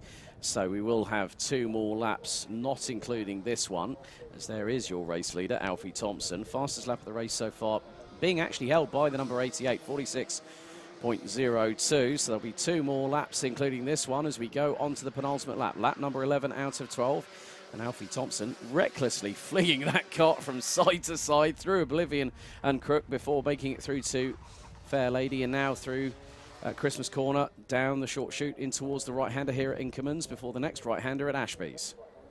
Indeed, yeah, Thompson isn't letting off, is he? He's clearly trying to go for the 45s. Currently a 46.02, his fastest lap. So just a few more hundredths off, and he's getting down into those 45s. Well, we'd like to do that, maybe to put on a show, but of course, if you're going into the A final, you want to make sure that you've got the kart as sorted as possible. Because now we're going to go on to the 12th and final lap. Alfie Thompson in the number 88 leads the way. The gap between him and Nicholas Ellis is 1.4 seconds. Ellis closed up by 1/4 of a second on that previous tour. Deacon Russell and Caden Welsh rounding out the top 4 positions. Russell is actually 6.84 seconds behind, as you had a sharp intake of breath there. Reference Alfie Thompson, wasn't it? No, actually it was because the gap has dropped only half a second now between Welch and Tester. We are on the final lap. But I don't know if Tester's able to do something incredible on this last lap. He could be in for a shot with his 4th place, but we'll have to wait and see as they come round towards the line. But we continue to follow Mr. Alfie Thompson. Hasn't put a foot wrong this whole race. Has been super quick, fastest lap, and is about to come across the line and take the win in the Junior Max B final today. Means he's going to get the best grid position out of these 4 who go up into the A final. Ellis comes over in 2nd. It's Deacon Russell in 3rd. Who is going to take that final spot? They are going to be right near each other as they cross the line, but it is just about going to be Caden Welch who takes that final spot in the Junior Max A final later on today. Then it was James Tester in 5th. Zane Khan there in 6th. Then it was Mikey Theo in 7th. Jack Spencer in 8th. And Harry Hurstgrover in 9th, but didn't finish the race, of course, with that mechanical flag. Had to come into the pits. But that was actually a very interesting B final there, mate. I really enjoyed that. It was indeed. Well, next up, we go to our next final, which is race 29, X30 Senior Final, coming up next.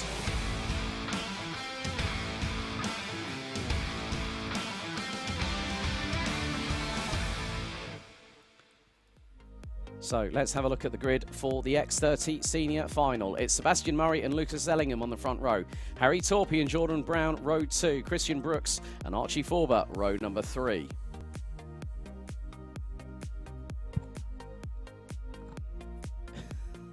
Luke Taylor and Hugo Gilbert rounding out the top, rounding out row 4. Vishal Patel and Remy Gilbert rounding out the top 10. Paul Simard and Kyan Gohill rounding out the top 12 positions. Row 7, it's Jake Yanagisawa and Benjamin Southgate. Row 8, it's Dylan Gratz and Jensen Buckingham. Alex Johnson and Martin Auger round out row 9. Row 10, it's Tom Ryan with Mackenzie Stevens and Benjamin Watts and Thomas Byrne rounding out the 11-row grid here in the X30 Senior Final. Oh, there he is. Ah, there he is, hey. Mr. Budgie Smuggler. There we go, thumbs up. Looking all professional. Look Yes, at him. he does. He's a good egg, is Josh.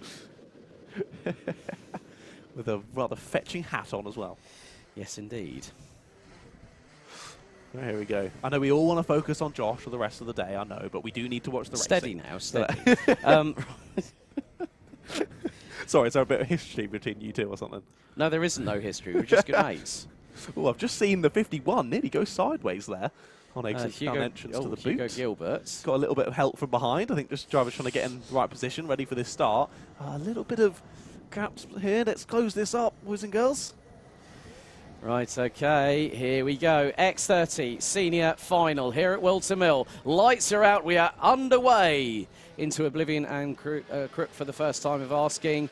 Challenge for second place, as it is getting a bit close for comfort. Oh, going through into Christmas corner. I think Lucas Ellingham was trying to thread the eye of the needle, and I'm not too sure how it's all panning out so far, but as they are making their way through, Ellingham is still in 4th place as they make their way through into Wilkins for the first time, into the left-hander at Osiers before the chicane onto the back straight. Oh, he's gone for it, Lucas Ellingham, up into 3rd. And that was past Christian Brooks, I believe. He wasn't happy. He wasn't particularly No, that was happy. past Harry Torpey, actually. So Christian Brooks, I think, yeah. Christian Brooks in 2nd position. Now Lucas Ellingham can challenge for the victory in the final. And look at the train behind. It's pretty large, isn't it? Yeah, I'm surprised that there were no incidents on that first lap. There was some seriously heavy fighting going on, but all drivers keeping it respectful and all staying on the black stuff, just about. It says that Luke Taylor in last place has managed to do a faster lap than everyone else. I would be amazed if that's true, but I don't know. It says also that he might be ahead of people on track, so I think maybe the timing might have messed up slightly there for the fastest lap. But we'll continue. Look, I think just gone for 2nd place. He has indeed. Lucas Ellingham moves up into 2nd was already. That cheeky little wave I saw from the right hand there. So I'm like, thank you very much. I shall go on through and go forward with forward momentum. But 8 minutes and 27 seconds remain, and Sebastian Murray is leading, but by only just under 3.5 tenths of a second from Lucas Ellingham, who's just set the fastest lap of the race, 45.11 seconds. Christian Brooks, Harry Torpey, Jordan Brown round out the top 5, followed by Vishal Patel in the number 95, Archie Forber, Alex Johnson now up into 8th position and climbing steadily up the order, ahead of Remy Gilbert and Jake Yanagisawa, who complete the top 10 places. Indeed, Lucas Ellingham doesn't wait around, does he? Last lap, 4 tenths faster than the leader. He's already going to go for it. What a move into the boot. Almost squeezed the 91 of Murray out, causing him to lose another position. Murray just about manages to hold that apex and keep the 2nd place. But that was from so far back, that move for the lead. That was ridiculous. But I wouldn't expect it from anyone else but Lucas Ellingham. Well, keep your eyes on Murray, because he's not letting Ellingham get away by any stretch of the imagination, as there is a battle for 4th place really heating up behind. I think Brown is now ahead. Yes, that is the case. So Torpey down to 5th position. And now it's become a 7-kart train at the front of the field, rounded out by Archie Forber, who's just set the fastest lap of the race and has gone sub 45 seconds, wow. 44.99. That's a pretty impressive lap time. So, yeah, don't count any of these guys out. Look at the battling that's going on down into the final corner. That was a late move from the 95. That was Patel on Brown. It and was Forber indeed. actually got past, so did, I think, Forber. Well, Torpey got through as well. So there's been a few changes. I did see that Dylan Gratz actually dropped down the order quite substantially, down to around 19th position, lost 6 places. I think on the opening lap, Lucas Ellingham on cue, bang, fastest lap, 44.8 seconds. Just ridiculous, the amount of pace. Yeah, a couple of more drivers down into the 44s that lap, but Ellingham just in a world of his own now. Oh, cheeky move that was, up the inside. Number 14, that's Archie Forber making up another spot. I believe that was on Harry Torpey, wasn't it? Yeah. Up into 4th place goes Forber. But But yeah, Ellingham just starting to slowly eke out that lead. Be it, yeah, quite slowly, but it's definitely growing. He's nearly doubled it, actually, and puts in another fastest lap of the race, 44.67 seconds. Sebastian Murray, exactly 2/10 slower, 44.87, still a personal best for the number 91, as the leaders make their way through into the right-hander at Inkerman's, down the short chute into the right-hander at Ashby's. So Ellingham trying to pull away enough to be comfortable.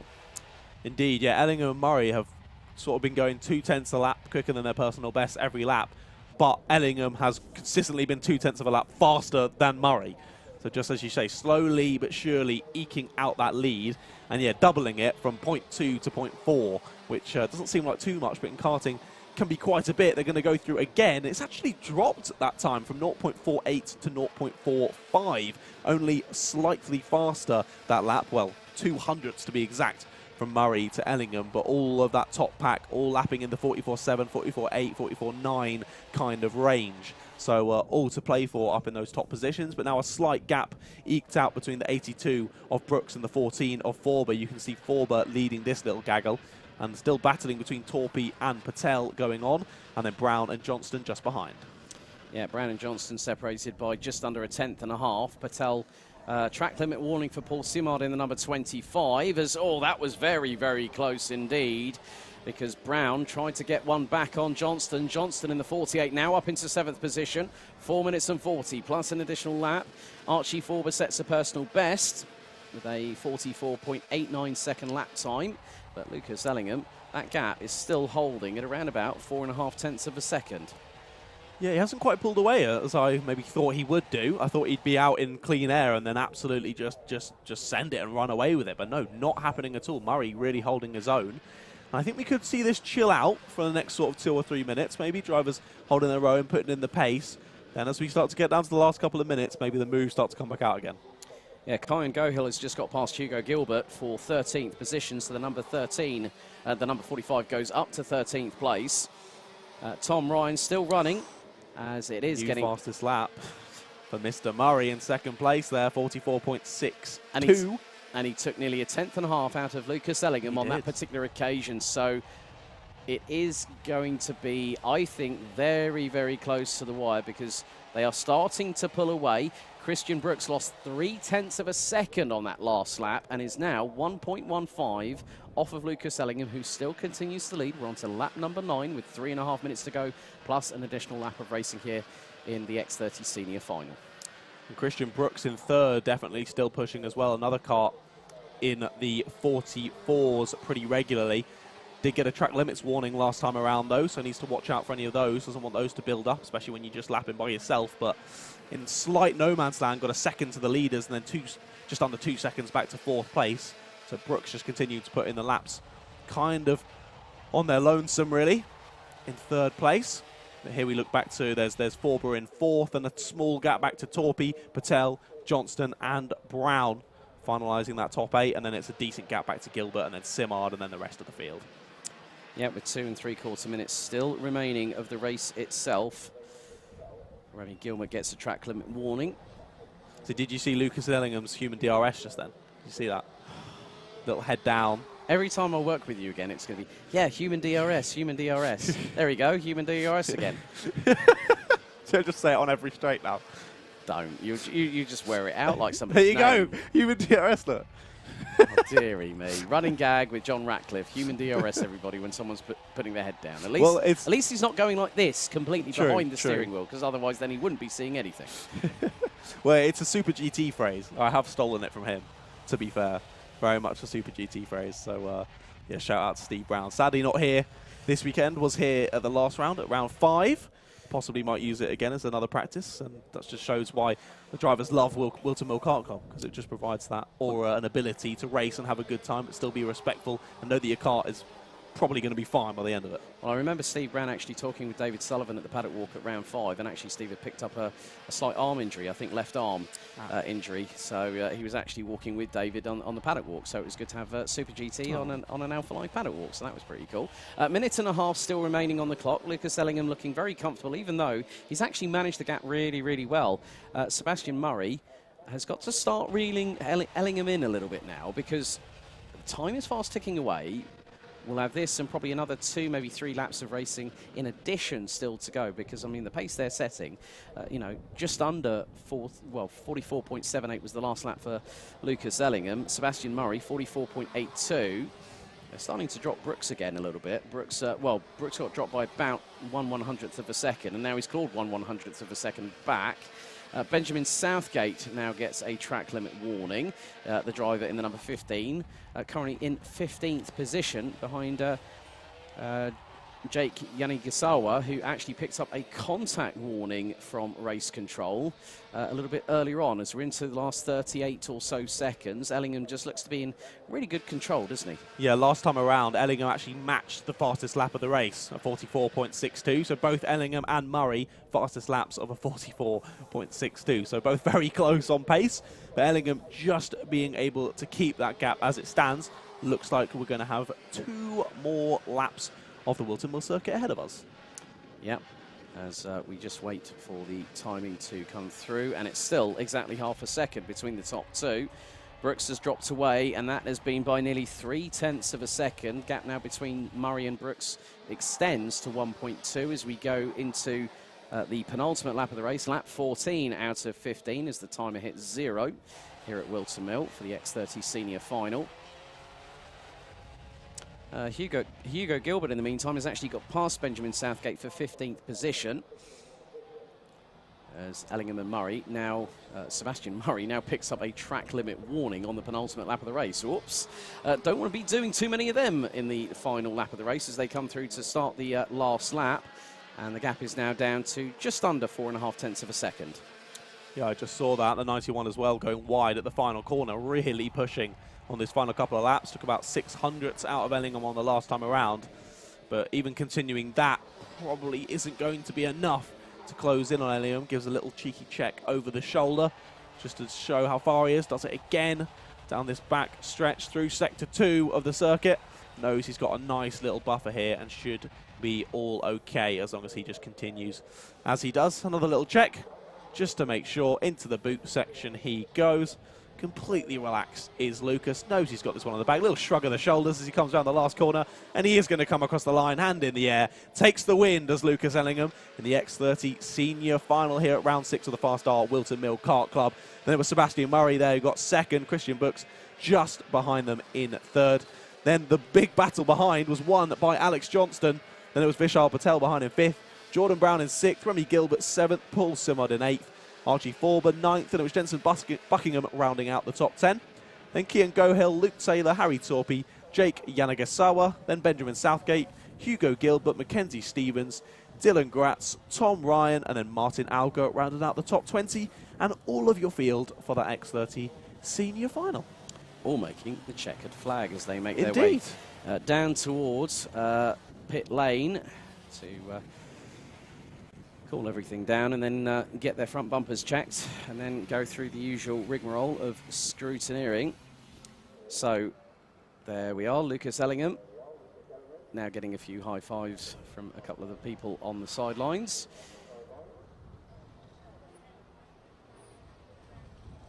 Through he goes, and there's Sebastian Murray.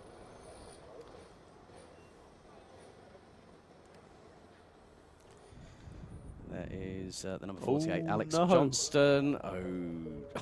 Oh, you can see the lean back in the seat. The dejection. Feel sorry for Alex Johnston. He's done a really good race, and that's a 5-second time penalty. That could still keep him in the top 7. So they're all making their way through. 73 looks like has one as well. Oh, Harry Torpy.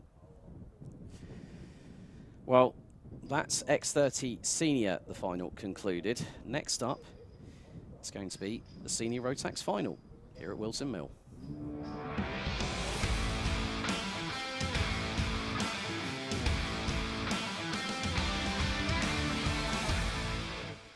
So let's take a look at the starting grid for the final for Senior Rotax. It's Ryan Willis and Ronnie Mansfield on the front row. Harry Gibson and Jamie Rogers, row 2. Callum Davies and Jamie Perrelly, row number 3. Sam Gornall and Alfie Brooks, row 4. Scott Smith and Rory Burke round out the top 10, followed by Archie Walker and Jamie Mead. Row 7, it's Jack Steadman and Sam Spinell. Ben Davis and Benjamin Ballou on row 8 with Will Young and Lewis Wild on row 9. The Top 20 completed by Samuel Cook and George Hunter, with Sam Light, Joshua Burton, Tommy Edmonds and Callum Romain rounding out the top 24 drivers. Luke Ringham, Luke Collins, Archie Elliott, Luke Thurkettle, Millie Hart and Charlie Pinckney round at the top 30. Rounding at the 33 strong, it's Harry East, Elliot Barrell and Klaus Goika rounding at the 33 strong.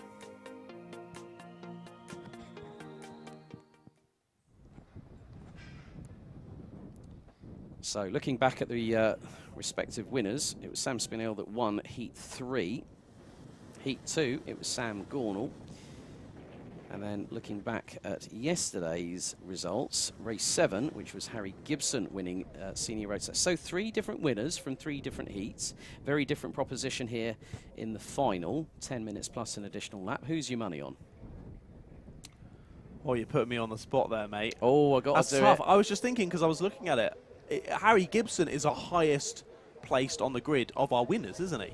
So although those winners have got those outright wins, have some slight calamities in other races that have then dropped them down the order.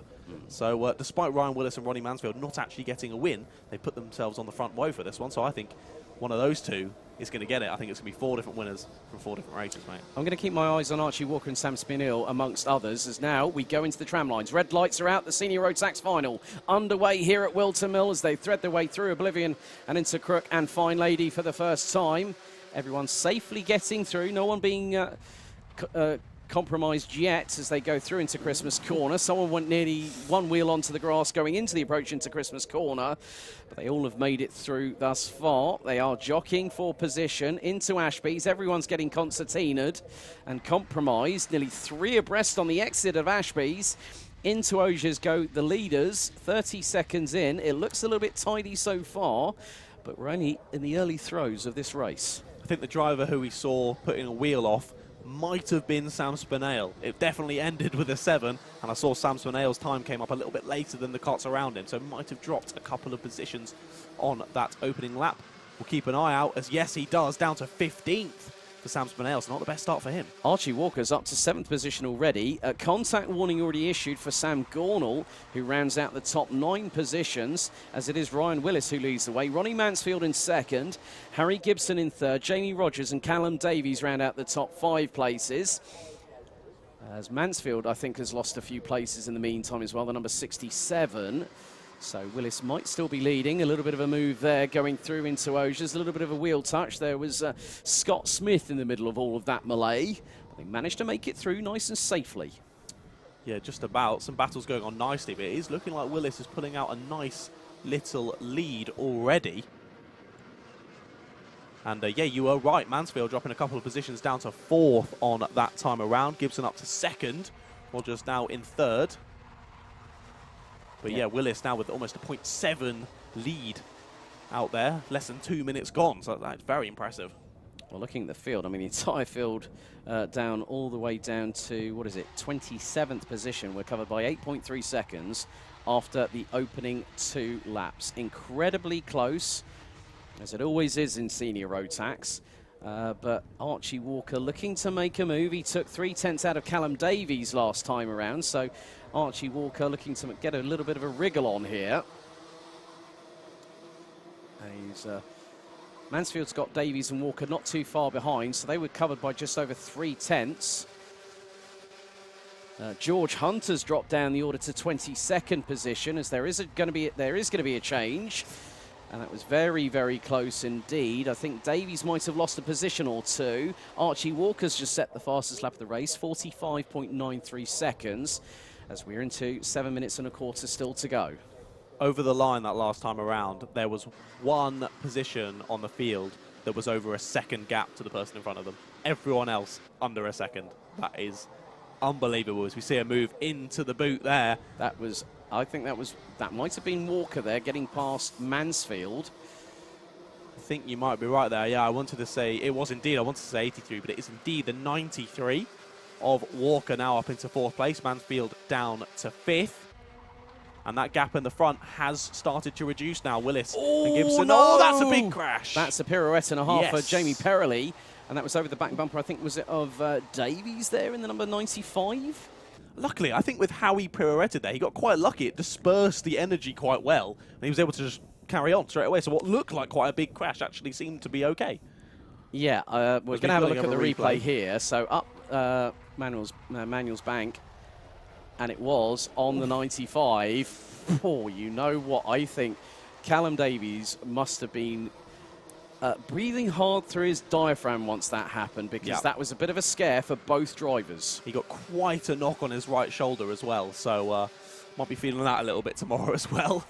But carries on, and all okay for now anyway. Lots of adrenaline pumping through the body, so won't even feel it as of yet. As there we see the number 40 does come into the pits. That's Jamie Perrelly. Final is over in the Senior Max. With the top four covered by just 9/10, it's they are stretching away. Ronnie Mansfield in the number 67 is about 1.2 seconds behind Jamie Rogers, as Archie Walker is now closing in on both Harry Gibson and Ryan Willis. Game on for the race lead and the victory, as we are about to hit half-time on the counter in just 20 seconds. We are indeed. That gap of the lead just being brought down and down and down every lap. Another thing to point out, I did just see Sam Spinale was in the pits as well. Down to 26th is Sam, so something's gone wrong there in his race. So we're not going to be seeing him up near the top of the timing sheets, which is unusual for Sam. He's a very, very quick racer, so something's clearly just gone wrong today in the Senior Max final. Actually, hang on, I think I just saw him. Okay. So well, maybe the timing's wrong then. Maybe the timing's maybe wrong. it's the timing or a transponder issue. We've got a little move here. It's up to P2. That's Archie Walker up to P2, and that is past Harry Gibson. So Archie Walker is closing on in. And that was a tidy move there. That was a pretty sweet move there, going into the boot from Archie Walker, as he tries to now lead the other two behind to catch up with Ryan Willis. Now, again, the gap has been no more than a second between the top four over the last couple of laps, but Archie Walker is definitely the one that has got the pace underneath the number 93 Kart. Sam Light in the number 15, currently running in P12, picks up a contact warning, which I think is pretty understandable. It looks like he's in a group of about 7 or 8 karts, all within about 1.5 seconds of each other. So understandable there might be a little bit of contact in that group. Yeah, there is a card actually just at the top of the boot there, which I've just seen. I know that Will Young, unfortunately, is retired after just the opening lap. Sam Spinale is still out on track. He's up to P9. Timing has reset itself. There we go. Okay, so he's back on. Good. I was sad. I thought we'd lost him, but he's back. That's why I was so glad, because I recognise his crash helmet. Good. Okay. So that's not a bad thing. But the good thing is that Willis is now getting the hurry up from Walker. And we've got 3.5 minutes to go. There's Sam Spinale just coming into shot, just in front of Alfie Brooks in the number 47, who's got Scott Smith in the wheel tracks. Move going through Ashby's. Not too sure who that might have been Sam Light on Tommy Edmonds. They were very, very close, and that's the battle for P12. But now Willis has got Walker right with him. Another lap in the books. On to lap 10 we go. Fastest lap for Walker on that last time around, a 45.3, a 45.6 for the leader, so 3/10 taken out again on that last time around. No move just yet into Christmas. But I have to think about it. Still 3 minutes to go. Feels like less in a final like this, but it's still a long time out on track for these drivers. So just got to think about that move as Walker. You don't want to dive at it too early, mess it up for yourself and the racer in front of you. So best to just work together for a bit. They've still got a nice little gap there for themselves to the third and fourth drivers of Gibson and Rogers. So best to just wait out for a bit and wait for that perfect move to materialise. And not get a front fairing penalty whilst you're trying to attempt said move, as Walker nearly looked up the inside at the top of the boot. Once again, it was 9/100ths of a second as they crossed the line the previous time. But Walker is very much there or thereabouts. Gibson has dropped behind Rogers, and they are nearly side by side. And Sam Light has just picked up a mechanical black flag, the number 15, and that's from 14th position. And this is a bit of a kick-off frenzy here. 3 squabbling away over what is 4th position. And that was the number 99 of Gibson going off the road, just off of the exit of Ashby's. But still managed to keep the throttle planted and kept going. Yeah, just about keeping going. So I think he's dropped down to 6th there. Another move into the boot. That was a late one. Little bit of squeezing on the apex, but actually it's going to get the switch back very nicely as a 27. So that's Gornell up past the 62 of Stedman. So they're now 4th and 5th respectively, as Gibson drops a couple of positions on them both, dropping down into 6th on that last time around. But battles still continuing up and down the field in this one. Just over a minute to go, about a minute and 15 seconds. 0.2 still between Willis and Walker, so I think Walker's still just waiting for that move to materialise at the right moment and the right point of the circuit. So just keep an eye out on them. But here's the 62 and the 27 still. This is 3rd, 4th and 5th. And here you go. Here is that move for the lead. Down the inside he goes into the boot. That's Walker in the 93. Steals it away from Willis. Willis tries to get a good exit.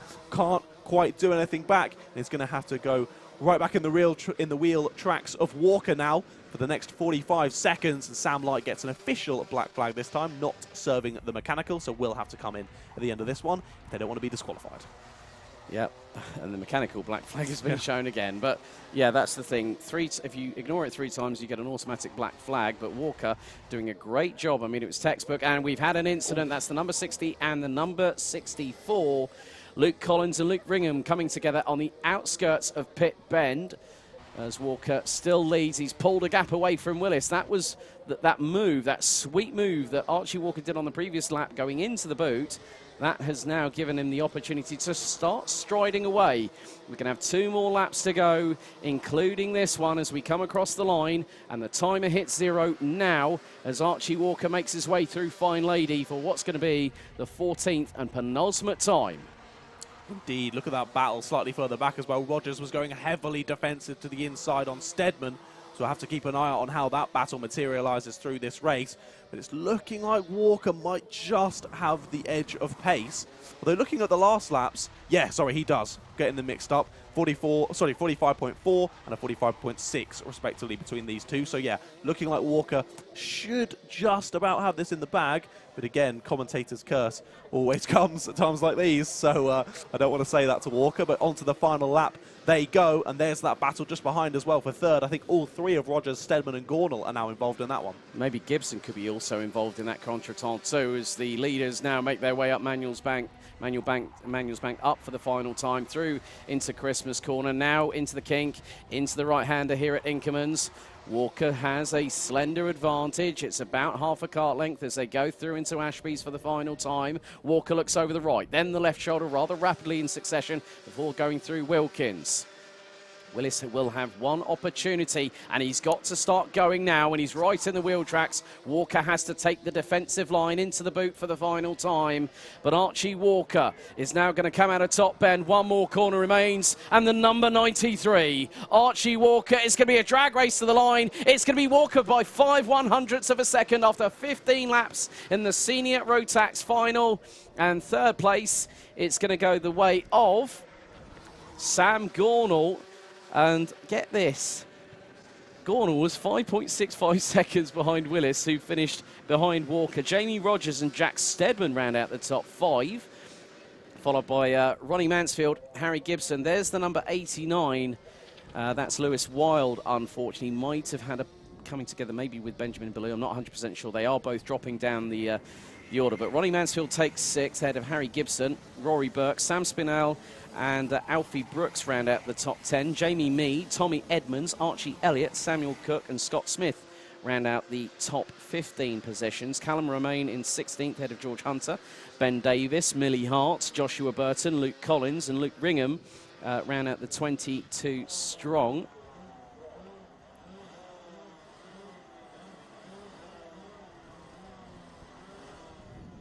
So I'm not too sure. Oh, the 27. That's Sam Gornall. I'm not too sure. I'm not too sure if Archie Walker has got one as well. I did see they might. And the 62, Jack Stedman has got one as well. So for sure, our 3rd place and 5th place have one, and they're signalling for the 99 of Harry Gibson to go into the top 3. Well, that has. No, that's a lie. They're all sending them to the left. So it must be further down. So I always get confused whether which one, if it's the top 3 go forward and left, or if the top 3 go directly left, because they seem to change it between sessions. But there we go. We'll leave them to it. Yeah. Lewis Wild and Benjamin Ballou, 23rd and 24th respectively. Sam Light on lap 12. We lost Charlie Pinckney lap 10. Callum Davis and Jamie Perrelly after that incident at the top of Christmas Corner. on lap 4, and Will Young we lost on lap number 1. We now go to race 31 of round 6 of the 2022 FastR Whilton Mill Kart Club Championship. Next up, it's the A final for Honda Cadet.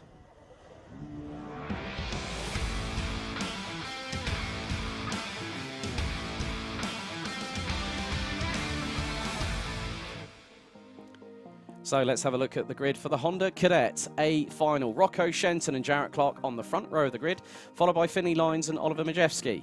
Kai Clark and Noah Barham, row number 3. Max Endicott and Mason Brooks on row 4, with Sebastiano Tuzeo and Oliver Meek on row number 5. Charlie Warren and Zach Starbuck on row 6.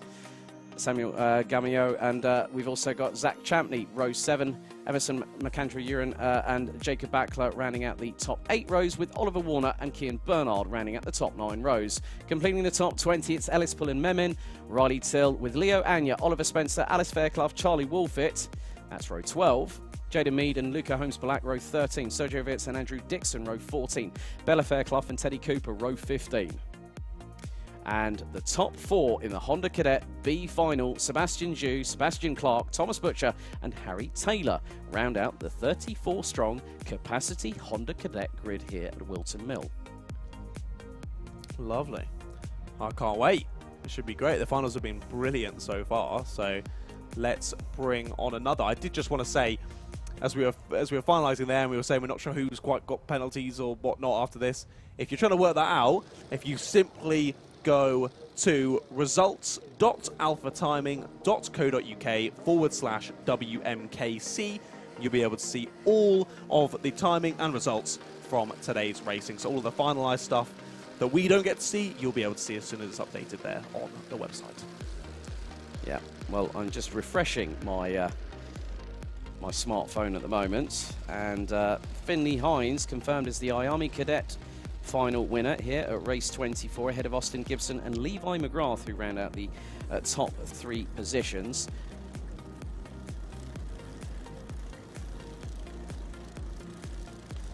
So that's one final confirmed. Sebastian Dew and Alfie Thompson won the respective B finals in Honda Cadet and Junior Rotax.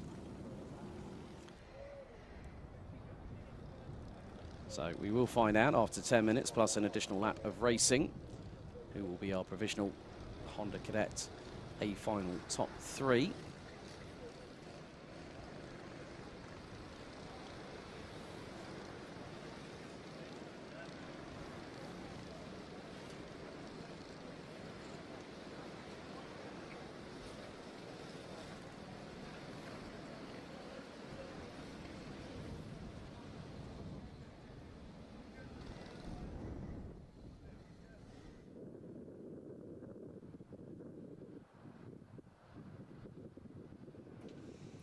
So we've got this, and after this we've got the Junior Rotax A final, which really effectively concludes today's action, doesn't it? Awesome.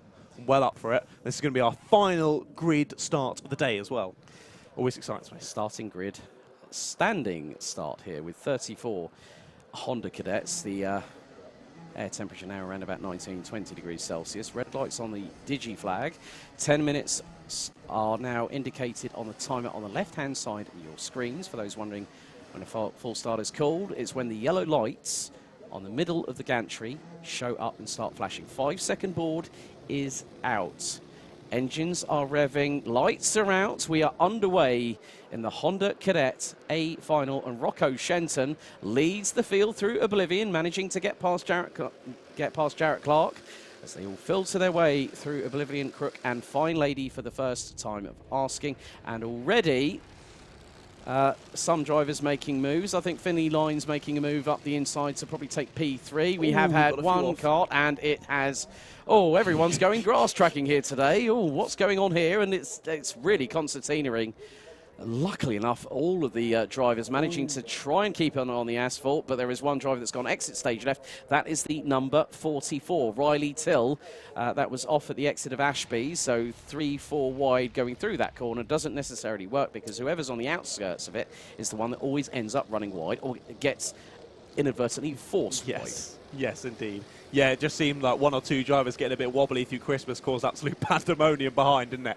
When you've got grids like this, so many drivers. Yeah, just when they're going through corners, you can't even really see that much tarmac. There's so many drivers, so there's very, very little to work with this. As we see a move there, I think into 4th place. It might have been Noah Barham going on the inside of Oliver Majewski. We'll have to wait and see how that materialised. But wow, Rocco Shenton. I mean, would we expect it from anyone else? No, Rocco Shenton has been incredible today, and he did that start absolutely perfectly. Moved over just enough to cover off Jarrett Clark before darting back to the apex to take as much of a wider line as he could to carry as much speed through, and took that 1st place, and currently keeps it. Jarrett Clark now looking towards the inside of Rocco Shenton. Just as I say into that. the boot, and wallops the curbs a little bit as Rocco Shenton turns in. And there is Kai Clark. Oliver Majewski has lost out a position, so has dropped down into, that is 5th place at the moment, so Noah Barham in the number 22. Same numbers that have been used by the likes of Yuki Tsunoda, Lewis Hamilton and Jenson Button in Formula 1. That's actually Tsunoda's current race number with AlphaTauri. But yeah, I mean, Shenton already is trying to sort of control proceedings, doesn't want to start breaking away, but then when push comes to shove, we know the prowess of him, and he's already looking over his left shoulder, seeing Jarrett Clark is right there, up close and personal. Keep your eyes on the likes of Finley Lines, Max Endicott, Oliver Meek in the number 76, running in 9th position ahead of Sebastiano Tuzeo, who rounds out the top 10 positions. Line astern into the boot between the top 3, so it's Shenton versus Clark versus Kai Clark, and there is Noah Barham trying to catch them up. Yeah, and you did see there into the boot.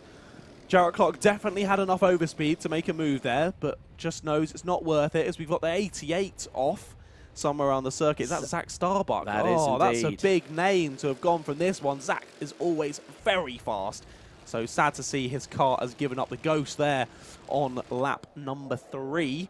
But he is now out of this race. We continue looking back to the front. These guys, again, as I said, just starting to work together for now. The slipstream matters hugely in these Honda Cadet karts. They don't have, well, comparatively to the other pro karts here today, they're not very pacey. When you compare them to just an arrival drive, they are still ridiculously quick.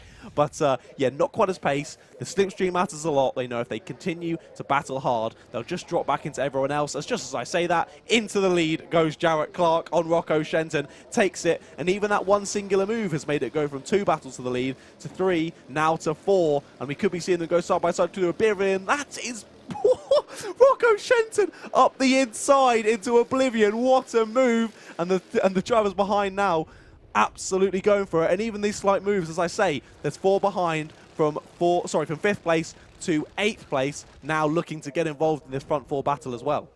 Top 8 covered by just under 1.8 seconds after 4 laps of racing. We're on lap number 5 with just under 6 minutes plus an additional lap remaining in the Honda Cadet A final. Rocco Shenton leads as Jarrett Clark back up the inside. Neatly done through Osiers. Shenton nearly tried to go side by side, but nearly that opened the door for Kai Clark. Noah Barham looking up the inside of the number 67, has to back out of it going into the boot. And now Rocco Shenton looking up the inside, this time into pit bend. Back up the inside goes the number 86 to lead them on to lap number 6. And it's side by side briefly between Jarrett Clark and Kai Clark. And Noah Barham looking to get into the ante. And there is Finley Lines. Look, they're all coming along for the ride. Oliver Majewski, Max Endicott, and also Mason Brooks. And the number 84 is in there too. Oliver Meek in the number 76. He's a little bit further adrift, but he's got a bit of a ringside seat here as the 9th place driver. He has indeed. But see how long that took. What was that? Half a lap of battling? And immediately the 4 cars behind straight involved with the battle. Looks like Jarrett Clark is indeed going to go for it again up the inside. He likes that corner, doesn't he? He likes to move on that corner. Makes it stick this time around. Sticks to the inside. Rocco stays behind him for now into the boot section. We did see a little check over the shoulder from both of them. Looks like he's going to try and get him on the exit, though. He is. Rocco, that was aggressive, wasn't it? Squeezing him out to the grass for Clark, saying, oi, mate, if you keep trying to pull that move, you're going to end up on the green stuff. Forces him out, does Rocco, and Rocco now with a nice comfortable half a second lead over the line, and Jarrett Clark now being hounded by Noah Barham and really everyone else. And everyone with the synergy car behind him as well. Yes. Because Noah Barham now ahead of Kai Clark. in the battle for what is third position. Finley Lyons and Max Endicott ran out the top 6 positions. Mason Brooks in 7th. Oliver Majewski now fractionally ahead of Oliver Meek in the number 76. And then also got Emerson McAndrew-Uren, who's got past the likes of Sebastiano Tuzeo. And then also Charlie Warren. Oliver Warner running at the top 13. Samuel Gamiayo and Jacob Backler rounding out the top 15 positions. Bella Fairclough, in the meantime, has been making some moves up the order. She's passed Oliver Spencer. Yellow flag going to Oblivion, so no overtaking permitted. And apparently, I've just heard that turn 2, which would be from Oblivion to Crook and Fine Lady, that there has been a car. I did see one just out of the racing line and out of harm's way, just off of the tyre barriers. So good job from the marshals getting that out of the way very quickly. We see another move up the inside. That was the 22 of Noah Barron going into 2nd place past Jarrett Clark. And finally, it seems like Rocco Shenton might have been set free a bit here, but never say never. A little bit of working together from these two behind, and he could be reeled right back in before you know it. Well, the 5 of them behind, I think. Okay. Yeah, sorry. They're all line astern, are the Synergy drivers. Good to catch up with Mike Spencer on the Paddock Show earlier on, who was the first person I collared, actually. I hadn't seen that bloke in quite a time. I nearly tried to catch up with him when I was at Rye House the other weekend. But I think he just he might have just accidentally blanked me or didn't see that I was there. But who knows? But again, you know, teamwork is very crucial, and especially if there's several drivers under the same awning, you've got to work together. You've got to start reeling in the cart in front. So Barham and Clark are going to be the pace setters. Don't start squabbling between yourselves. Finley Lyons, Max Endicott and Mason Brooks. That's not what you want happening, because Mike Spencer will be having kittens right now. Yeah, they've been squabbling this whole lap, mate. They are... Oh, look at this! There could be a big crash. Wow! 84 getting squeezed to the inside. That was Brooks. But, yeah, just went for the dive there, and the car in front did not see him. Squeezed over to the inside to cover a bit too late, and that was nearly a big one. But all of them staying on the black stuff just about. That was Finley Lyons. Max Endicott gets a warning from race control. There is Oliver Meek. He's definitely factoring in now, because he's up into P7 from P9. And now he's challenging Mason Brooks and Max Endicott for what is 6th and 5th on the road, as the two karts go side by side, and Max Endicott loses 2 places, and Oliver Meek over the back bumper of Mason Brooks there. Oh my goodness me, that was very, very close, but everyone manages to get all 4 wheels on terra firma and rejoin the race. Blimey, I thought he was going up and over there. That was a close one, but yeah, as you say, all managing to rejoin just about okay. Now, as we watch this crazy battle going on behind, these two up at the front, Noah Barron, Jarrett Clark, are working together extremely well. Last lap, they both did a PB, and they were exactly the same, a 53.09 for both of these two. Current fastest is, of course, Rocco Shenton with a 53.07. He goes even faster that time around, a 52.90 that time for Rocco Shenton. So just as I think that Barron and Clark are just starting to creep back in, no, Rocco Shenton goes even faster. Yeah, Kian Bernard drops all the way down to 21st position, I've just seen on the live timing. Oliver Meek now in 12th position behind Oliver Warner and Charlie Warren, who now are 11th and 10th respectively. So with 35 seconds on the clock, leader now coming through Wilkins and on the run down towards Osiers before the chicane onto the back straightaway. So we are going to get another couple of laps after this one. We're on lap number 11, so it will be a total of 13 laps here in this Honda Cadet A final. But Rocco Shenton having an advantage over Noah Barron by just over 0.8 of a second. It's going to be close, but it's going to be about 8 to 9 seconds. 9 seconds, Oliver Meek gets a contact warning from race control, and they are working together. Noah Barham, fastest lap of the race, 52.85. Same lap time set by Jarrett Clark in 3rd. Just matching each other, going faster and faster and faster. This is brilliant. But are they quite closing that gap down quick enough? I'm not sure. They look like they're getting closer to the visible eye. And it looks like Rocco might have gone a bit wide there on exit. Looks over his shoulder just to check that gap. But I think we could see that time dropping down a bit by the end of this lap, and they'll have one more to go after this one. Yeah, 4 to 6 kart lengths is the advantage going down onto the back straightaway by just by sort of line of sight and into the boot. This is going to be closer. That gap is going to be under half a second. Probably the best part of maybe 3 to 4 tenths as we now go on to the final lap of the Honda Cadet A final. Gap now 0.39. They have closed in by over 2.5 tenths. Noah Barham, fastest lap of the race. 52.75 seconds. Rocco Shenton, 53.01. Jarrett Clark, 52.76. And now it is game on for the race lead and inevitably the race victory here in the Honda Cadet A final. Indeed, and when Noah Barham did that fastest lap, just behind him, Jarrett Clark was only 0.01 slower. So still working together. Lovely are these two. But when does Jarrett Clark decide? And he does go for it. I was just about to say, when does he decide the win isn't going to come? I've got to go for this second. And he does. However, looking back to the inside is Noah Barham. Not quite going to happen. Clark moves back over to the racing line. Not quite going to have enough overspeed to go for the lead round here. But up the inside, looks for it for Barham. And he gets it on the exit. Brilliant move to retake second place. But it is going to be Rocco Shenton. Hugely deserved. What a win there in the Honda Cadet A final here at round 6 of the FastR Whilton Mill Kart Club. Noah Barham just about pips Jarrett Clark to second place there, though, right at the dying moments. And it was Kai Clark there in 4th in the gaggle behind, then back again to Finley Lyons, Oliver Majeski, Emerson Bakanju and then it was Max Endicott, Mason Brooks and Charlie Warren rounded out the top 10. And running through the rest of your order, it was Oliver Warner, then Oliver Meek, and Samuel Gamiao, to the supporter in the comments. We keep pronouncing that incorrectly. Then it was Luca Holmes-Ballack in 14th, Sebastiano Tuzio in 15th, then Jacob Buckler in 16th, Bella Fairclough, Oliver Spencer, Kian Bernard, and Ellis Pullen-Memon rounding out the top 20. Then it was Charlie Wolfett, Sergio Wirtz, Leo Aina. Then it was Anya. Anya? Yep. Oh, okay. Anya, my apologies. Then Zach Champney, then Teddy Cooper, then Riley Till, then Sebastian Dew, then Andrew Dixon, and Jaden Meads actually just jumped up to 22nd on the timing, so that was incorrect. Then it was Andrew Dixon, 29th, Sebastian Clark, 30th, Thomas Butcher, 31st, and Alice Fairclough rounding out your 32 drivers. So that concludes the Honda Cadet A final here at Whilton Mill for round 6 of the championship. Zach Starbuck, unfortunately, we lost on lap number 2 with a technical problem. But one more race awaits here at Whilton Mill Kart Club in Daventry, Northamptonshire. It's race 32 of the meeting. It's the Junior Rotax A final.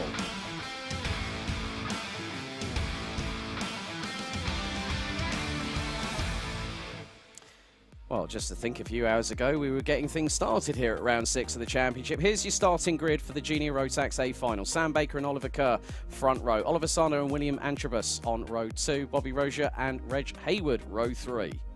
Row 4, it's Jacob Jukes, alongside will be Jessica White and the number 37. Pearson Bullock Carter and William Ray ran out the top 10, with Zaki Hussain and Spencer Brougham rounding out the top 12. Daniel Sabula and Mac McFarquhar on row 7. George Allen and Ryan Micallef, followed by Jack Cooper and Jay Lawrence. Ewan Thomas and Josh Cook complete the top 20 ahead of William Pemble and Archie Buttle, with Romarian Ubi and Mikey Porter on row 12. Freddie Ingram, Ross Tyler, Alfie Richards, Mitchell Mulvey, George Donald and Alfie Bray complete the top 30. And the top 4 in the Junior Rotax B final are Alfie Thompson, Nicholas Ellis, Jack Spencer and Deacon Russell. They join the back of the grid.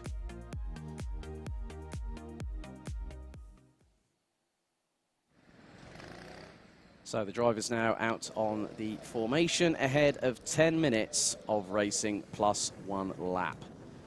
It's been an absolute pleasure joining you in the commentary box today here, John. It's been a fantastic day, hasn't it? Mate, it's been an absolute blast. Whilton Mill Kart Club is always an absolute blast. I've not been to a single round just yet and not had a brilliant time. So if that's how much fun I'm having just commentating over it, I can't imagine how much fun it is actually out on track. So I'm very, very jealous of the drivers. But we've got 1 race left of this round 6 meeting. Let's hope it's another good one. Yep, the sunshine, the weather has been on our side all day here in near on what we like to call Motorsport Valley in Northamptonshire, with a lot of the Formula 1 teams based in this country. Quite a few not too far away, the likes of Aston Martin, Aramco, Cognizant, Formula 1 team. That's a mouthful in its own right. It's quite the mouthful. I can see their new factory being built from my toilet window at work. Thanks for that bit of beautiful trivial view. information. Right, okay, here we go. 10 minutes on the clock. Lights are out. We are underway and racing. Oh, my goodness me. Yes, I do remember that. Thank you very much, James, for jumping on that front. Right, they've all made it through turns 1, 2, and 3. So up through Fine Lady into Christmas Corner. It's 3 abreast. It's getting a bit close for comfort. Someone has gone off exit stage left, and someone's gone exit stage right. Another 2 karts off the circuit as well. Oh, dearie, dearie me. And the kart that was at the back. Yeah, that's pretty done for, that one that's pulled over on the grass. 57. Is that no? Sergio Vert's in a different race, isn't he? That was Sergio Vert's another race. William Antrobus. You're right. Oh my goodness, one of the biggest casualties already in the final, and we're not even a minute through this race. And there is the number 57 being pushed away. Good to see that Williams walking away from the kart, but it's Sam Baker leading the way by about a tenth and a bit ahead of Oliver Sander in the number 39. Bobby Rozier rounds out the top 3. They are starting to pull away early doors from Oliver Kerr. Jacob Jukes, the number 34 from X-Kart, now up into P5 ahead of Reg Hayward. Zaki Hussain, Pearson Bullock Carter, Daniel Cibula and William Ray rounding out the top 10 positions, but Rozier is just gone up into second. Yeah, I was just about to say I thought there was a change there, but Oliver Kerr in the 222 trying to hunt them down right now, and then there's a gaggle of karts behind, being led, I think, still by Jacob Jukes at the moment in the number 34 as they go through into the boot to make their way to complete lap number 2. A little bit of a bumpiness there on the tarmac as they come through the top part of the boot and try and put the power down, going through into pit bend. There's no suspension travel at all. There's no suspension to speak of with their backsides millimetres away from the ground. Jacob Jukes is now actually behind Reg Hayward, who's got past the number 34 for 5th place. But Baker being pressurised. Here comes Rozier up the inside through Ashby's to take the lead. Runs a little bit wide. Sander was right on the back bumper of the number 50 as they go through Wilkins. Sander up the inside to now take P2 into Ogiers, into the chicane. Down the back straightaway they go again, and the train is starting to expand. Yeah, Baker really closed Rozier off at the apex there. It was a nice bit of defensive move, but Rozier was very much already there. As you said, had to go a little bit wide to extend the track a little bit, but was able to make the move stick and get it done. Not sure Baker would be as happy with Sanders' move straight after. A little bit more contact involved in that one, but still the move was done, and he's through up into second. Not for much longer, though. Here comes Baker back down the inside and sticks it to him. Back up into second place is Baker. Sander back down to third, and now both of those two very much involved in the gaggle behind. As we see a change for 4th. Looks like the 222 losing at least 1, if not 2 positions. Yeah, Jacob Jukes just got through there at the same point as well, so the 222 down into 6th position. Gets bullied out of the way as well there. That was Zaki Hussain. No, that was. I think you're right. I think it was Zaki Hussain and Sabula getting through as well. Oh my goodness me!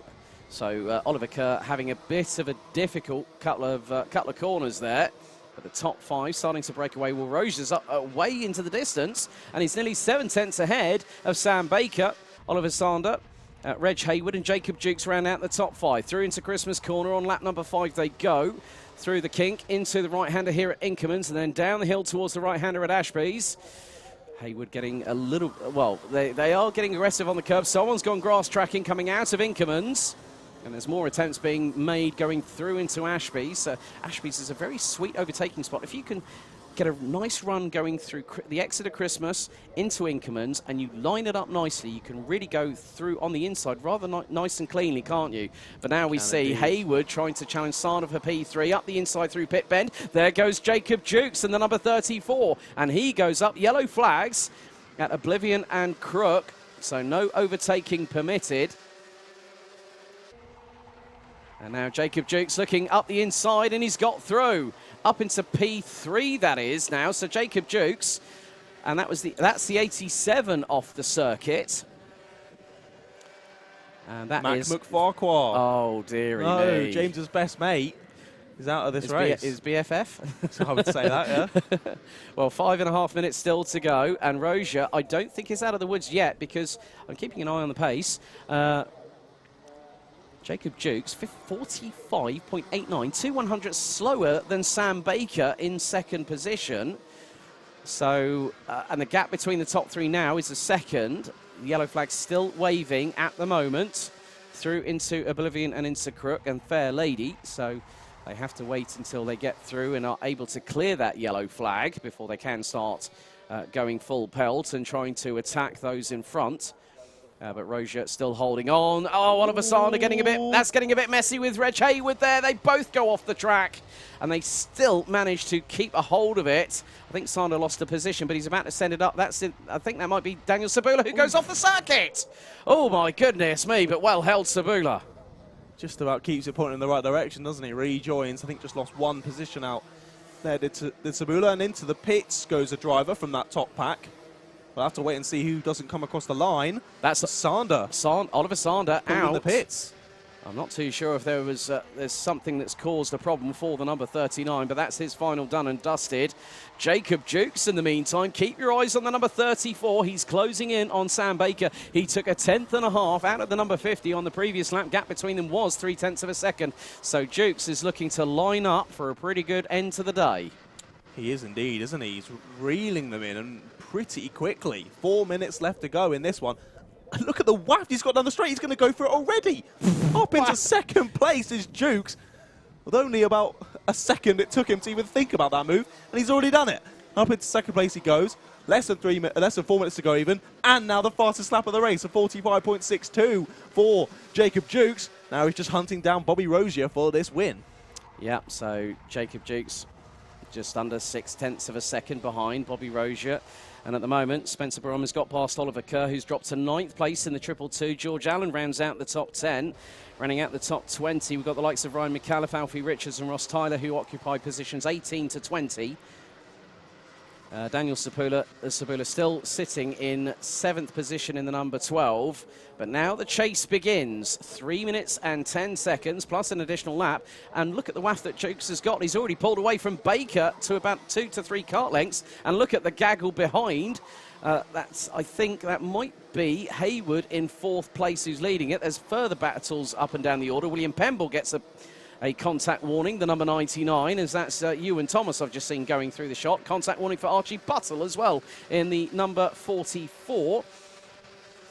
And currently sitting in 23rd position. It's all kicking off here. It's a bit too close for comfort. That was the number 76 that was forced out a little bit wide. That was Freddie Ingram, who I spoke to at the paddock paddock walk a little bit earlier on today, pretty much this morning. But Jacob Jukes, I think, has closed in on Bobby Rozier. The number 34 from X30 is honing in. I think he's got the crosshairs out and he's about to pull the trigger. I think so. You just continue watching this and you think you might be right. 0.3. Trigger's about to be pulled here. Just over 2 minutes left to go. And yeah, Jacob Jukes' pace has just been unbelievable. His mid-corner to exit speed is fantastic. He's just able to get the power down so well. He's able to power out down the straights and then go for those moves into the next corners. That's why he's been able to make it look so easy. As just is the number 54 up the inside into Christmas corner. That will be Mikey Porter taking George Donald for 13th place there. Ewan Thomas was also looking up the inside in the number 11 but couldn't get through, so remains down in what is 15th position. Jessica White, unfortunately, running down in 24th position. The number 37 also gets a contact warning. But we've got just over a minute and a half to go. I'm wondering what the gap is going to be. Jacob Jukes is with Rozier. They've just gone across the line to start lap number 11. And Jacob Jukes has just he's just halved that gap. It's 0.14 between the top two. Baker's not too far adrift. He's taken nearly a 10th coming out of Jukes at this particular moment. And there are the top three. Great catch by the cameraman. That's going through into Ashby, so Jukes just calmly getting on with catching Rozier. It's one thing to catch the opponent, it's another thing to pass them all together. But if Jacob Jukes can send it nice and neatly up the inside somewhere where it's going to work to his advantage in the number 34, but Rozier's got to anticipate it. Baker also now starting to close on in. 45 seconds plus an additional lap left to go. It's getting pretty close, isn't it, here? We saw Jukes did a tidy move on Baker earlier in the race. Really sweet. Just send it straight down the inside. No contact needed. And took the place with what looked to be relative ease. However, Baker did not fall off the back of the packers. Oh, there's quite a big crash exiting the final corner. That's the number 70 who's been involved in that. That's Ramarion Ubi.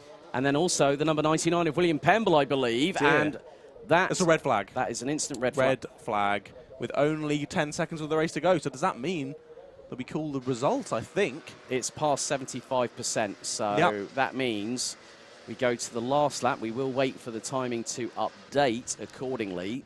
So that means that Jacob Jukes is not given his opportunity to try and hound Bobby Rozier for that win, but we'll have to wait and see when the results are finalised, and we'll update you with the exact rundown.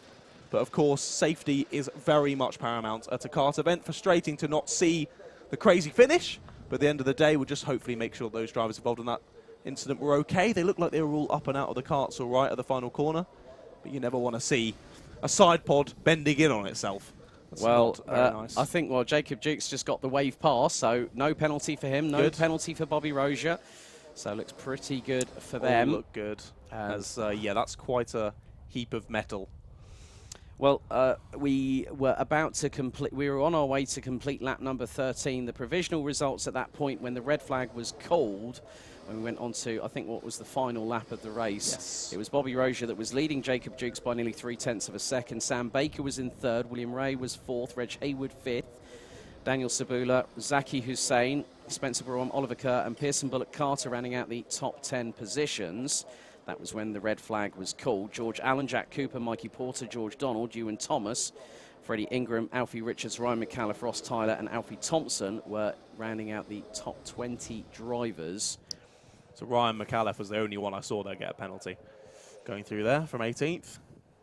So all the drivers keeping it respectful through that race, not too many penalties. So that's going to dump McAuliffe outside of the top 25 then. It is, yeah. Pretty much, depending on how things work out. But we have to really say, I mean, we've got to give our final thoughts. I mean, we've had some fantastic racing here today at round 6 of the FastR Whilton Mill Kart Club Championship here. Sunshine's been on our side. We've had some clouds overhead. We've had a lovely cool breeze throughout the day. And it's been a perfect day for racing, hasn't it? Yeah, it's been fantastic. I've loved every second of it. We've had a few yellow flag and red flag periods, which have provided some stoppages, giving us some time to breathe and have a nice little chat, which has been good. But the racing, once it has been underway, has been absolutely fantastic. I love the Whilton Mill Kart Club, and I cannot wait to be back here in just a month's time for round number 7. That will be on the final weekend of the month, I do believe. I will double check the exact date with you now. So round 7 is the 23rd and 24th of July. You will be seeing the live stream right here on Alpha Live on the 24th. So make sure you're subscribed so that you don't miss any of that. Yep, hit the notification bell as well. Exactly. And coming up next week on Alpha Live, I'll just give a quick little intro. Here we go. have the British Kart Champs, event 6 at Rissington.